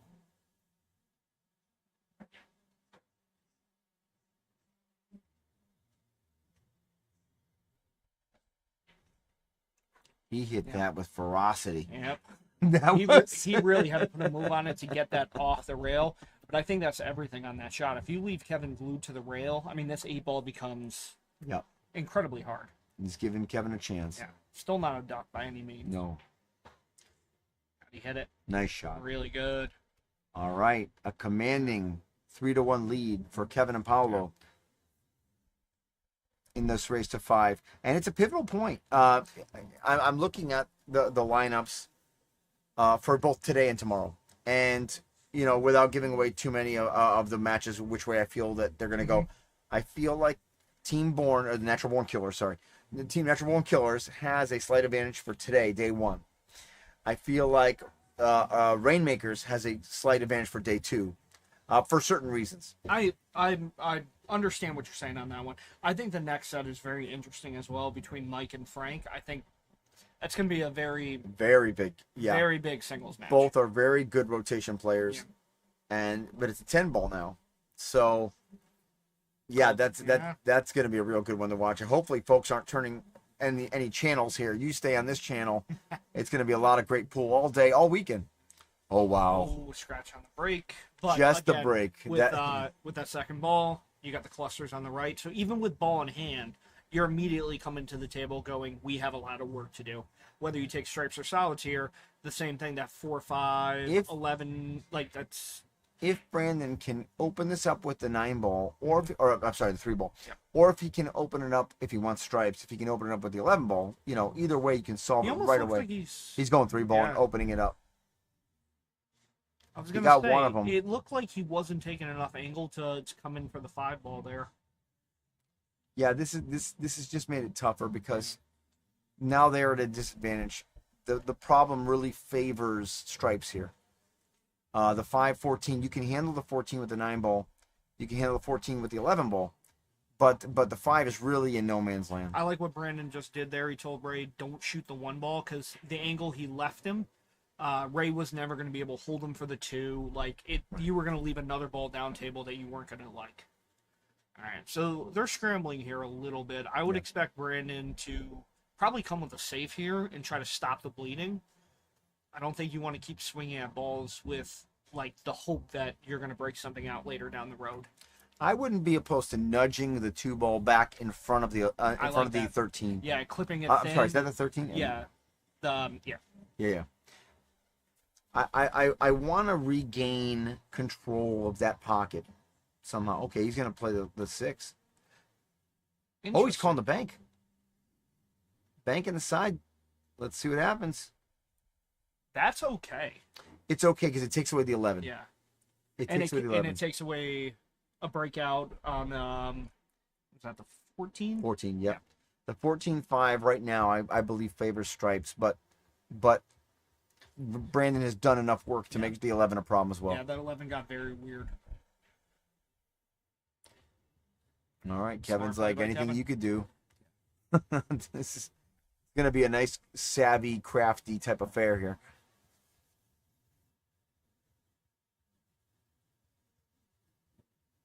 Yeah. I think Ray might have enough on the 1 ball here to, kind of what Brandon's saying, if you can hit the 1, try to, get it to kind of spin towards the 2. Yeah, any nudge of the 2 in front of the 13 is beneficial for solids. And that's fine. That works. That's fine. I mean, it could have ended up a little bit better for them, but I mean, it's fine. It's off the rail. It's in an area where you can now break out the 5. That's the big deal. Yeah, you can have the angle to come underneath, and also where you let. I was gonna say you almost left a little bit of bait there of go ahead and shoot your 9. Get that out of our way later for the future breakout. Again, if I'm the team of Kevin and Paolo, I'm just trying to maintain control of that corner pocket. Right now, they've lost control of it. All right. I like this play. Take the 15. Okay, so now the 1's in trouble. Yeah. I was gonna say that almost seemed like if I make it shot, I make it. But kind of to your point, it was just getting control back. Get control back, make more problems for them than you have. Right now, I think Brandon's going to try to open up that 5, if I'm not mistaken. He's got the angle. He's definitely... Okay, he caught the 9 first. Yeah. So Solids has the advantage of having a couple shots on goal here. They can use the 4 now to open up the 5. Oh, soccer tournament. Got it. Well, you're soccer, hockey. I know that we would both relate to that comment. So, and there it is. I was going to say, I thought Brandon left him the 4. The only tough part with the 4... Yeah, it was where it was going afterwards. If he's got the 1 ball, they're in business here. Yeah, if the 1 ball passes the 15, that gives you the 5 afterwards, probably with the right angle that you can take the 6 on the side. Yeah. So it doesn't go, but what Ray's saying is let's take control of that corner pocket again. Get the 1 in front of the 15. Now, do you call the 1 here just in case it drops? I make sure I don't hit it hard enough to drop. Because if it drops, you're kind of screwed. And see, and Brandon knew Beautiful. Brandon knew that. That's a great shot. Oh. He's a smart guy. Yeah, these guys have played A-ball before, apparently. Once or twice. No, I love the. I just appreciate the ideas and patterns you present. Oh, you had to say it. Did you? You had to say it. Somewhere Alex just smiled. Alex Bausch, if you're out there. God, it's hard enough when he makes fun of me, but when he sends other people to do it for him. That's a nice shot, Kevin Bourn. Stroke. And so for me, the question mark is, does that 11 go by the 6? And do you have a ball that can, the 13 can be used to snap back at the 15 and open it up. But if the 11 doesn't go by the 6, you're kind of stuck here. You can even use the 14 if you have enough angle right now. I don't know if they do. And maybe that's what they're chatting about. Do you have enough angle with the 14 to get after that 115?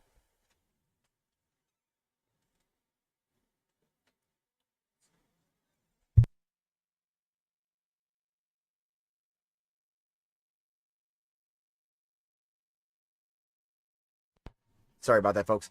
Anyway, okay, technical difficulties. We've solved them. They did solve it. They did solve it. Beautiful shot by Paulo. All right, Kevin's going to come up a couple rails. Does he have enough? Came up a smidge short, but it's not the end of the world. It might actually benefit. Sometimes you get good rolls, and then you don't know it. It might benefit him because he might be able to hit the 11 out now. Break it. Yeah. Oh boy. Oh boy. So maybe it goes in the side. Maybe I've been tricking myself to think that it can't go by the 6. It must go by. No, I think Paulo was trying to throw into that there because where Kevin left him with that hard back cut, I think he would have looked at this first, the 15 shooting it down table. He was very natural on it. Right. I think Kevin might have given the window on the 6 ball here. Yep, that window's there. And you can see based on Kevin's reaction that he's given away the farm there. All right, so this is now Ray and Brandon's rack to pick up. Yeah. I like just bringing it out. Yeah. Bring it back a smidge. Don't try to get all the way over. Yeah, something like that. Now Brandon has a pretty natural, almost at that stop shot on the Yeah, side. stop shot. Yep. Big rack too. You can't go down 4-1 in a set. You can, but you sure as heck don't want to. Yeah. Stop shot and 8 ball should be pretty fundamental for Ray Niederwerfer. And I believe it's their break coming up too. And it's their break coming up, if I'm not mistaken. That's right. Nice out. All right, 3-2. The Rainmakers are coming back. And so you've been a captain for teams before. Yeah. I'm sure, when you're playing a match, singles, doubles, whatever it may be, you never want to lose that match being the captain. Granted, no one wants to lose one, but it's got to be a little extra for your, the captains involved in this. Right. There's a feeling of responsibility, right? So you feel like, wow, this is, quote unquote, my team. Yes. I can't let them down, sort of thing. And I'm sure that both Ray and Kevin feel that way in this set. And, but you draft people for a reason, right? This is definitely the most stacked field the Cooper Cup has seen. You look at the alternates. The alternates are 7-9s in the APA. Yeah. That's not a joke, folks. The alternates are 7-9s in the APA. You have Heath, Bob Poulin, Matt Carlson, and Ben Parker. Ben Parker already showed out and showed why he was a pick last year. Right. It's crazy, and it's awesome to see that this tournament gets better and better each year. It really does, and as the list grows and grows, which it does exponentially. I'm on the wait list. I think I'm on the wait list again. I think my ETA to get on the list is 2.5 years or something. Right. Well, think about it. A year ago, we didn't have. Dry? It was a dry break, wow, a great break, but a dry break. Wow. The 11 ball is my curiosity. If that goes, it doesn't appear to. Yeah, I would have loved stripes if that one went, but. Yeah, so if you think about this, Tim Hurley wasn't available last year for the Cooper Cup. I don't think he was on the list yet. He might not have been. Jose Soto was not available for the Cooper Cup. Mike Wayant was not available for the Cooper Cup. There's a lot of names. Frank Gaetani was not available for the Cooper. There's a lot of names today and tomorrow that weren't even available last year, and that just shows you how much. Paulo was Faria, that's right. Not available. He was off the list at the time. Right, he's played in this before, but it was a couple years ago. Right, that's correct. 2 years ago, he played with Anacio's team. That's right, and so And I fully expect now that Phil Inaccio's back in the building, or back in the. I would assume Phil is going to make a run at next appearance. year. Yeah, next year might see Phil Inacio here. I mean, if this is an event you want to be part of, I love that it's okay. Get your game where it needs to be. That's right. And you know, by and large, the captains are scouting the talent all over, especially when Rob Slota's the captain. When Rob Slota's the captain, I think he's watching games he's watching games in Fiji just to make sure he's seeing the next local talent. Now, I'm curious to see here what they do with the 8-ball. They left the 6 up table, so the way they play the rack, that obviously has to be a strategy, like a purpose ball leaving up there. Ooh, Kevin juiced it just a smidge. Yeah. I think Kevin knew that he has to leave the 3 as the key ball. So I think Paulo can cut this in the side. My worry would be, is he catching the 13 ball on his way out, like playing around the table? Yeah, it's really, see, the problem here is that it's really shallow. He's headed towards the side pocket. I think he's got to cut it the other way. I think he's got to cut it in the side. That's what I meant. Oh, I'm sorry. Okay, that's what I meant by clipping the 13 like he did. I feel like for him that was the hardest part of the shot. Yeah. Like it's a ball he makes, but not only do you have to hit it with pace, you got to avoid that 13 to give you anything on the 3 ball after. And now I'll tell you, if they can make this opening shot in the 10 ball or on the 13, I would use the 13 because it's got a wide side. With the 6 ball there, it makes it huge. Even if somehow that 6 nudges on the 9, I don't think that kills you because you're going to have a lot more breakups and you just go right into safe mode. I think it's advantage Ray and Brandon, and I think that this is going to be quickly 3-3. It's a good pocket speed roll there. Good pocket speed allows them to deal with the 9 ball after the 14. So they still have to navigate the 11, which I'm going to assume they're going to use the 15 to 15, do that. Yeah, that looks you natural. come into that, bump it, 11 shoots up table. Yeah. And that's why I really think that the team of Kevin and Paulo are in trouble here. Yeah, if I'm Kevin and Paulo, I don't expect to get back to this table. Yeah. They might even have 2 cracks at it. He might be able to crack at it right now with the 9. I'll try to just slide over. Yep. I don't hate that because, ooh. Oh, boy. Yeah, just a smidge. Maybe trying to crack it open is why he missed it. Yeah. And something we've all done, especially on this table. So the trick here for me, I think, is, okay, stop shotting the 6 or, getting a better angle on the 6. Using the 3 to get underneath the 8 to shoot it in the same side pocket as the 6. Oh, he's going for the breakout. Oh, I don't know, actually, if that 8 goes in that side pocket afterwards. That 11 might have enough. I think Paul is going to have to try to play this with, like, almost a touch of inside and spin into this 8 to develop it. Boy, I would have bet money that it goes on the side. I guess not. Yeah. Yeah, they were... Get it out enough to go past the 15? Paul hit that really good.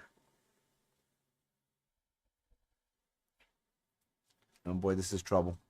It's take your extension here and try to sort out if you could take over the pocket. The way Paulo hit that definitely shows me it did not go in the side afterwards because he would have tried to slow roll it and leave it down near the first diamond on like near the 15 before he played it like that if it did, and give Kevin just that harsher cut. Difficult situation for Kevin Bourn to navigate. Oh.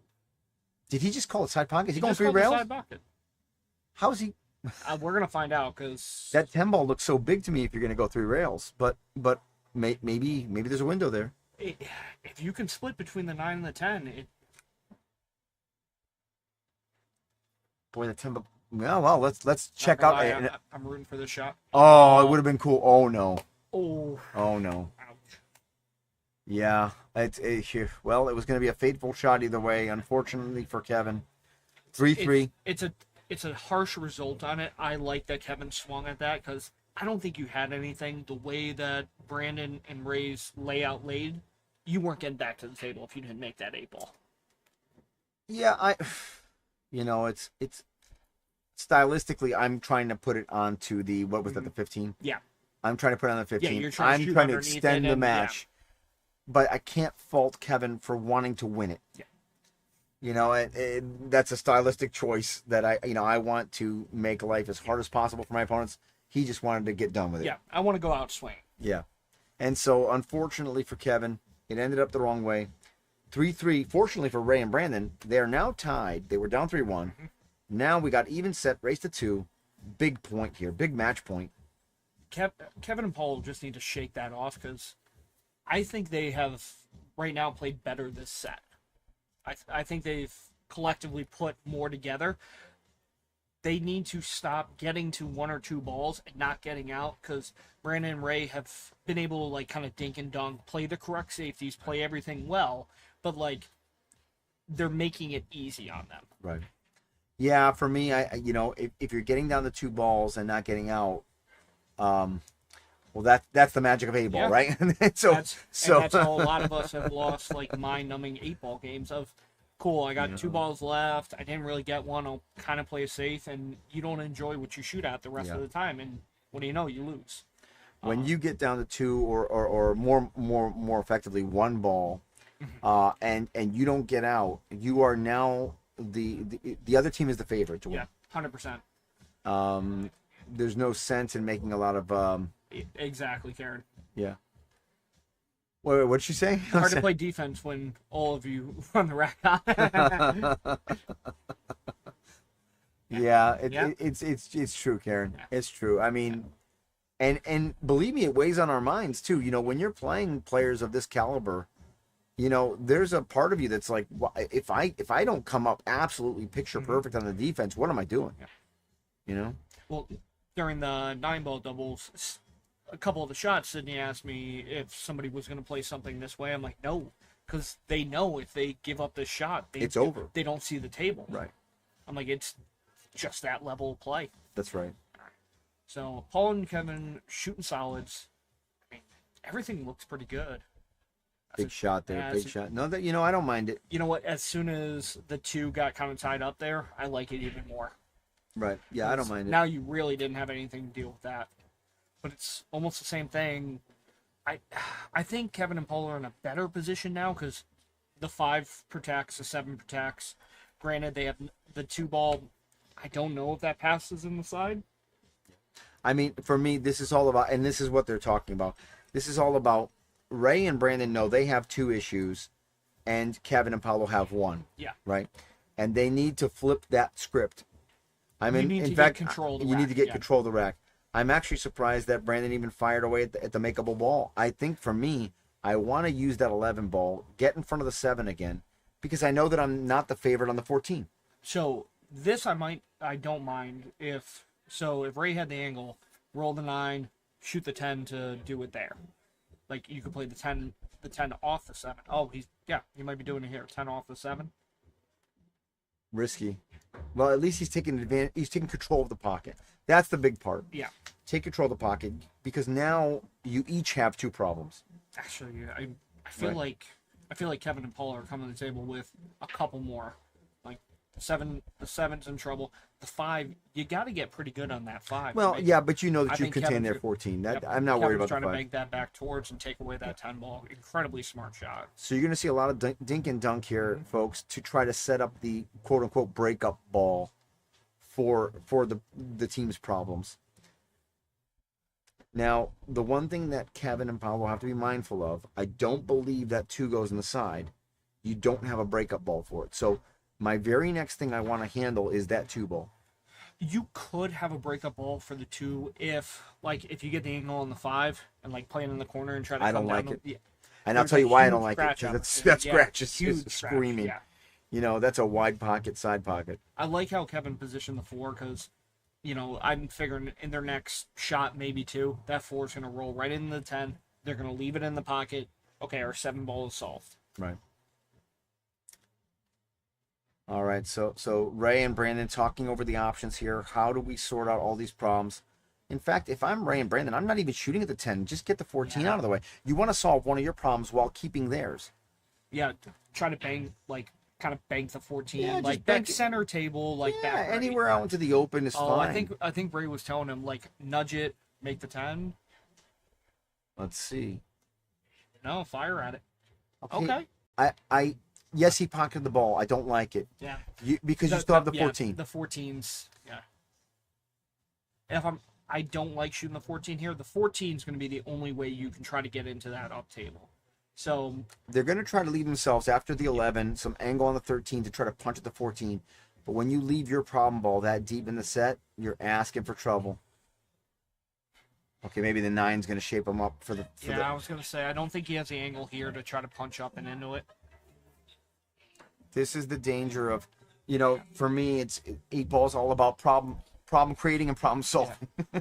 And at the end of the day, like, that 13 goes, you have to get underneath it to make that 13 go. So even if you deal with your problems, you still have to get good. Oh, wow. See, now this is, especially if that 2-ball goes, if the 2-ball goes on the side, it's over. Candidly, even if the 2-ball doesn't go, I like playing it here.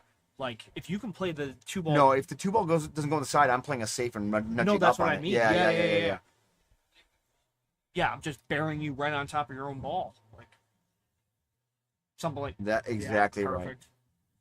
Did he free it up enough that it can be made the next shot? It can definitely. He's got enough on it. Kevin should be able to almost shoot that straight on afterwards and draw back a little bit to give him the 4 or the 7. Now, Ray, I'm not sure how tight it is to the 2-ball. If he has gap, Ray can kick this 13 in. Right. Ray kicks pretty damn good. I like the speed he hit it with, too. Beautiful Great shot. by Ray. Great shot. So, like, on the flip side, I also know Paulo didn't get that just how he wanted because he wanted to take away that one rail kick. But, kind of to your point, you left your problem ball for last. Right. I don't know what you do here. So, I don't think it goes by the 7. Yeah, but I don't think it goes by the 7, so I think they're really... You shoot it like it goes by the 7. Oh, no, I was thinking about the 14. Oh, the 14. The 14, yeah. No, that's...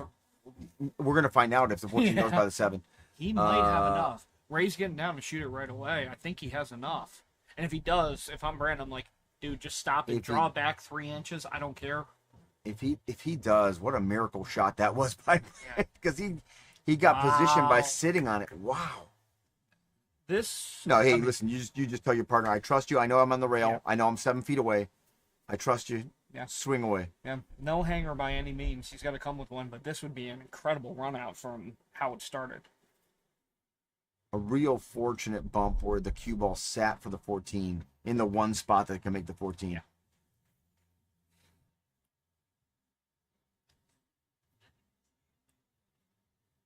Nice pocket speed. Oh, he drains it. He drains it. Out. 4-3. What a swing. From 3-1 down to 4-3 up. The team of Brandon Ryan. Yeah. That's safe with ball in hand. I thought Kevin and Paulo were perfect. Well, so with that safe, you've got to be on it. You've got to be on it. You can't allow a kick on it. And yeah, it's tough. It's tough.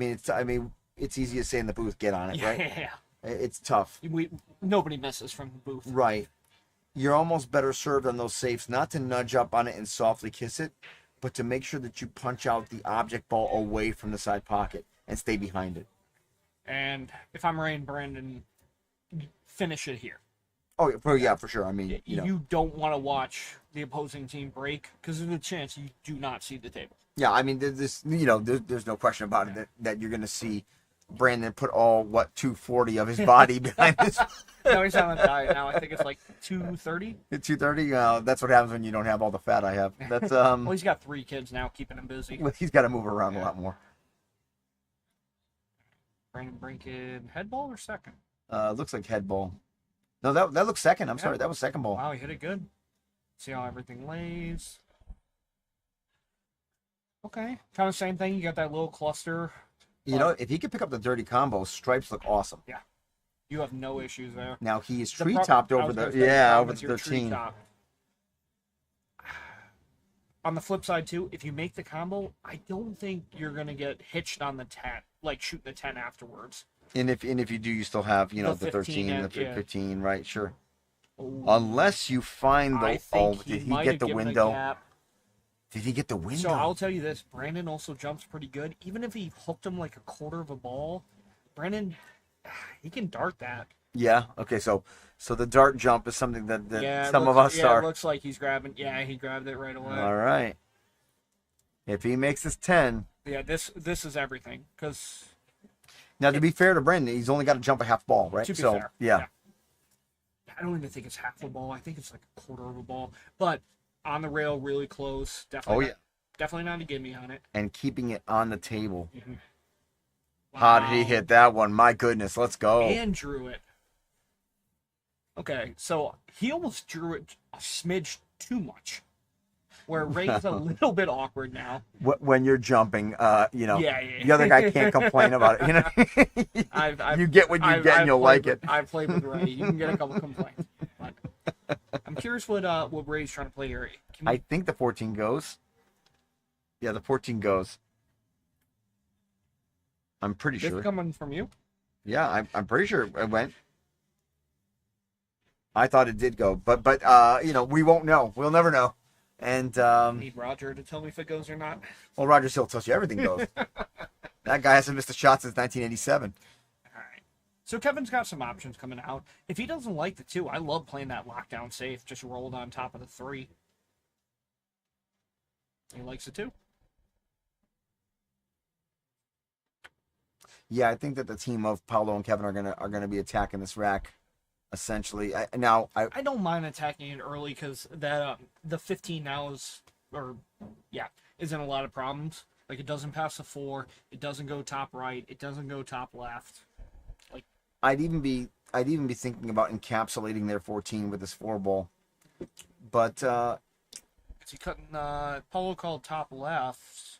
I think he's gonna try to back cut the 5 here. Cue ball should swing around the 3 rails. Nice shot. Gives Kevin a chance. That 9 actually helped him a little bit develop the 7. I'll tell you, I don't like the 1 ball. Yeah. I don't like the 4 ball's ability to break up the 1 ball. So for me, I'm thinking, how do I bail out of this? He might try to go after get over here now. Yeah. One heck of a shot if Kevin Bourn can do that. Oh, he got it. Well, he got enough of it. If it goes by, if that 1 ball goes by into the corner, he got enough of it. I think the 1 ball goes. The problem afterwards is getting from the 3 to the 4. And he's got a little angle here. He might be able to get to the 4 next. Trying to like stun out. Yeah. Oh, okay. Or just do that. How do you hit it? How do you hit it? Boy, he hit that with Kevin's got the side. 100,000 torque pounds. Kevin's got the side. I'm just trying to think how you get to 4 here. Do you try to draw out of it? Like, try to spike off the rail and come between the 8 and 9 net? This is a 100% shooters out. Yeah. You are pocketing balls until you can't anymore because you have no choice. Now you're swinging. You're swinging the whole way. Oh, tough break for Kevin Bourn. Man, I thought he hit that really good. And he did it good. He gave his partner a look. Unfortunately for the team of Kevin Bourn and Paulo Faria, they may not get to the table again. This is connecting the dots and, for lack of better terms, keeping it simple with Brandon and Ray. Yep. You don't have to do anything fancy.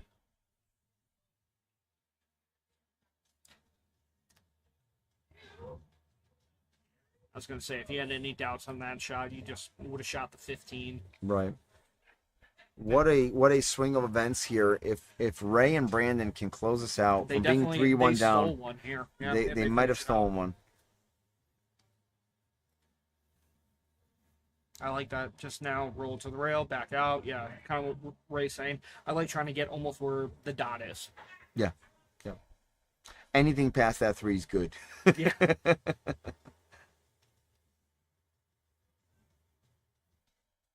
Oh boy. Oh no, you got it. You got past the 3. You said it's good. Yeah, I did. No, I did, and I believe it. And this is just stun it. Little bottom. Beautiful. All right, 1 stroke away from the team of Ray Niederwerfer and Brandon Ryan taking down this doubles 8-ball match. And they do. Wow, beautiful finish by those guys. Great comeback by those 2 fellas. Yeah. Great pool. Some defensive battles. Really, at the end of the day, it's a coin flip. Yeah. And a lot of these matches, it's a coin flip. Yeah, it's that 1 roll that gets you either way. Right. That's always what it boils down to. All right, so we've got ourselves, if I'm not mistaken, 2-2. a 2-2 tie in our overall score. So, we're in control. We're in control of that. You're allowed to change that. I thought the scorekeeper was in control of that. We're in control of that. I'm sorry, folks at home. So 2-2 tie. we got two good matches coming up. We got Mike Wyant versus Frank Gaetani, and then for 10-ball singles, and then 10-ball doubles, Mike stays on the table, and he partners with Brandon Ryan. And on the flip side, Kevin comes back to the table to play with Kenny Hoke for his first match of the day. Should be a really good finish. I like that battle in the rotation for the next two matches. I think Frank and Mike are going to be fireworks, and I think the doubles is going to be very exciting. And I think it's going to be a gigantic pivotal moment for the next match. Frank versus Mike, that's the pivotal moment. Yeah, then the next rack, I think, sets the tone for the rest of the night. And I agree with you. If I'm natural born killers, I want to take the next two. Right. I really want to come in 4-2 tomorrow, feeling with some confidence. Paulo versus Jose to start the day. Man, that's going to be a singles to watch. Right. I mean, all these matchups are just highlight reel. And the next upcoming match, do you have a favorite? Is there somebody you like, Frank versus Mike? No, not really. I think they both play super strong. I think it's going to be whoever breaks better and whoever kind of plays on more containing safeties more, because both these guys are going to run out if there's any sellouts. I feel like this is a set where I think Frank Gaetani's tournament play is going to give him a little bit of an edge. Yeah. Just a little bit of an edge. But hey, you know what? I've been wrong. He loves to be the spotlight player, and he normally shines in that situation. So I agree with you. All right, folks. Well, do not change that dial. We're going to be right back, and we're going to have a fantastic 10-ball singles match between Mike Wyant and Frank Gaetani. Stay tuned.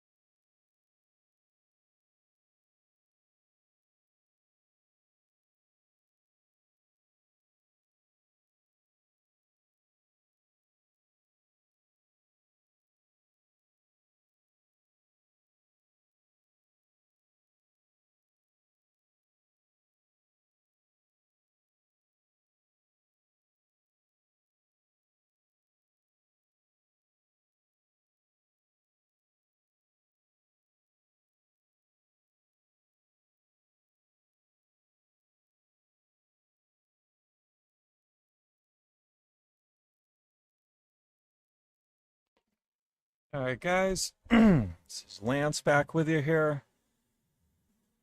Players are at the table, ready to lag.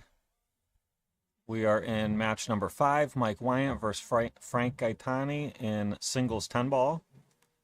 Brandon Ryan and Mike Wyant will be playing Kevin Bourn and Kenny Hoke in the next match, will be the final match of the day. So opening lag here. First look, I like Frank. Let's see.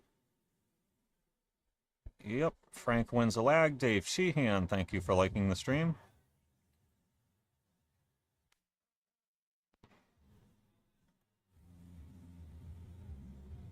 All right, so we're all tied up here, 2-2. Mike and Frank would each like to win this point and put their team up 3-2 in this overall race to 7 format. But neither one's going to go down without a fight here, so this is going to be, should be a good match here.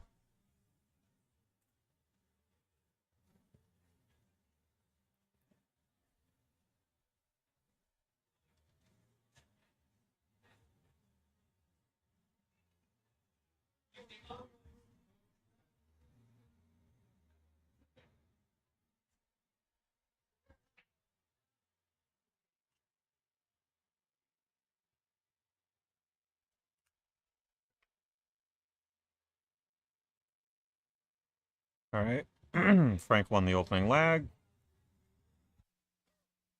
In 10-ball, I like to pay attention to the 2 balls behind the head ball, behind the 1 ball. They go towards the side pockets, and that's what both players should be trying to accomplish here on the break, is make a ball behind the 1 in its respective side pocket. You could also make the 4-railer, the 4 and 8 both bank 1 rail to the corners. The 8 ball looks like it's going to go. Sure did. And looks like a great break. Frank's going to have a opening look at the 1. And let's take a look here. I'm not seeing many clusters.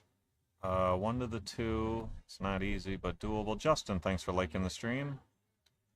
2 to the 4. The 5 balls up table. 5 to the 6 could be a little tricky. All the balls go, but very tricky out here. It's going to take a lot of precise cue ball movement. This opening shot, you can make the 1, but the position is a little tricky here. Let's see. Okay. Well done there. A little straight on the 2. May have to draw back beyond the 9. He could play a stop shot and bank the 3, but I think he'll draw back. Even if he goes overdraws to where he is now or farther, he'd still have a look at the 3 and a way to play shape on the 4. So you just don't want to underhit this. It's okay to overhit it. You just don't want to underhit it. Don, thanks for liking the stream. Okay, didn't hit it super clean. Glanced off a little bit. He wanted to come straight back. And it glanced off, ran into the 10, and now stuck behind the 6. I'd like to see him kick off the short rail here, like medium speed, just to drive the 3 ball to the top short rail. You know, you aim for in between the rail and the 10. He's either going 2 rails or you can see this clean. Okay, he went 2 rails. And makes a good hit, but is going to give up a look here. Now with the movement of the balls, the out is a lot more doable. The 4 to the 5 is a little tricky, and the 5 to the 6 is still how it laid, except for only the 9's blocking it now. I think there was another ball that was also blocking it earlier, but now it's moved. So these lay pretty good. He's probably going to thin this and play shape for the 5 in the top right corner next. Oh, good shot. He's got pretty good angle here. Use the top rail. Some follow. Come down for the short side of the 6. Great speed. Oh, okay. Went a little farther than I thought it was going to go, but still pretty damn good speed. He can just pinch this into the 9. Use the 9 as a stopper. Little low left on the 6. He can go around it and play for the 7 in the side. That's not bad either. Okay, so he chose to either play the stop on the 9 and missed it and went high up for the side, which is good, or that was his intention the whole time. Either way, worked out pretty well. Now go 3 rails around and try to get straight in on the 9. Yep. Very nice. Mike looking to win this opening rack here. Let's see, is he gonna go? He's going forward, I think. You can shoot this with forward. Oh, he did draw it. Okay, that's what I like. And set himself up real nice on this 10 ball. And Mike runs him out and gets on the board first. 1-0 lead.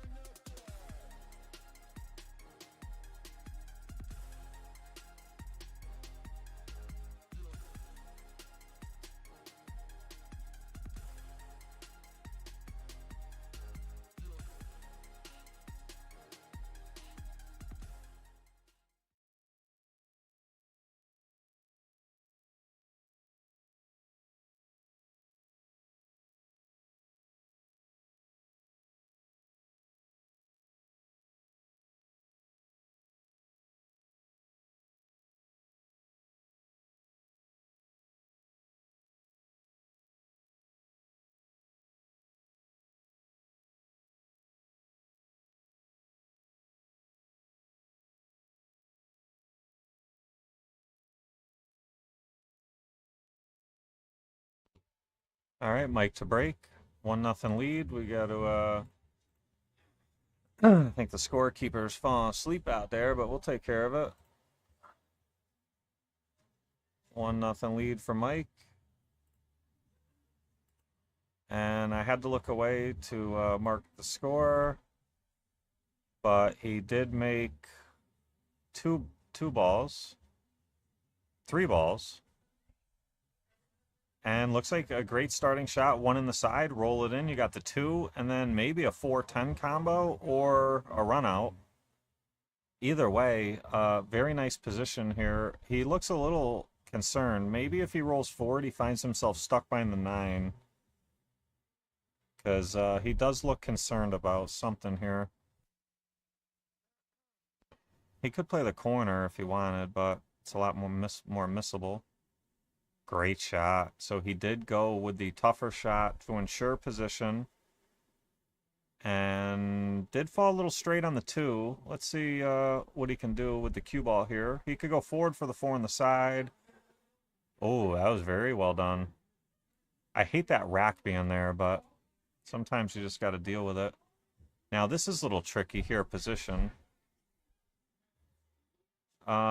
He could draw back to the rail and out, or even just draw back a little bit and come short of the rail. He did like the 50-yard line. Now, he better be hesitant here. This position is tricky. So he's just going to use draw? Yeah. Hit that pretty good. A little bit of left-hand English there would have opened up and made the 7 a little easier, but this is still very manageable. Overcut it. Oh, and he was really rolling there too, looking like he was going to break and run. But Frank's going to love this. Great out. He was looking like he was going to go down 2-0, and now he steps up with a nice 7 ball to start with the 9-10 down table. He's looking to clean these up and tie it up 1-1, and I believe it would also be Frank's break.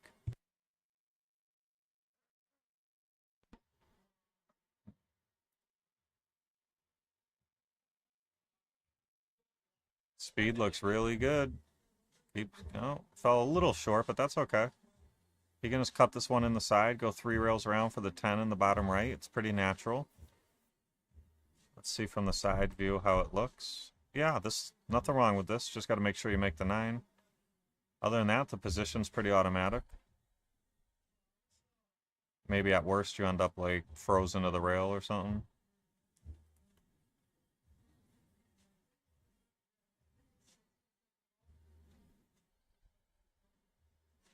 Yep, good shot there.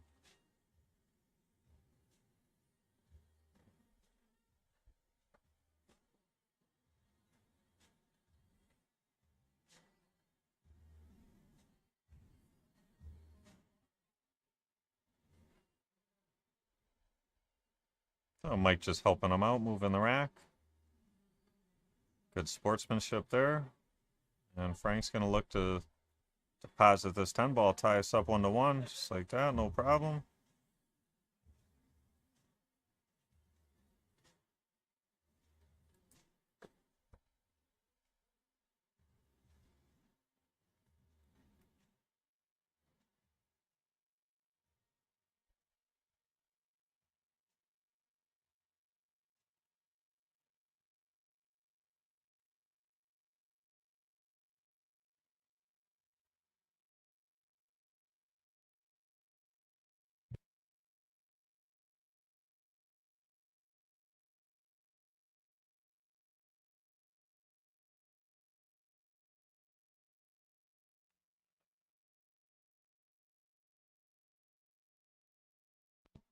All right, Frank to break. Tied up 1-1 in this set and 2-2 in the overall race to 7 format.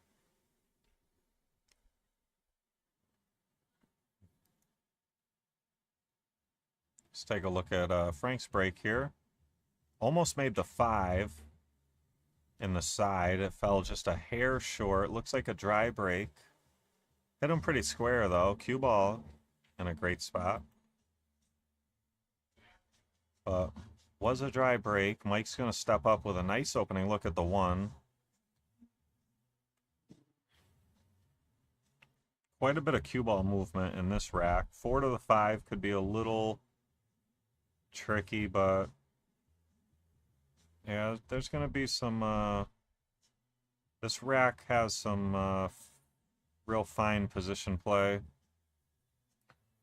4 to the 5, 5 to the 6, 7 to the 8. Oh, Mike got pretty good shape, but did hang the 2. And that's going to bring Frank to the table. He's got a great starter here. And just cut it in. Cue ball naturally goes towards the 3. Doesn't really matter your shape on the 3. Even if you're straight, you're okay. And if you have an angle, even better. He's going to have a nice angle. And come across the table. 4 to the 5, you can just stay up table.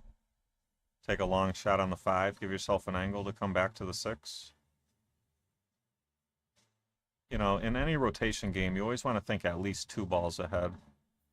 So from here, he'd be thinking the 4 and the 5. So let's see what he's got in mind here. Wants to get pretty straight. Wants a little angle.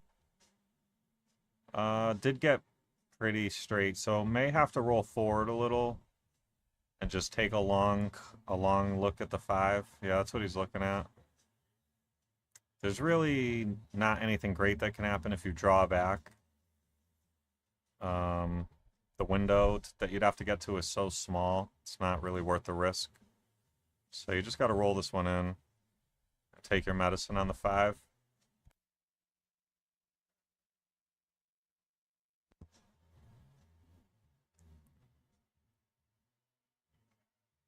It's going to have to hit this one sweet. It's going to have to put a lot of follow on it and come to the right side of the 9. He wants to end up around like the right side pocket area.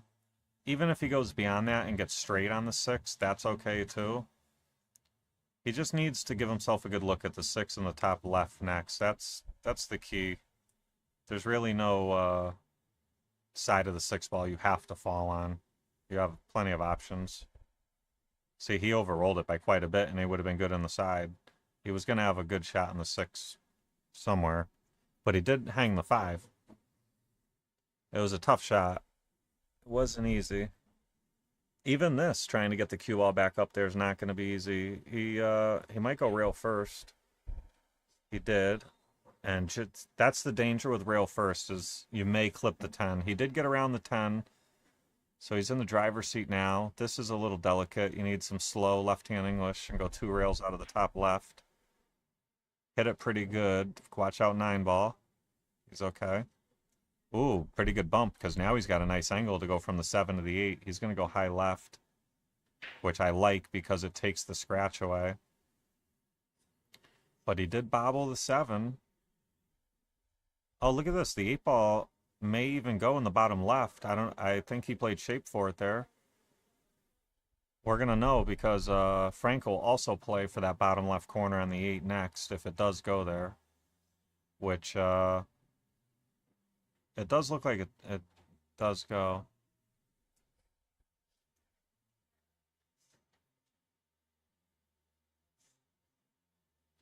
So Frank would like to draw back to around the side pocket area.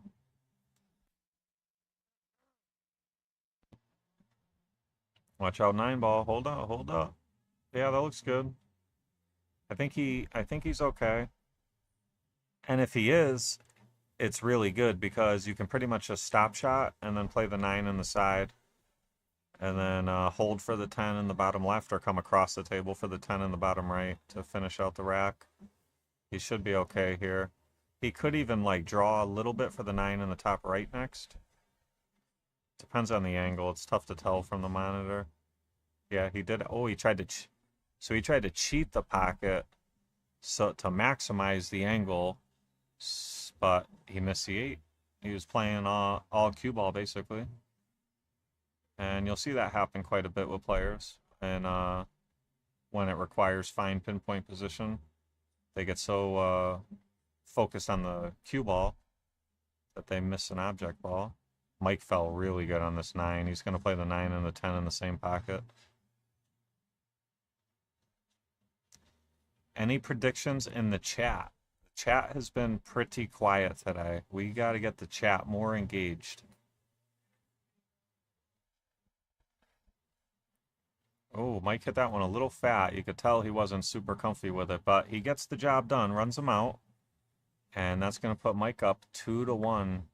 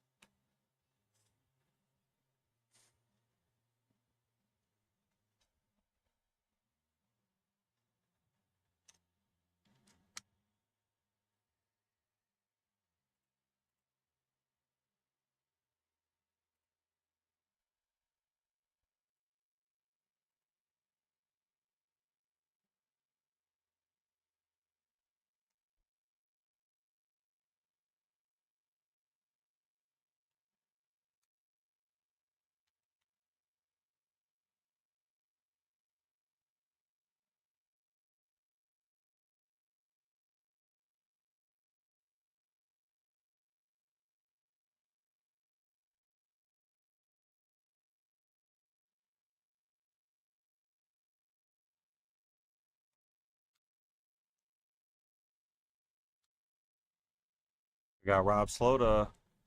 He's predicting 5-4 Mike in this match, 3-3 overall overall for the day.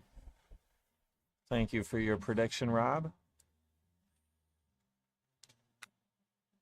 Mike, it's a fair prediction. Mike is leading 2-1, so it's a pretty fair prediction. But Frank's going to do everything in his power to prevent that. But boy, Mike is breaking pretty good here. 2, 4, 6, 8 makes 2 balls and has a beauty on the 1 to start.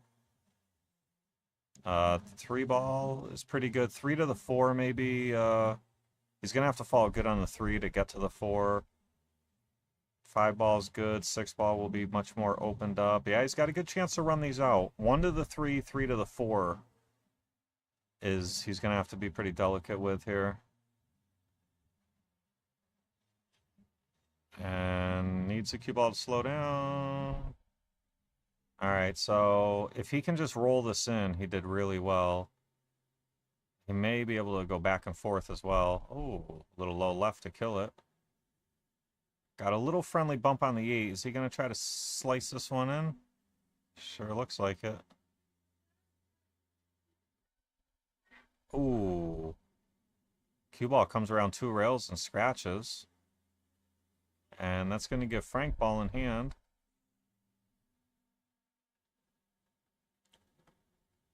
He's really, he really wanted some, an opportunity here, being down 2-1. Did not want to see Mike break and run and extend his lead. And he's got everything he needed here. He's got 6 balls on the table. You start with the ball in hand up table with the 4-5. And then you got the 6-7. And then clean up the 8-10.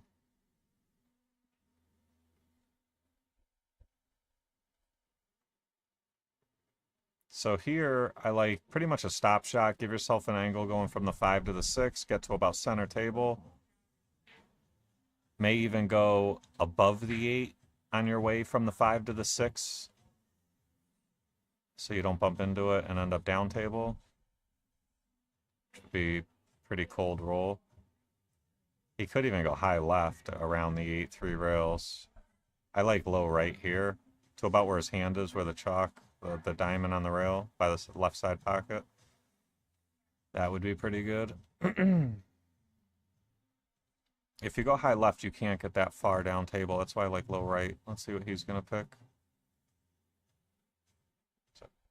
Oh, he's swinging all the way around. I think he was playing 3 rails around for the 6-10 combo. Probably laid really good. Because if he didn't hit that 8, he was going to be, you know, like way on the right side of the table. Maybe he was coming all the way down for the side pocket. I don't know. The combo or the side, one or the other. And he fell, I mean, he got a pretty good bump here.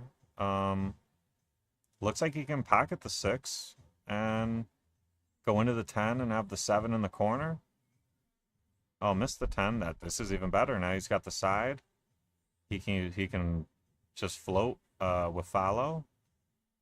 Or if it's a little steeper than it looks, he can use some draw.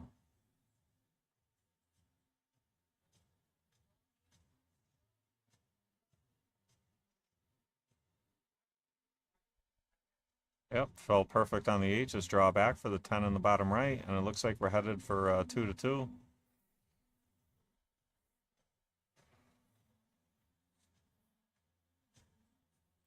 Wants to draw back to around where his hand is, a little bit farther. Oh, okay, so he had an angle. I thought he had an angle going left. He had an angle going right. So he just stayed right there. He's going to take a nice shot here on the 10. Watch out for the 1 in 100 scratch in the right side pocket. Should guard against it with extra left-hand English or some right. Just anything to change the natural trajectory. Yeah, he put a little left on it.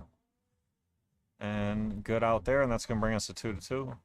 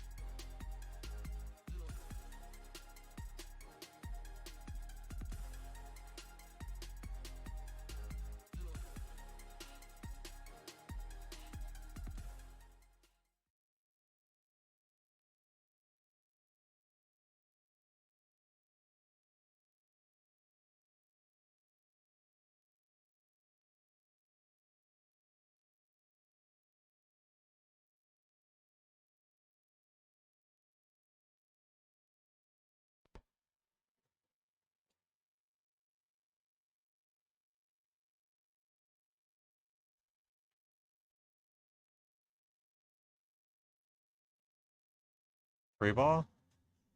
Makes the 4 railer.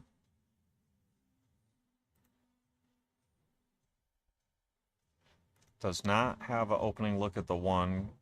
I don't think he can. Maybe he can see the right edge, but I think we're going to see a push out here.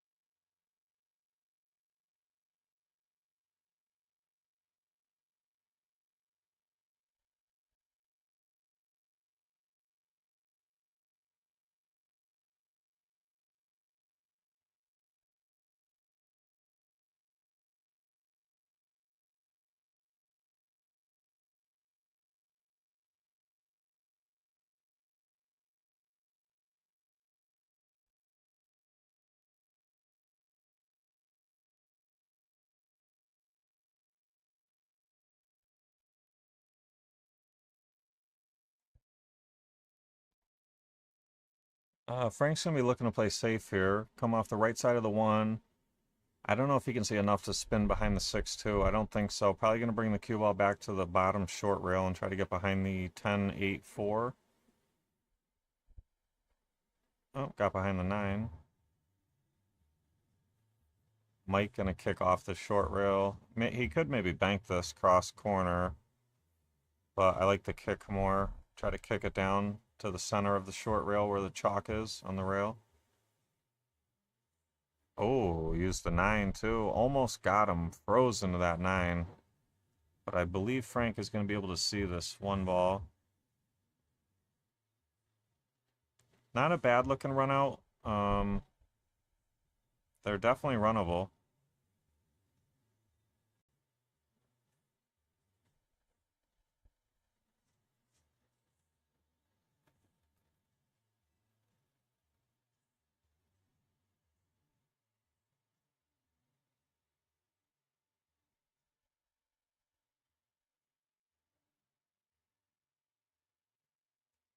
Felt pretty good on the 2 here. A little straight.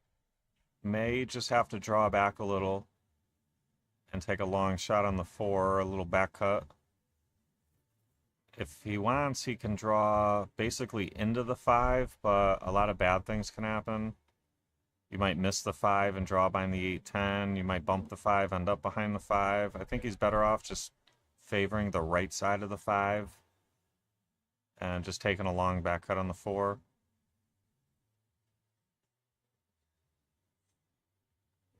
All right, he went into the 5. He missed the 2. And he went into the 5, and now the 5's in a tough spot. It does look like it goes in the bottom right corner, though. Mike can easily make the 2 rail first. Not easily, but he should be able to. It is off the rail quite a bit. Uh-oh. Not a very friendly bump off that 9 ball. He's going to have to kick at this one. The question is, will he call the ball or call safe? Oh, he's going for the jump cue.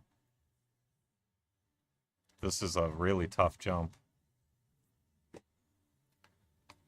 This is not an easy jump here. And he's got to shoot it the dart method way. This is tough. Wow, hit it really good, but I think he's going to get this one back. He probably called the ball. Yeah, Frank's going to take a quick look and say, go ahead, Mike. Mike may jump at this one again the way, as good as he just jumped that last one. This one's a much tougher kick than the last one as well.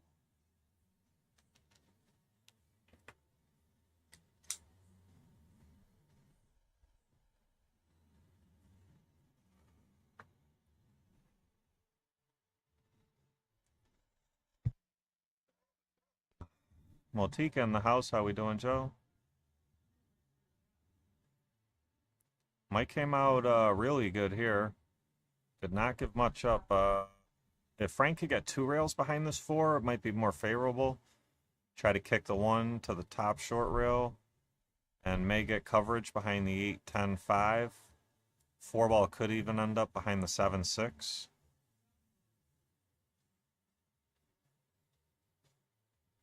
Good shot there. Great shot. Got perfect coverage. Mike's going to look to kick 1 rail. Oh, he's looking at the right. I like off the short rail here. I try to return it down table and keep the cue ball up table. But if he can get off the right long rail, there is a kick and stick.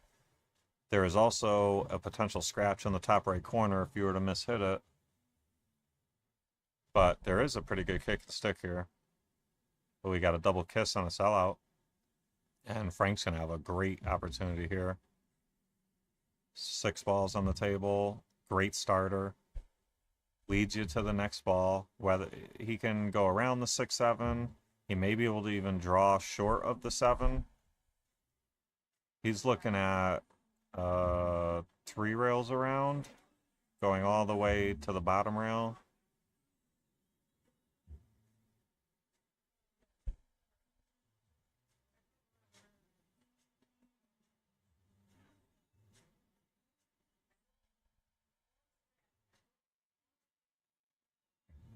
Overhit it just a little, but he still has a pretty good look at the bottom right corner, assuming it goes.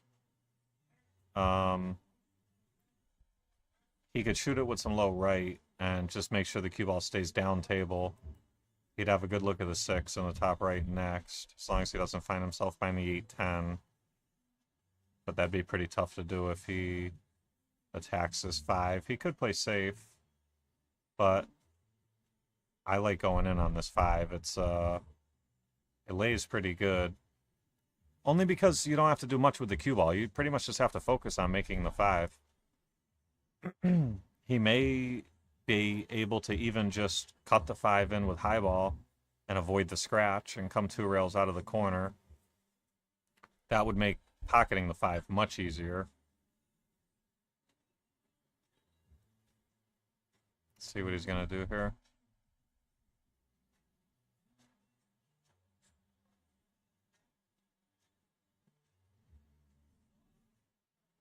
Yeah, great shot there. Just center balled the 5 in. He overrolled it a little, but he still has a pretty thin cut on the 6. Cliff, thank you very much for the stars. They're greatly appreciated. One of the sponsors of the Make a Score Tour. Check out Wicked Promotions. So Frank did overrun that a little bit, but he still has a very nice cut at the 6 in the corner here. It's thin, but you pretty much just focus on making it. You don't have to do anything with the cue ball. He's using draw. He might be playing safe and just putting this top rail. Yeah, nothing wrong with that. If you don't, you don't, especially at 2-2, you don't want to go in on it if you're not confident about it, because if you miss that ball, it's going to hang or stay close to the corner. It's very tough to miss that ball and get away with it. So he said, you know what? I'm just going to play a safety here. Nothing wrong with that. Mike could cut this in, though. This ball is makeable. Cue ball would be tracking probably to the left side of the 8-10. Maybe even scratch. Got to be careful for the scratch. And this is actually tougher probably than what Mike just had. There might be a scratch top left corner. I don't know. Nah, I don't think so. Maybe if you just highball I don't know. It's pretty close. If you just highball this, you may avoid the scratch. And then if you hit it with the right speed, you should get pretty natural shape on the 7. You just don't want to short it. You don't mind if you overhit it a little, you just don't want to short it. He played all safe. And Mike's going to have a good look here. It's long, but it's a pretty good look. Put some draw on the cue ball. Probably go into the 10 as kind of like a stopper. And that will actually open up the 8 a little bit too. It makes it easier to play the 8 in the bottom left if you get straight on the 7. So I like that. Draw into the 10 here.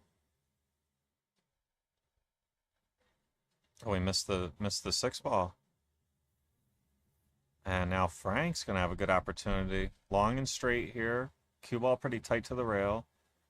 But you only have to focus on pocketing the ball. You don't have to do much with the cue ball here. You just have to make the 6.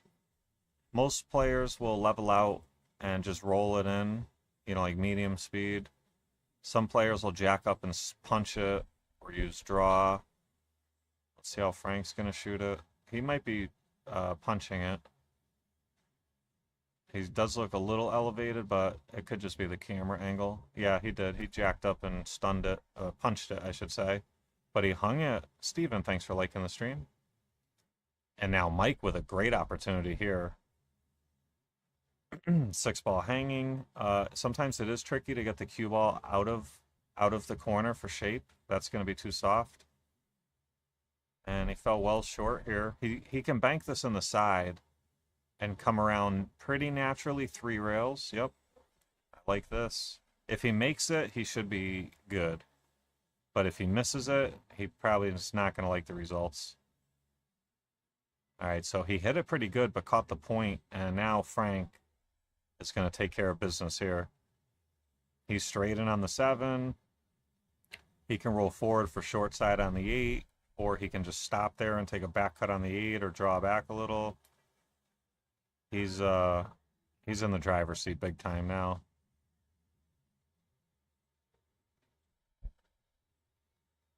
Yep, roll forward a little bit, play short side. He did get straight, though. This is not where he wanted to be. He can just draw back, use the left long rail, and come up above the 10, shoot the 10 in the bottom right. If he's not feeling his draw stroke, he can just go forward 1 or 2 rails and play the 10 in the top right. I mean, there's nothing wrong with that either. That's a lot more controllable. The draw stroke you can short, but if you hit it the way you're supposed to have a good look at the 10. And he rattled the... Oh, look at this. What? Oh, we got to look at this again. That's going to be... So, 10 ball is called the ball in the pocket. It doesn't matter how it gets there, as long as it gets there. And that one got there. That's going to be Frank's shot here on the 10. Not a great 10 ball look here, though. So he's going to go with the bank. I don't blame him. The bank does have some two-way properties where if you miss it, you could end up safe. If he was to try to thin slice it in, there's no way you could get away with it. So I really don't mind the bank here. It lays pretty good. Oh, pretty good attempt. And not a bad leave. This is, you know, Mike does have a back cut here, but man, it's thin. And if he was to undercut it, Frank should have a very nice look at the 10. So this is pretty tough here. Andy, thank you for liking the stream. Let's see what Mike's going to do. He could bank it and leave the cue ball down table. He could bank it up table and play all safety to like center of the short rail by the chalk. He's got options. He's looking at the cut in the bottom right. Nothing wrong with that either. If the back cut's too steep, there's nothing wrong with the bottom right. He's got a lot of options here. He's going to have to figure out which one he feels comfortable with. He's going to call the bottom right. It's a big shot here, 2-2. Looks like he hit it pretty good. Watch out, cue ball. He's all right. Great shot there by Mike. And that's going to put Mike up 3-2.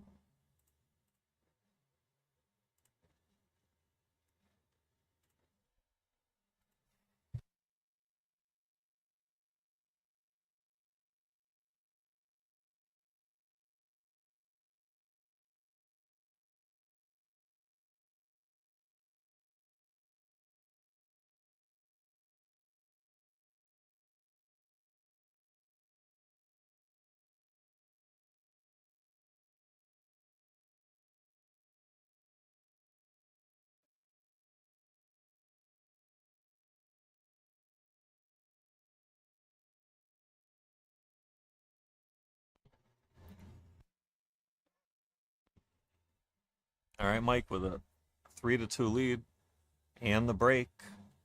Both players been breaking pretty good.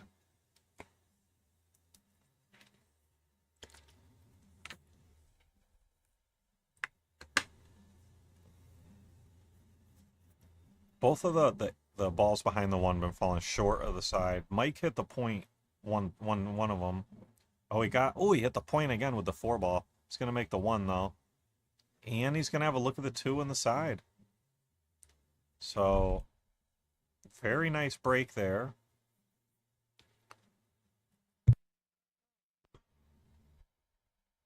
He's got the 2 in the side pocket, a nice starter. He's going to have to go down table and back up for the 3. He's not going to be able to slow roll and hold this one, I don't believe. But the 3 ball goes in every pocket on the table. So he's going to have a look somewhere. We know that. Things just got tricky. So 3 ball top left. And you have to hold the cue ball for a back cut on the 4 on the side next. He can go above the right side pocket and give himself a back cut on the 4 next. It's not ideal, but he's allowed to do it. I'll allow it. It's not bad. I don't really see any other way that makes sense Okay, so he's going to show me something. He's going high right and maybe 3 rails around. Yeah, he hung it. And, oh, I think maybe he was playing shape for a safe on the 4 behind the 6. Would have been his next shot. That was his plan. That would have been a really good safe, too. But he did hang the 3. And Frank with a good starter, he can swing around, he can thin it and come down, or he can swing around the 8 ball. Runs into the 8 ball, which I'll tell you, that's going to make the end of the rack a lot sweeter. 8-9 was the biggest problem on the table, which is no longer a problem.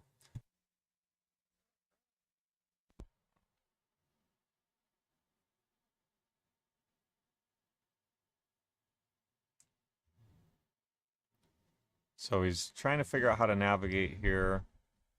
He might be able to just cut this one in with right-hand English and come across the table and take a long, tough shot on the 5, but then position to the 6 is not great either.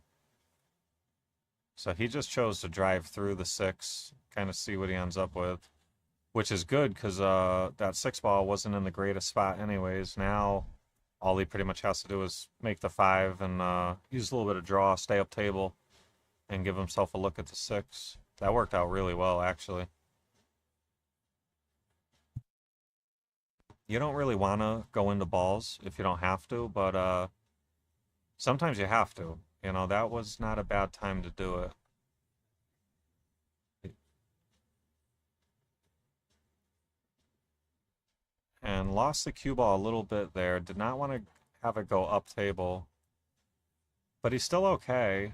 He can pocket this with some low left and draw to the right long rail, let the left spin back up table, and he should be okay.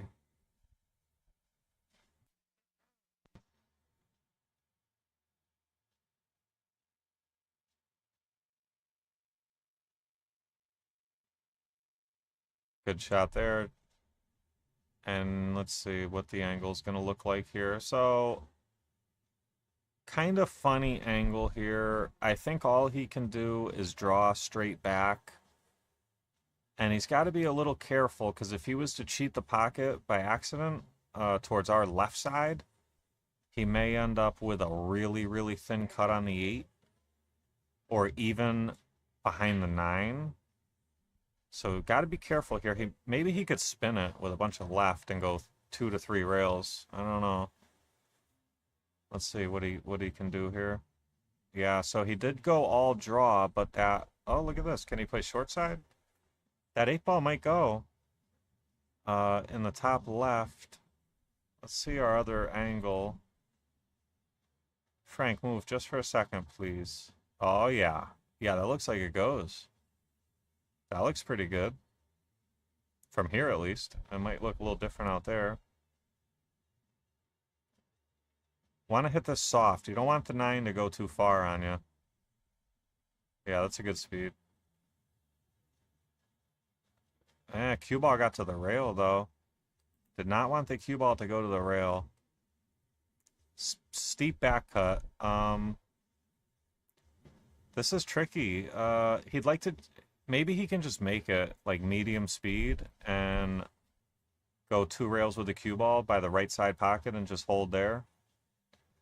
It's tough to tell how thin it is if he can stay down table or not. If it's too thin to stay down table, then you got to go 4 rails. You have to go bottom short rail, right long rail, top short rail, left long rail, you know, 4 railer all the way around.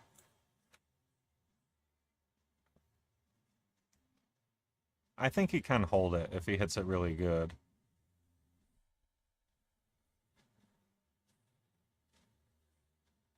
So he chose the 4 railer. Speed's looking pretty good. And okay, and nothing wrong with this, you know. He would have liked to fallen a little bit more on the left or the right, either one. He did unfortunately fall pretty parallel with it here. But he's definitely the favorite to make it. Pretty big shot here. He is trailing 3-2, race to 5. You don't want to go down 4-2. You definitely want to make this, put pressure on, and tie it up 3-3. And Frank makes the 10. And that's going to tie it up through all 3 racks apiece.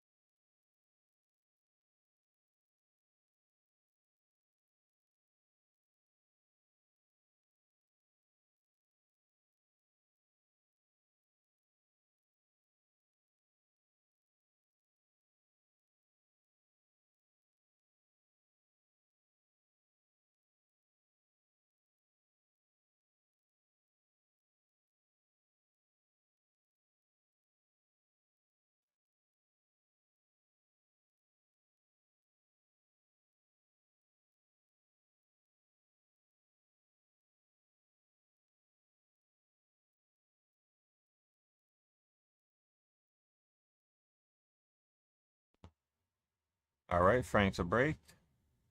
Both players been break. Yeah, both players been making balls on the break. Frank makes 2 there, but he did scratch in the side.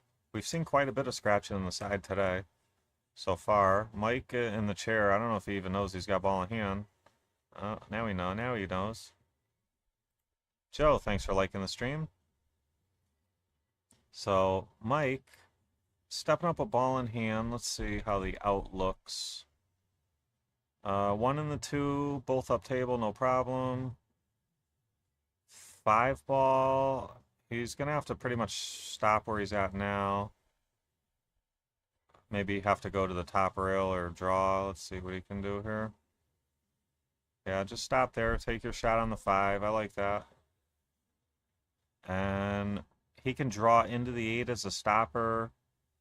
I think it's more natural to come across the table for the 6 in the same pocket next. Maybe some high right.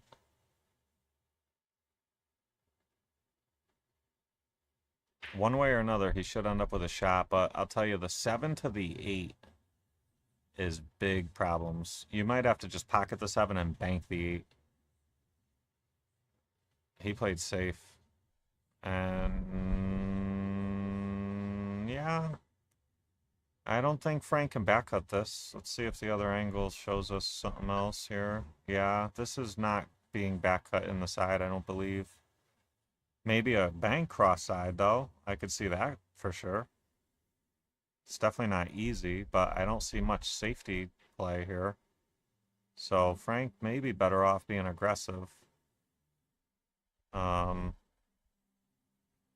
I really don't see much for safes. I think you're almost like forced to try to cross this one. He can just, I mean, bank it over in that area and try to get some sort of safe, but yeah, I like that. Oh, it looked like he made it, but caught the point. And Mike's probably going to give this one back. This does not look great. Yeah, this is not good. Can Frank see the edge? I don't even think, even if you can see the edge, what good is it? Because it's hard to avoid the scratch. You have to be able to see, like, probably at least a quarter of the ball to be able to draw the cue ball out of the scratch. And the kick, what do you see for a kick? Bottom rail in between the 6 and the 8. You go bottom rail to, like, kind of in between the center and the left diamond. I wish I had my drawing tool. I gotta fix my drawing tool, guys. I updated the software, and for whatever reason, it disabled it, and I haven't been able to find a good substitute. Man, that's a hell of a shot if Frank called it. I don't know if he did or not, but we're about to find out. Okay, so he did not call it, and big opportunity for Mike. Ball off the table. Frank had pocketed the 5, so one less ball to deal with. And great starter with the 7 up table as well. Just draw this one a little bit. Would have liked to have drawn up a little bit more, but he's okay. You let your cue ball go in between the 9 and the 10 here. Maybe just a touch of left-hand English. Yep, just like that. Fell a little behind this 8. It's a little back cut, but he's okay. But can he get the cue ball up for the 9 and the side next is the question. Pretty good speed. If he doesn't like the cut, he's got the bank, and that's what he's calling. It lays pretty good. If he makes it, should have a nice shot on the 10. Oh, he shorted it. And he's going to give up a good look. Frank's going to be able to step up, and he's got a great look at the 9-10 here. He can choose the corner, the side. He'll probably just cut it in the side with some right-hand English. And he's got a nice 10 ball next. So Frank's loving this. Yep. Just come around. Got a nice 10 ball here. And Frank's headed for the hill. 4-3.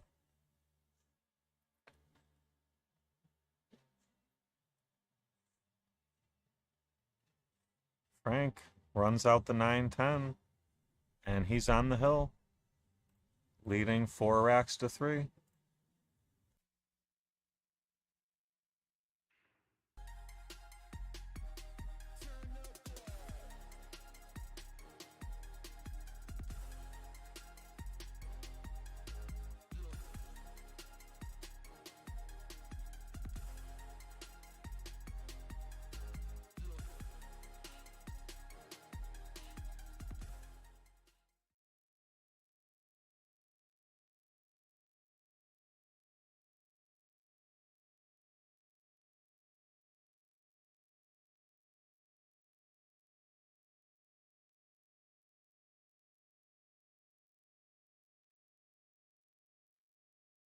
All right, Mike to break.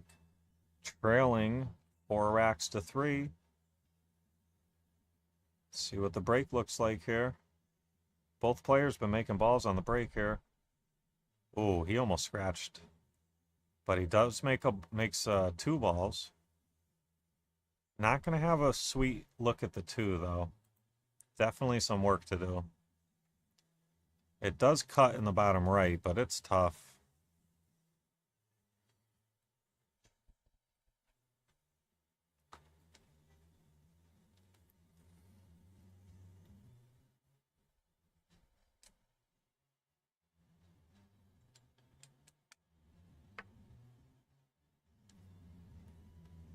I don't really see much safeties here. Then the 3, I don't know if the 3 passes the 5 ball. We're about to find out. He played shape like it does, or he's going to play safe behind the 5. Come off the right side of the 3. And wedge your cue ball in between the rail and the 5. That'd be a nice safety.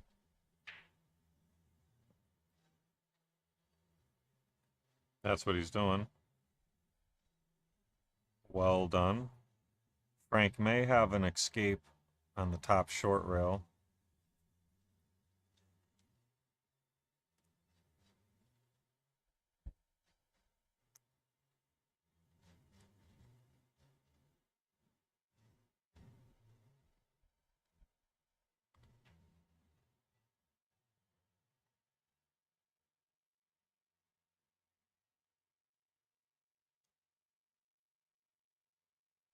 He could try to play this ball. He could call it.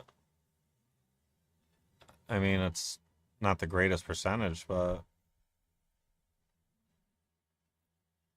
see where his cue ball ended up? Like, you could tell his cue ball was going to end up down table. That's why sometimes you might call the object ball, even if it's lower percentage, because you know if you make it, you might have a reward.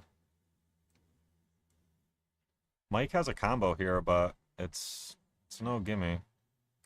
He hit it pretty well, but it looks like the 3 ball locked up to the 6.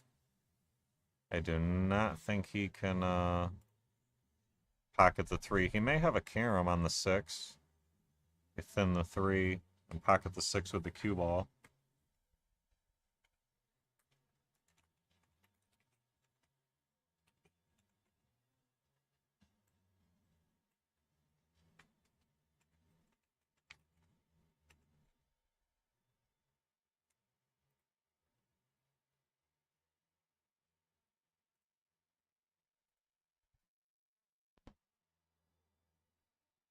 Alright guys, sorry, I was updating something for the next match here. Looks like safety was played. And looks like Frank must not be able to see the 3 ball at all. So he's gonna kick out the 3, call the pocket. If he makes it, he should have a look at the 4. Unless he was to hit this really firm and go rail first, make the 3, and get stuck behind the 6, but that's pretty unlikely. This should be pretty close. He should definitely make a good hit. Let's see. Yeah, good shot. He knew he was going to end up table somewhere, shooting this 4 ball. Brandon, thank you for liking the stream. He just didn't want to be this close to the rail. He does have the pocket a little bit to address the cue ball. So it may actually help him more than it hurts him. It depends. It's kind of tough to tell from here. Oh yeah, this is helping him. Well, not by much though. He's still really on the top of the cue ball here. So this is really tough. Wow, not a bad swing. He would have had great shape and would have been in good shape to run out for the win there. It was very tough. Mike's got a look here at the bottom right. He can pretty much just roll this one in like natural speed to pocket the 4, let the cue ball come across the table to the left side, and that'll give him a nice look at the 6. Ryan, thank you for liking the stream. And hit that pretty smooth. And has a great reward here. Put some jack up, put some low left on the cue ball. Come back towards the 8. Jesse, thank you for liking the stream. Oh, careful you don't overhit it. Careful.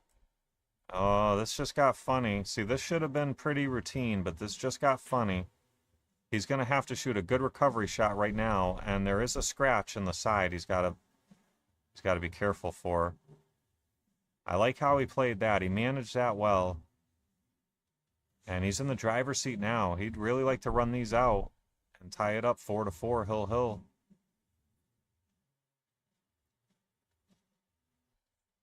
Yeah, well done there. And he's got a great look at the 10. I don't see much stopping him here.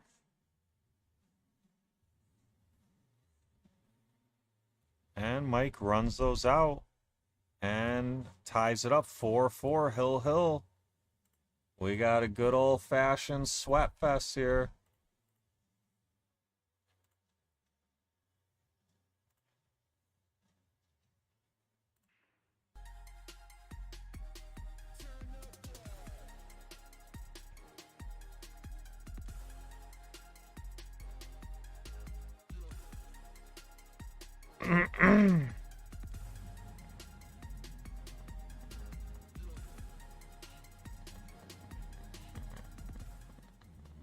Who's this fucking...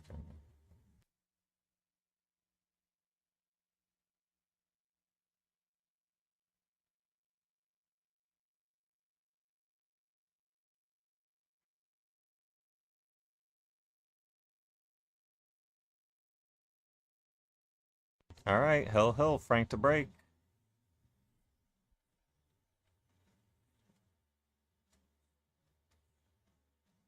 Important break here. Just anything but scratch. Just don't want to scratch. And makes a ball, maybe the 2 ball as well.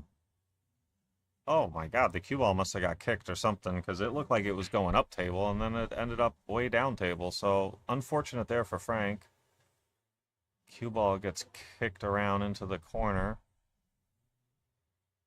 Let's see what Mike has to work with here. 3 ball might be Frank's saving grace here. I don't know if it goes in the bottom left.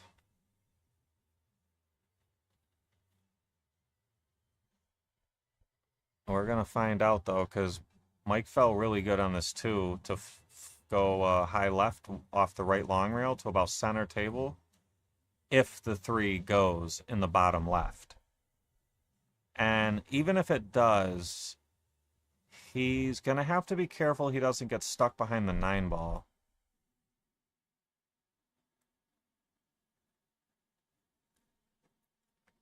So we're going to find out. I believe the 3 goes, and he's playing shape for about center table.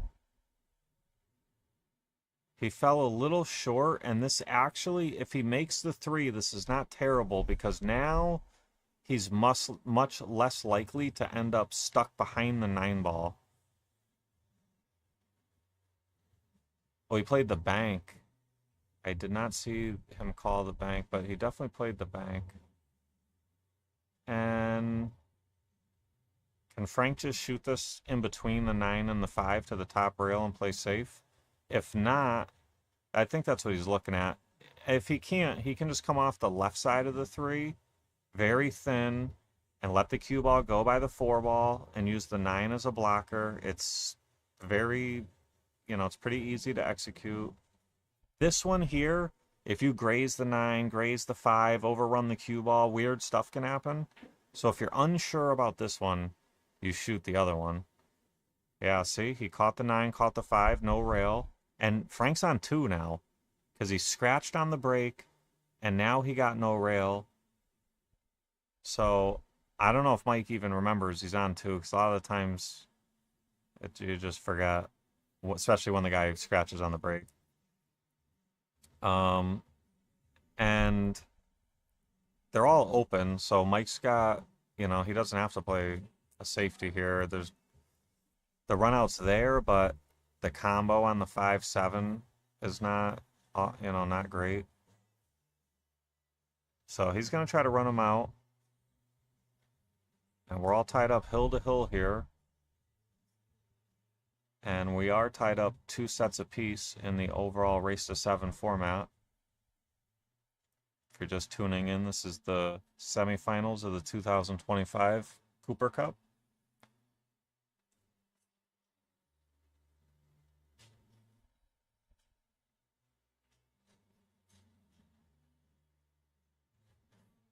And that is like about as bad as that could have ended up. That was not the best of outcomes there. He does have a look in the top left corner, but it's a pretty steep back cut. Cue balls flying around the table. He would have really liked something easier than this, but it's still doable. He could cut it in. Maybe he stops on the 9. Okay, did get around it. And he's going to have a look at the 8 in the side or the corner. Looks like he's going to shoot the corner, which I like. You just don't want to be stuck over the 10 next. Oh, hangs the 8 ball. And wow, so Frank's going to be able to step up here. 8 ball hanging, go rail first, and have the 9 in the side next with the 10 ball in the bottom right corner to finish. Looks like a plan to me. Let's see if Frank can run these out.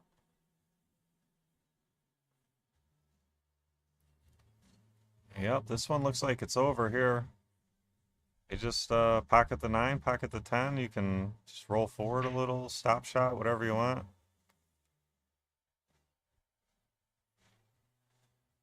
Mike's gonna he's gonna go back and look at that 8 ball because he had it, but that's a part of competing. All players will be playing 3 matches, so it's not like you only get 1 chance out there. You do play a minimum of you play a maximum of 3 matches, 1 singles and 2 doubles. But Frank gonna pocket this 10 and defeat Mike Wyant 5-4, and that's gonna put Natural Born Killers up 3-2. in the overall race to 7 format. Next up, the final match of the day.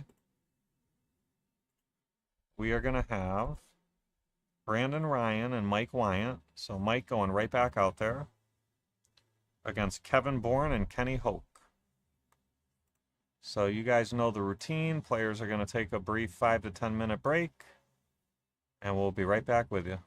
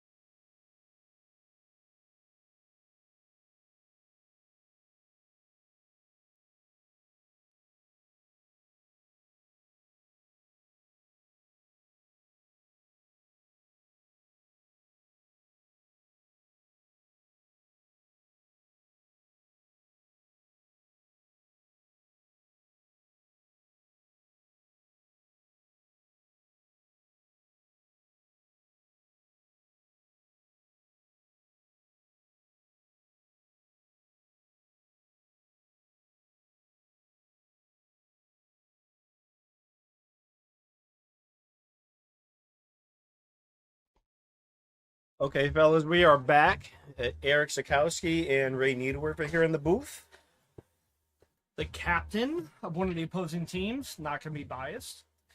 Yeah. You guys have had a very strong showing day one. Be nice to finish 3-3. I feel like you guys might have a slight edge in the matchups tomorrow, so I feel like this is a very big set for you guys. It is a big set. I think, going out of 3-3 today would be fantastic. It's a good matchup with Mike and Brandon versus Kevin and Kenny.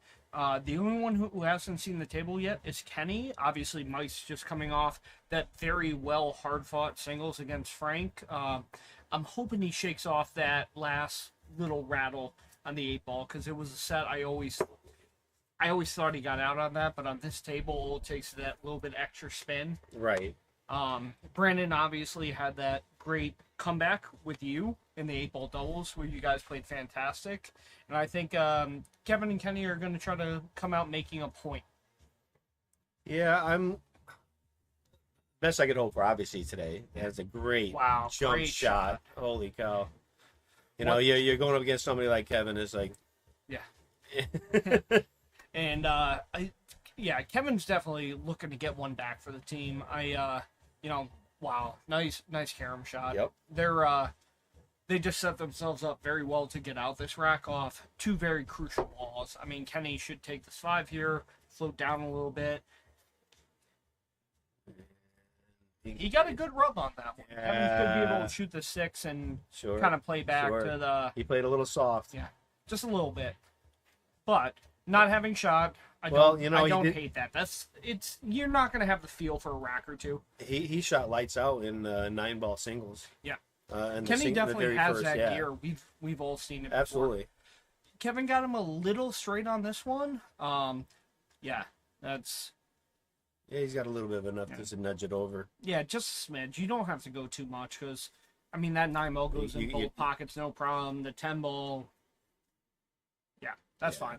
Yeah, Kevin shoots that in the same corner, 2 rails back up for the 10, you shoot it in the same pocket afterwards. They navigated this rack very well.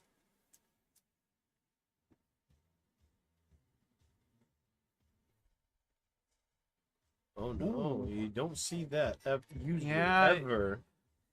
I know this is kind of like a borderline shot coming up from Brandon, but... Yeah, I'm not sure what he can see. If he had to jump it. Yeah, I still take this. Kevin's not going to miss that shot often. Do you give it back to Kenny? Or you coming but if you can see it, I like trying that bank. Yep. No, he's kicking at it. Kicking behind. Yep. Oh, he thought he could see enough. Good Lord, he saw more than I thought. It's tough with the camera view. Yeah. Like I talked after your 8-balls match. I talked to a couple of the guys of what you guys could see that we thought you couldn't see. Right. So if I'm Kenny, now you just make it, float back up. Perfect. Doesn't matter the distance. Kevin is going to bear down on this one, especially after harder, but never know. Yeah, especially after the last missing one, right? Yeah, uncharacteristic miss. And back of the pocket. Yep. Yeah. For someone who's played in this event for 5 years, all years, whatever it may be, previous champion, once or twice. Once, the inaugural. Yeah. With you. Yeah, with you. Yeah, I couldn't remember if you had won it since. Yeah. This tournament always hits differently. Like, everyone's played in high-level matches before, but when you get on this table in this environment, you grip a little bit tighter. It's easier to rattle something or get a lead a little bit further than you normally would, just because of the underlying pressure in the environment. Correct, and it's like, so the first one we won. That first one. The next 3 years, it seemed like I think you were MVP and you won in MVP. Extras against Mr. Motika, right? Yes, it was double Hill. Hill for matches, Hill in our match. I had won the lag, so I chose 8-ball and gave him the break. 8-ball being my strongest game. Of course, it didn't quite show it tonight. Thank you for tuning in. I'm sorry that you have to listen to us over your man. Yes. By the way, beautiful break by Kevin in 10 ball. Like, you don't see a spread like that too often in 10 ball. I feel Right. like, you know, if most of us picked our favorite game mode to break, 10 ball is the very bottom. So, correct. Yeah. Kevin left a good look on the 1, and he's just pointing Kenny, lead me near the side pocket. As long as I can see the 2, I can get us to the 3. And after that, I mean, the rack's almost there. Yeah, just getting, well, it should be easy at the 3 to the 6. Yeah. Yeah, it's about getting to the 3 here. Unless... Oh, he overcooked his Smith. Wow. Yeah, you don't see that. Yeah. You never think you're going to suck it right back in. That's 2 uncharacteristic shots that he's hit so far. Yeah, that one, I can never blame Kevin. I'm never thinking I suck it back in the side. I'm thinking I hit... Right, you're not going to hit it that strong. I hit north of the rail or south. But now on the flip side, for your team with Brandon and Mike... And Mike shot very well in his He did. singles. Yeah. I was very impressed. And he was a 8-ball bobble from winning. Yeah. So, I think Mike and Brandon will play the set very well together. I think Mike makes some interesting choices on his runouts where Brandon might go, hey, let's keep it more simple. Let's roll. Let's do this. Let's do that. Brandon's a very technical player on the table. Yeah, and I strongly went with talked to the people before we played and said, hey, doubles, you need to communicate. Mhm. I mean, That's your everything. leave might not be his leave, so you got to make sure that you're talking to each other on where you want, see, like they're doing now, where you want Play it your set. game. Yeah. You play your game, but you know what? You want to help out your partner by putting it where they want it. Okay, so That works. I think that 9-ball must go past. it must. Yeah, it must if Mike was playing it like Yeah, that. he told Brandon, said, pointed it, Yeah. leave it here. Yeah, and I So- appreciate Brandon taking the second because this is a shot, like, he's going to try to draw back out. Take that shot, absolutely. make sure you're confident on it before you do it. Yeah. Perfect. This Left Mike a little bit of work, but it's a shot that Mike is going to high, be it confident. should be fine, yeah. High, second The way- diamond, come 2 rails out. Yeah. Pocket speed. Beautiful. Oh, I almost yeah. thought he overdid it a second. Easy to do. All right. Yeah. 1-1. As someone who's played doubles with Brandon, super easy guy to play with. Just, He is. Hey, whatever you want to do, like, we'll figure it out. And I think you'd agree. This format is all about how you gel in doubles. Correct. In 100%. In singles, anybody can beat anyone. In doubles, if you gel well, you just play your game. Mm-hmm. You're going to come out ahead more times than not. Yeah. I mean, and right now it's been pretty even back and forth between the two teams. Yeah. And It's been a phenomenal set so far. I hear some people saying this and people saying that. I said myself, if I come out 3-3 at the end of the first day, I'm happy. Yeah. Because these are 2 strong teams that are going at it. Very. And no disrespect to you, Rogers Hill, but I think these 2 teams should be in the finals. Ashley, thank you for liking the stream. I feel like you're a little biased. I hope the kids are doing well. Yeah, right? But yeah, it's tough with the random draw matchup. Like, you do sometimes get quote-unquote favorites playing each other, but we both know. Race to 5 bar box, alternate break. I don't care who you put up. Like, good break. Wow, nice squat with Mike. Yeah. I feel like that Get is in there. a little Okay. bit of advantage, like having Mike after just playing 10 ball. He kind of understands how the table is breaking, especially with the template. He broke pretty well in that first one, too. Mike hammers the break. Yeah. All right. So now Brandon's getting up with a very good look at the 1 ball. He's 2 just got- balls there. Yeah, he's just got to float back to center. Might have to come 2 rails back to Yeah. the 4. Yeah, kind of split Yep. between the 6 and the 10. Get Right. to the 4. Because the 4-8, that's a very, very acceptable shot to shoot.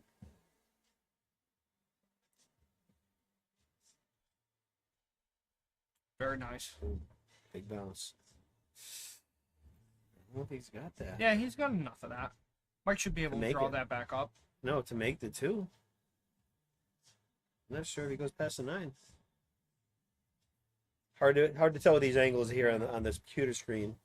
Yeah, the fact Mike's taking a second, I feel like it's you're right. He doesn't quite have the might whole have thing. he might have like half a pocket here, and he's worried about trying to cook in it with draw because you can rattle him on this table. Yeah, love that. just roll Yeah. forward and give Brandon more of the full table. Correct. Yeah. He's got the combo down Yeah. below. And especially with the 5 kind of hanging halfway there, even if somehow the 4 follow the 8 in here, you're going to be okay.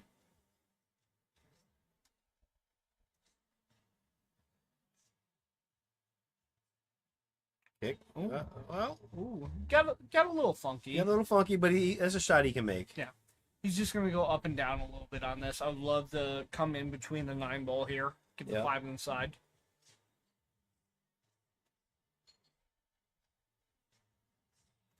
I hit a little bit that.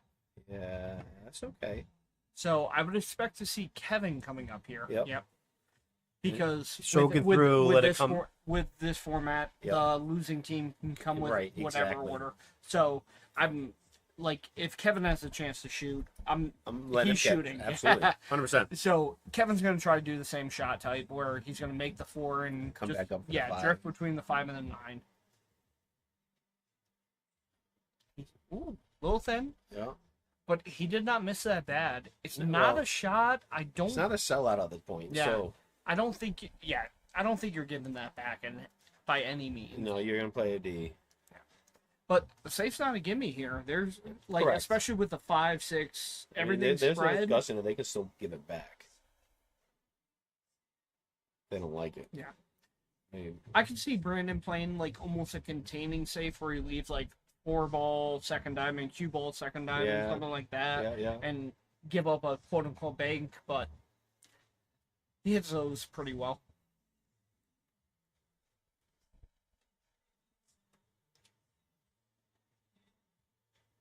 Looks like Brandon might have taken the extension.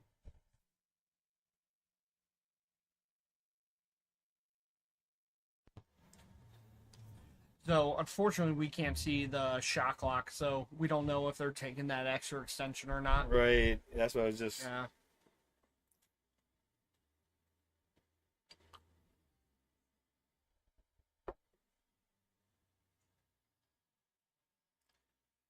Yeah, Oh, that's Brandon. it. Yeah. Brenda's trying to play that Nope. containing Big bounce. save. Big bounce.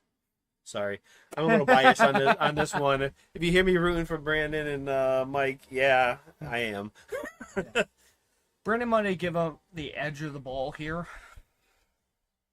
Yeah, it looks like he almost could make it. I mean, if he could make that 2 ball earlier, that's probably a makeable ball. Yeah, but where the 5 is, it's gonna be difficult to get position on that one. Yeah, you So- almost got to stroke. Yeah. With low and draw over and Yeah, back down. try to come like that. But then Whoa, he got a favorable. He hit it great. Wow, He got Kenny. a favorable Yeah. hit off the nipple. Yep. Now Kevin's gonna pound this a little bit, come back up through center, kind of leave Kenny trying to get almost straight in. Oh, went under. Okay. No. All right. It's still Kenny's makeable. okay. Yeah. Yeah. Little, He stroked. He did the last one. He should get back to it. yeah. Little back cut on the 6 with draw. Mm-hmm. Wow, Kenny hit that good. A little soft. Possibly make It is makeable. If Kevin doesn't like it, he does But have it- almost that two-way yeah. safe where he Yep. puts the 1 and the 9 Yeah, that's between what the he's 10. doing. He's hitting it thin coming up. It's a good play. Yeah, very nice. Yeah, a lot of reward in that one. Like, you are giving up that 1 or 2 rail kick, whatever you want to call it on it, but you're making your opponents come with one where the sellout factor is a lot bigger. Even if they don't sell out fully, you should have a very good safety coming back at them. So I love that shot from Kevin. Very intelligent. Oh, this kick, they make it. Yeah, you gotta get call the hit. Yeah, you gotta call the ball here. You never call safe. Yep. Not horrible though. No, not horrible. And that's what I meant. Like, Yeah. even with that, Kenny does have the same containing safe coming Sure, back. Where you can sure. bank the 9, left of him, bring the cue ball right of the 10. And I feel like that's the play here. Seems so easy when you're sitting in a booth. Yeah, 100%. You never miss him from the booth. Correct. Ooh, over you here, hit- you smidge. hit a little bit. Yep. Yeah, that gives a nice out for Brandon. That's kind of why I like playing the other way a and little Mike. bit. Yeah. But- Right, going the other way. Yeah. You don't leave it in the middle of a pocket. You go side to side instead of up and down. Yep. Position for Brandon's fairly natural. Yep. He's probably going to play with a touch of bottom and try to almost hit that 10 ball second same diamond. pocket. Yeah. Hit it Don't perfect. hit. Ooh, side pocket's big. Oof. Oof. Actually, that almost makes it better. Like, Right, now being he's got the inside side pocket. Yeah, he You can don't, actually you're stroke. not on the rail. Yeah. Correct.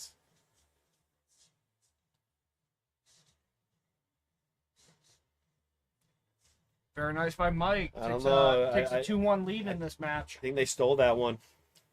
That's a rack I would favor Kenny and Kevin. Absolutely. But all it takes is just a touch too firm, and I know everything changes. I know. I lived that today. I played some of my best shots in 8-ball against Timmy, and then some of my worst. You had your hands full today. Tim is he's a great shot. I have no Tim is one of the better 8-ball players. Utmost respect for him in his game, and I'm happy he finally got to play in this event, and people can really appreciate how good he is. Absolutely. And if I'm not mistaken, he did play in the Lisciotti Cup one time, didn't he? I don't know if he did. He might have been an alternate, but I don't know. I don't think he's actually. So I know Pete Genovese. Yeah, Genovese did. Yeah, Genovese was I'm a not pick. sure if he did or not. Okay. Yeah. Yeah, I believe Genovese has been a pick and an alternate in the Scotty. Wow, Kenny came with a great break there. Clean look at the one ball. Looks like an open table, you know. Yeah. But you know what? It's gonna be a little work from the 1 to the 2, the 2 to the 3. Yeah, 1 to the 2 I think is good. Two drawing back to the 3. But you know trying when to draw above when you're not playing just yourself, sometimes in these doubles alternating shots, it's hard to get in stroke. That's a good stroke. That's one thing I praise a lot of, like, the higher end players and who have gotten picked for this, like Kevin, yourself, Tim, like, honestly, thank you for including me in that group. Honestly, everyone who's gotten picked, I feel like even in doubles, whether you guys have played or not, you pretty much come in stroke. Like, you know, there's a little bit, you might bobble a ball here, you might miss a rotation here or there, but you guys come with it every time you step to the table, and it makes very fun pool to watch. So Kenny is going to try to avoid the 4 here on the cut on the 2 and kind of bring it down for the 3. Hopefully the D. It's not terrible. No, it's coming out. Yeah, they gave him a look. Gave him a look. But I don't think it gives Back you anything. to the 3, no. Yeah, it doesn't give you any legitimate to the 3. You almost got to hit it so hard that it comes across and back to see something of a 3. Yeah, and then you're trying to avoid the scratch on the play, side. Or do you hit thin on that 2, try to get behind that 8, which is, you know. I like that because I don't think there's enough reward shooting it. But Brennan looks like he's queuing for draw. He's drawing back, yeah. He's going for it. He's been in stroke today, so. Brennan's been shooting very well. He had a couple little. Get over there. Sorry. Oh. There I go again. Yeah, Mike's gonna have a nice safety here. Brandon missed a couple shots early with you that were a little uncharacteristic for him, but by the end of the match, I left him mad bad sometimes too. So it's like that's what got us behind. Mike's calling the ball. I figured he had a nice little one rail save. Ball is. Yeah, I do too, but. It was just more holding it for the 4. Yeah, now they're going to get it back. Yeah, I don't think they really gave up anything. It's not a great jump. They're going to get it back. Yeah, I'm going to. And they're going to pick at it, play a D Kevin just one went, rail kick, let me see what you can do. Or a 2 rail kick, and hopefully that keeps the cue ball right there. Try to hit it thin. Coming from the backside. Yeah. Like, pass the 4, first diamond, kicking behind it. Yeah, hit the rail, kick that out, leave the cue ball right in the rail.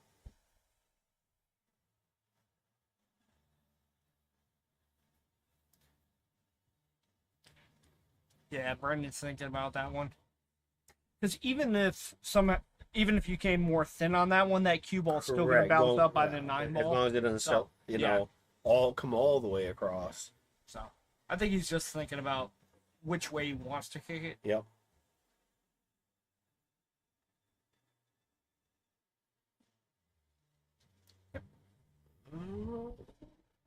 Nothing I think, wrong with that. that's nothing wrong with that at all. Might be able to see a piece of it, but I can't tell from here. I think Kenny might have the ball on this one.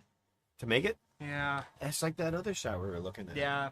It's close. He might be able to sneak it past the 7 on this one. Yeah, like Mike's But too. I think Kevin's coming up saying, if you're in doubt, like just play like that high outside, fake the 3 ball up, and leave the cue ball down near the 9. Like play that safe. Right. Like you're at the point right here. You don't have to go for hero shots.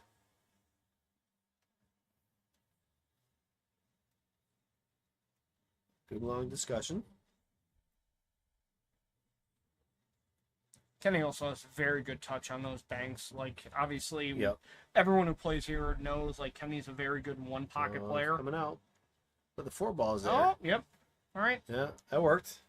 As we say in Masters, up, and away. Yeah. Yeah.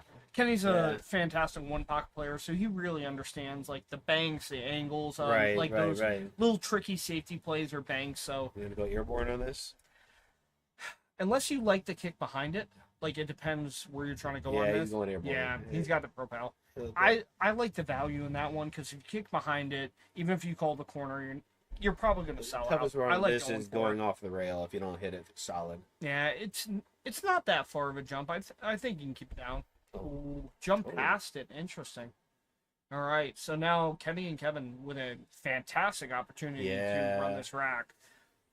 So the hardest part of this rack is really the 3 to the 4. And Kevin, You draw that back. That's not too hard. so now 3 to with the ball in hand, 4. yeah, Kevin should be able to get him Correct. pretty good. And then the 8 to the 9's the other semi-difficult, but where the 8's hanging, you should be able to get pretty good angle to bring it short side on the 9 there. He's gonna stop that. Maybe just come up a little bit. Yeah, drift it a little bit so you don't nudge the 10 at all. Yep. And that's what Kevin was telling him. Let me draw it out of it cleanly. Nothing wrong with nudging that 10 if it opened up the 9 ball a little bit better, though. That's the only thing. Yeah.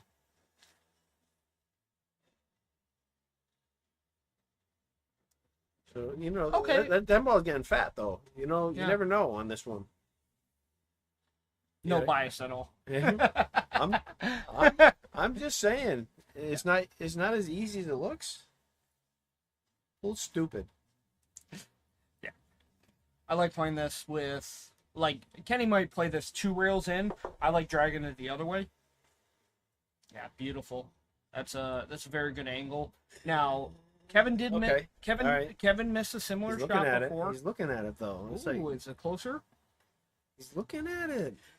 So he might have drifted down a little bit too much. He might have drifted down too much. Even if he did, I think Kevin's got a pretty good safe where he can almost glue this to the 10. Like, Right, just you draw play, back, play 2 with a little bit of rails. draw. Yep. Perfect. Exactly. Yeah. I feel like that was like the free part of the Yeah. shot where even if you got weird, He the could- safe was free afterwards. Might be and able to kick at this on the top rail. Just even one rail, a little bit of a spin on the right. Yeah, you just want to make the hit. Did he call it? No. No. He's getting his jump cue. Yeah. He's getting his jump cue. Brandon does jump very well, especially darting. We've seen it. If you're going to jump at this, you call the ball. Absolutely. 100%. And I also don't hate jumping. The 1 rail kick into the 9, unless you're going to call the pocket. Hey, I made my 1 jump today. Proud of you. Me too. I tell you, not for nothing. 2 days ago, I watched a video on jumping. Seriously. I mean, watching these YouTube videos. Oh, there's a lot of good information. A lot of good information out there. And it's like, you know, I was a little lost. Wow, Brandon. Fantastic Great shot. I was a little lost when it came to jumping for a little while there. So I said, you know what? Let me just watch something. 20 minutes long. Get the in and outs of high, low, you know, where you want to draw it. It was fantastic. Brandon's a very good high pressure player. All right, so Mike just needs to finish this, like top, the scratches and in play. Just like There you that. go. Very nice, Mike. I think it's still another one. Yeah. Because Kevin, I would have had bet that they were going to be out on that one. Kevin played that almost as good as he could. Obviously, he would have loved to be glued to the 10 ball, but all right. So now, incredible advantage. Not only 3-1 with the their break. Yeah. Yes.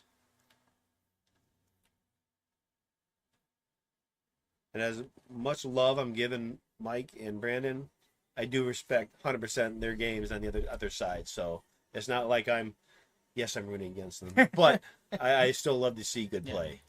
Yeah, I mean, all you guys have played against each other many times. So everybody knows what the opponent brings to the table. I had to play my last 2 bar box matches against Vashon and Brandon. Brandon is a handful. So is Vashon, don't get me wrong. The last 3 times, because I beat Brandon, lost to Vashon, then lost to Brandon.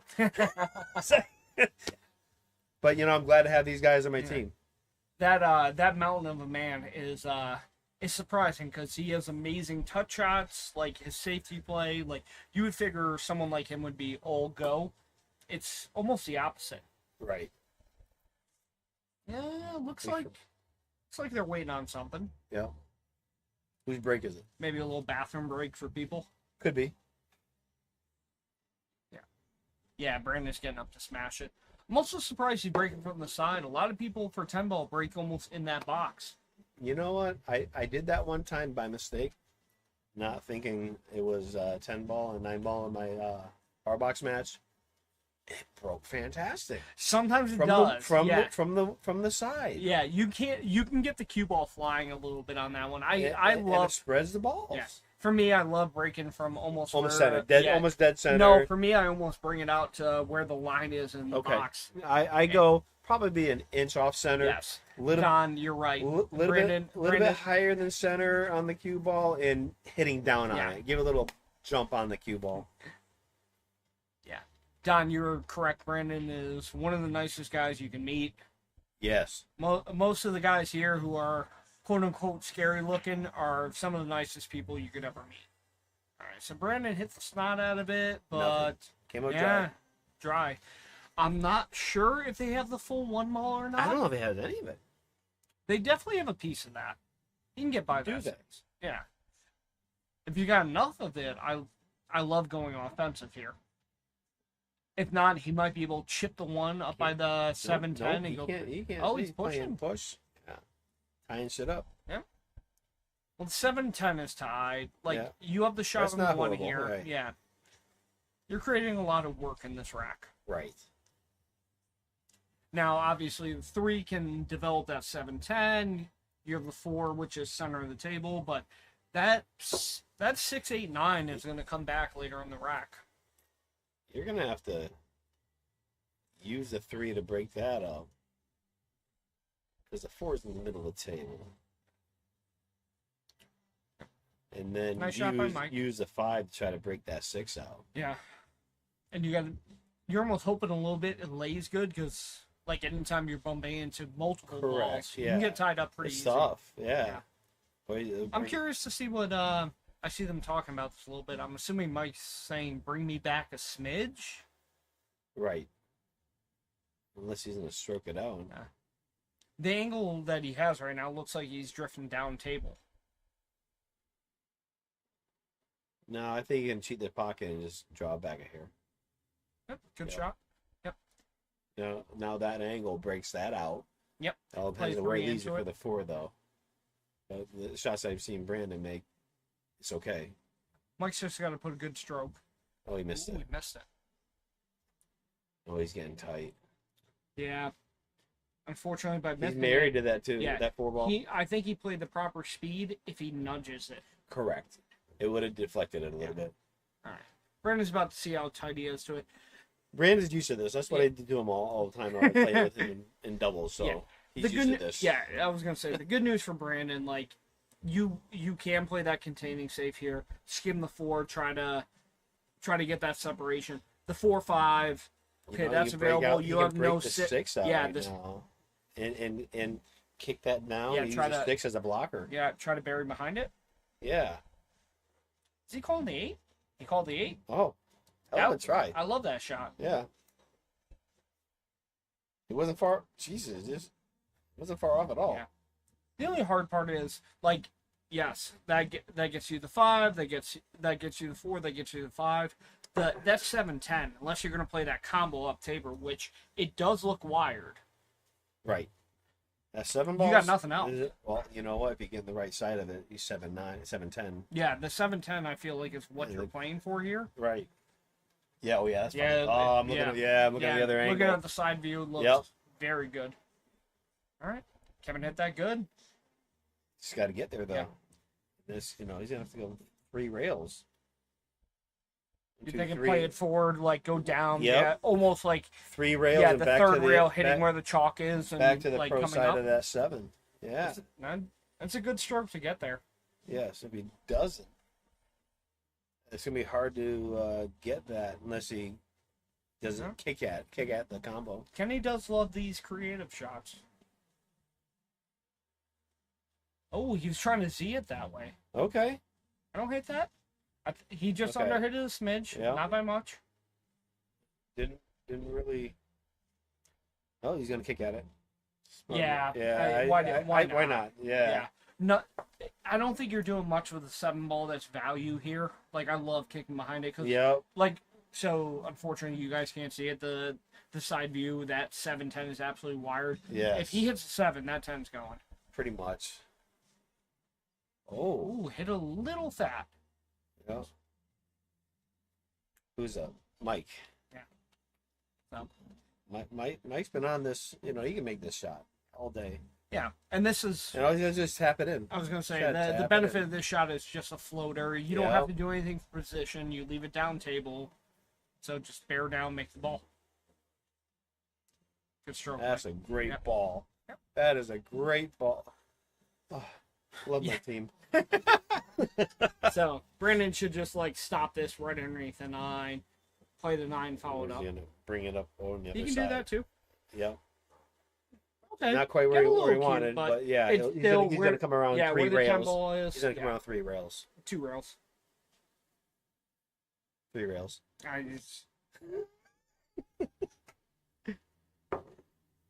Barely touched it. That works.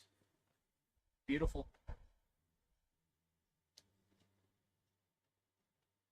All right. Very nice out for Rainmakers. Yes. You know what? I'm thinking to myself, okay, I'm a captain. What am I gonna do? I need a break. I have that on the team already. Well, the Nerfer Werfers. I've heard it all in my day. So you know what? Played a little off of my first name. Put the end there. Hey, that sounds pretty cool. Rainmakers. I don't know.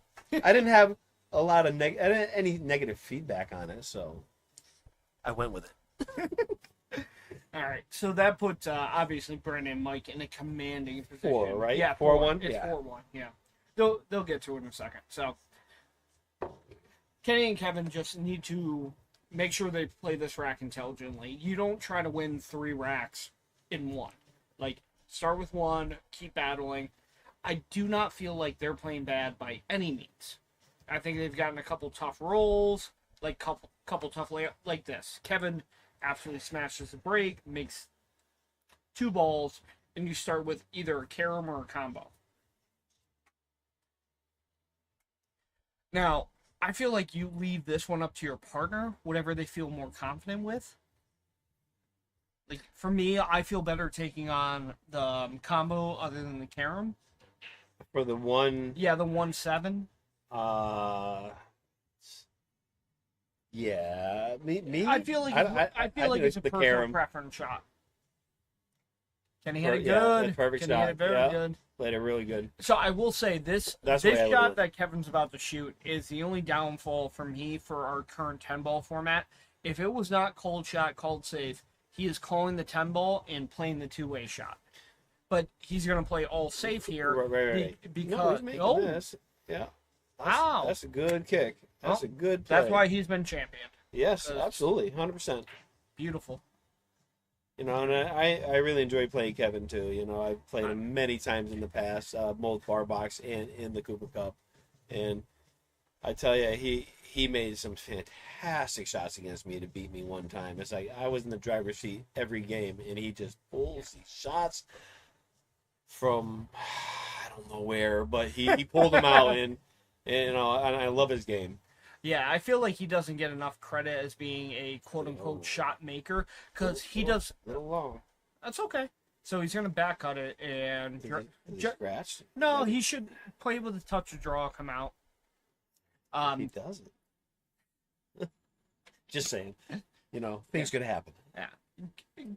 Kevin plays That's such a good ball. such a beautiful position Yep. that a lot of things he does looks quote unquote boring. Where Yes. when you put him in a spot where he needs to really shine and make a ball, that's when you see like more people appreciate how good he actually is. Yep. But like the guys who play all the time, we all see it because okay, he just broke and ran and he played 6 stop shots. You play perfect position to do that every time.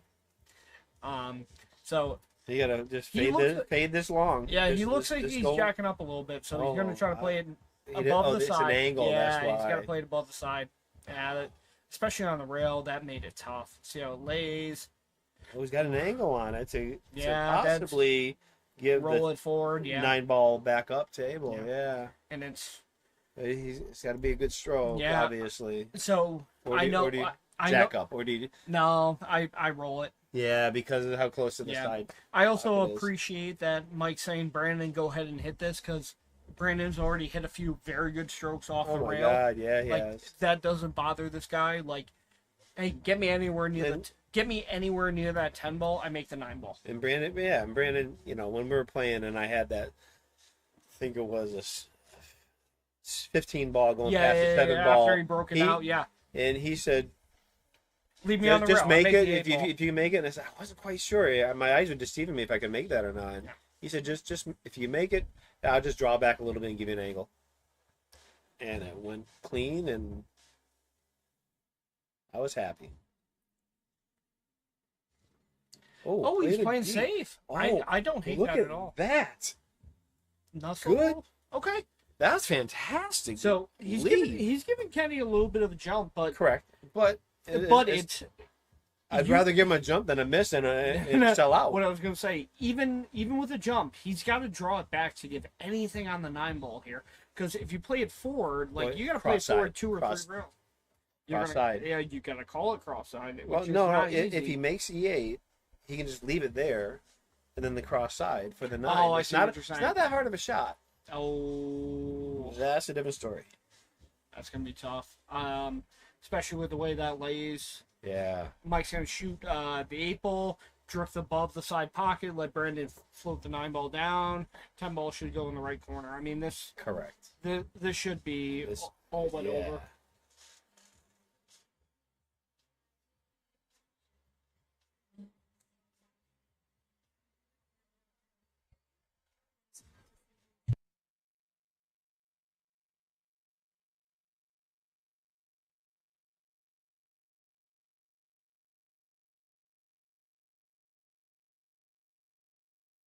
Perfectly. Nice shot, Brandon. Perfect shot for the 10. Yeah, they Brandon and Mike played almost perfect doubles together this entire set. That's very nice. 5-1. I couldn't be happy with those two guys. Especially Brought against a team that caliber. Like, Yeah. Very nicely done. And brought it back to 3-3 for the day. Yep. All right. So that ends day 1 at 3-3. We start day 2 with 9 ball singles. Jose Soto versus Paulo Faria. That's a makeup of an amazing fireworks set. I mean, both those guys are, God, such great ball makers, so creative. Correct. Yeah.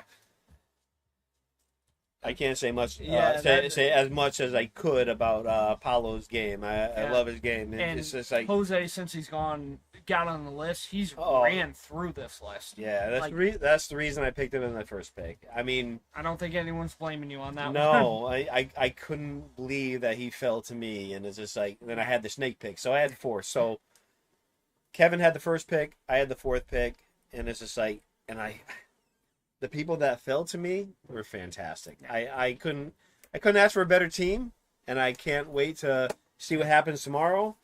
And with that, I think we might be signing off. Yeah. Come back tomorrow. It is a 12 o'clock start. Make a Score will be streaming it. Make sure to tune in. Thank you, guys. Have a good night.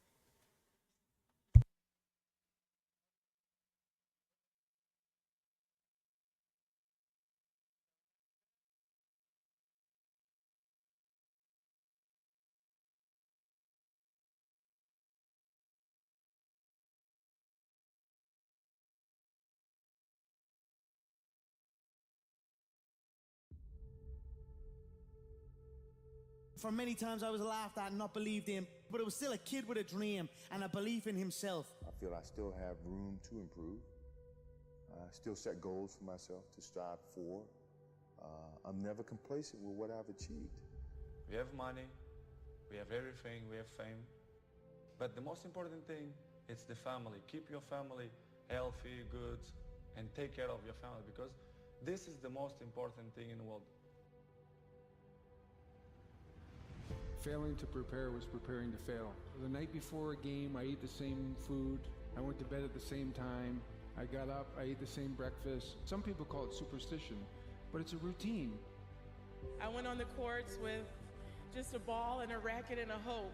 Because you might be actually not feeling great physically or mentally, you're drained, but the confidence somehow gets you through. And when you don't have confidence, that's then when you have to sort of trust all the hard work you've done, and you have to keep on working hard so success comes back. I make mistakes, but I strive every day to be a perfectionist. Set yourself a definite goal and work hard toward that goal, and don't let anything or anyone stop you in the process, no matter what it is. I didn't really care about the standings or, the perception of my style or whatever, as long as I could keep learning these new tricks. And so as I was successful in competition and winning a lot of the events, my job was just to keep getting better. All of you, I know you got him. I know you got him picked, but the man's in trouble. I'm going to show you how great I am. People perform better when there's no safety net. People perform better in sports and everything else if you don't have a plan B.